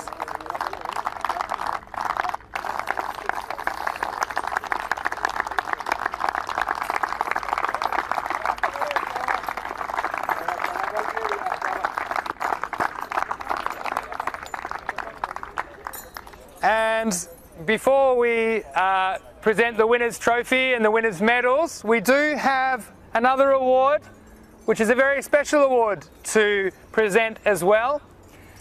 And this is for the person that was adjudged by the ECN team as the player of the series. And I can tell you that there was a long conversation about this award because it spanned the entirety of the series, and again, it's always not easy to compare batsmen to bowlers to all-rounders. And again, there was healthy debate, very spirited debate, in fact, amongst the team. But in the end, I'm going to make a couple of honourable mentions, and then I'll announce the winner. Firstly, a person I want to acknowledge is Kuldeep Lal from Gracia for his performances with the bat and the ball, the way he entertains and the way he goes about his cricket. And I could probably mention about 12 or 15 people here, if I'm honest, because we saw some amazing performances over the 5 weeks. The other person I want to mention is Yasser Ali. Yasser Ali with his batting and his bowling and his fielding. An amazing cricketer. An amazing cricketer, and well, today, you don't have to kick yourself for the run out in the end, but he's such an important player, and we love the way you go about your cricket, But the winner in the end, as it was decided, well, this is a person that we were very excited about. And this person was very improved. He's a young player, but he has a maturity about him and a temperament about him that we found very striking. And in a game which is so I suppose, friendly to batsmen, he has one of the most difficult jobs, and he did it very, very well. In fact, he ended up with 22 wickets in the series, an economy rate just over 8 for a left-arm spinner, which is amazing. And the winner of the player of the series for the Fancode European Cricket Series Barcelona is Gaurang Mayavanshi from Raval Sporting.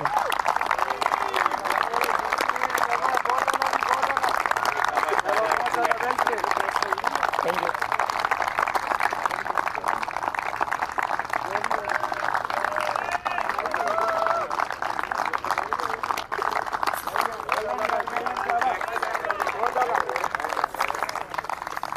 And I also, before Gaurang goes, I'll also mention he was one of the fantastic ground crew which helped and made sure the ground was ready for play. So Gaurang, the fact you did that on top of your performances, I think is even more special. So again, thank you very much, and what a fantastic series.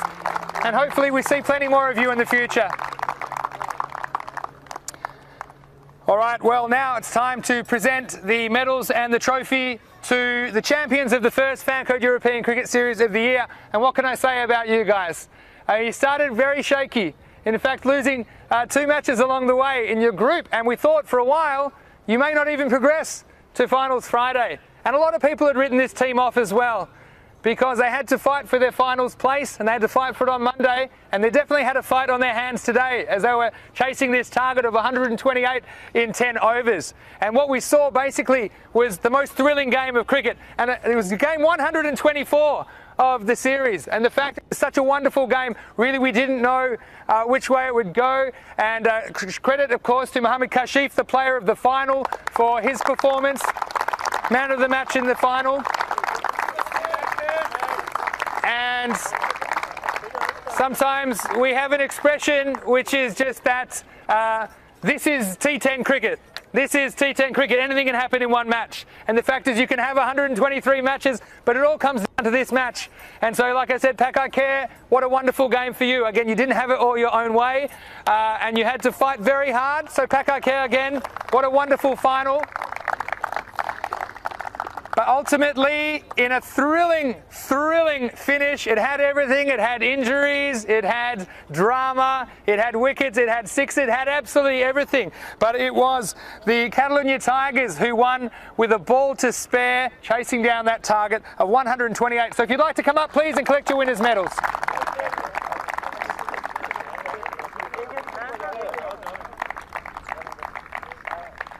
You can just take them all back and distribute, but don't go too far. Yeah, you can, yeah, of course.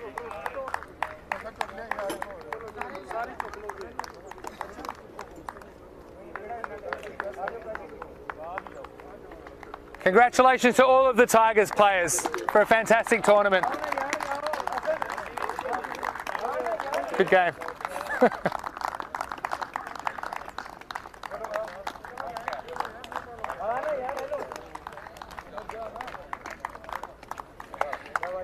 Thanks very much. Now, before we present the trophy, I always like to have the final word, okay? And that is just a little bit about what we do at European cricket, okay? We've come a long way in such a short time. And what makes me excited is not what will happen this year or next year or the year after that, but where we will be in a generation's time. And my hope is that your children and a generation from now will grow up in a cricket playing country, and they will be able to grow up with the game, and we can establish the game across this fantastic continent. So not only this country, but all across Europe. And that is the vision that all of us at ECN hold, and that is something we take very seriously. And it's because of series like this and action like this and the quality of the product we put out that we are very hopeful we'll reach that goal. And so I just want to thank each and every one of you one more time for your magnificent contributions to helping with us develop cricket in Europe, because it's been amazing. Thank you very much.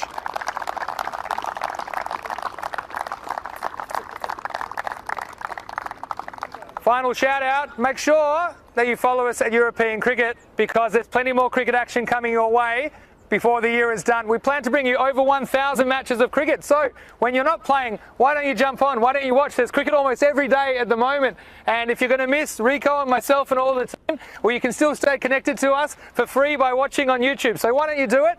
And certainly we'll be in Italy on Monday. We'll be in Italy for 5 weeks. And then we've got various things. We'll be back, of course, for the European Cricket League. And hopefully we see a few of you guys there participating as well. And also the European Cricket Championship later in the year. So we hope you can join us for heaps more cricket this year in 2021. All right, well, the final thing, and it's my honour to invite the captain, Gulam Sawa of the Catalonia Tigers, up to collect the winner's trophy. And your champions of the ECS Fan Code European Cricket Series, Spain, Barcelona, are the Catalonia Tigers.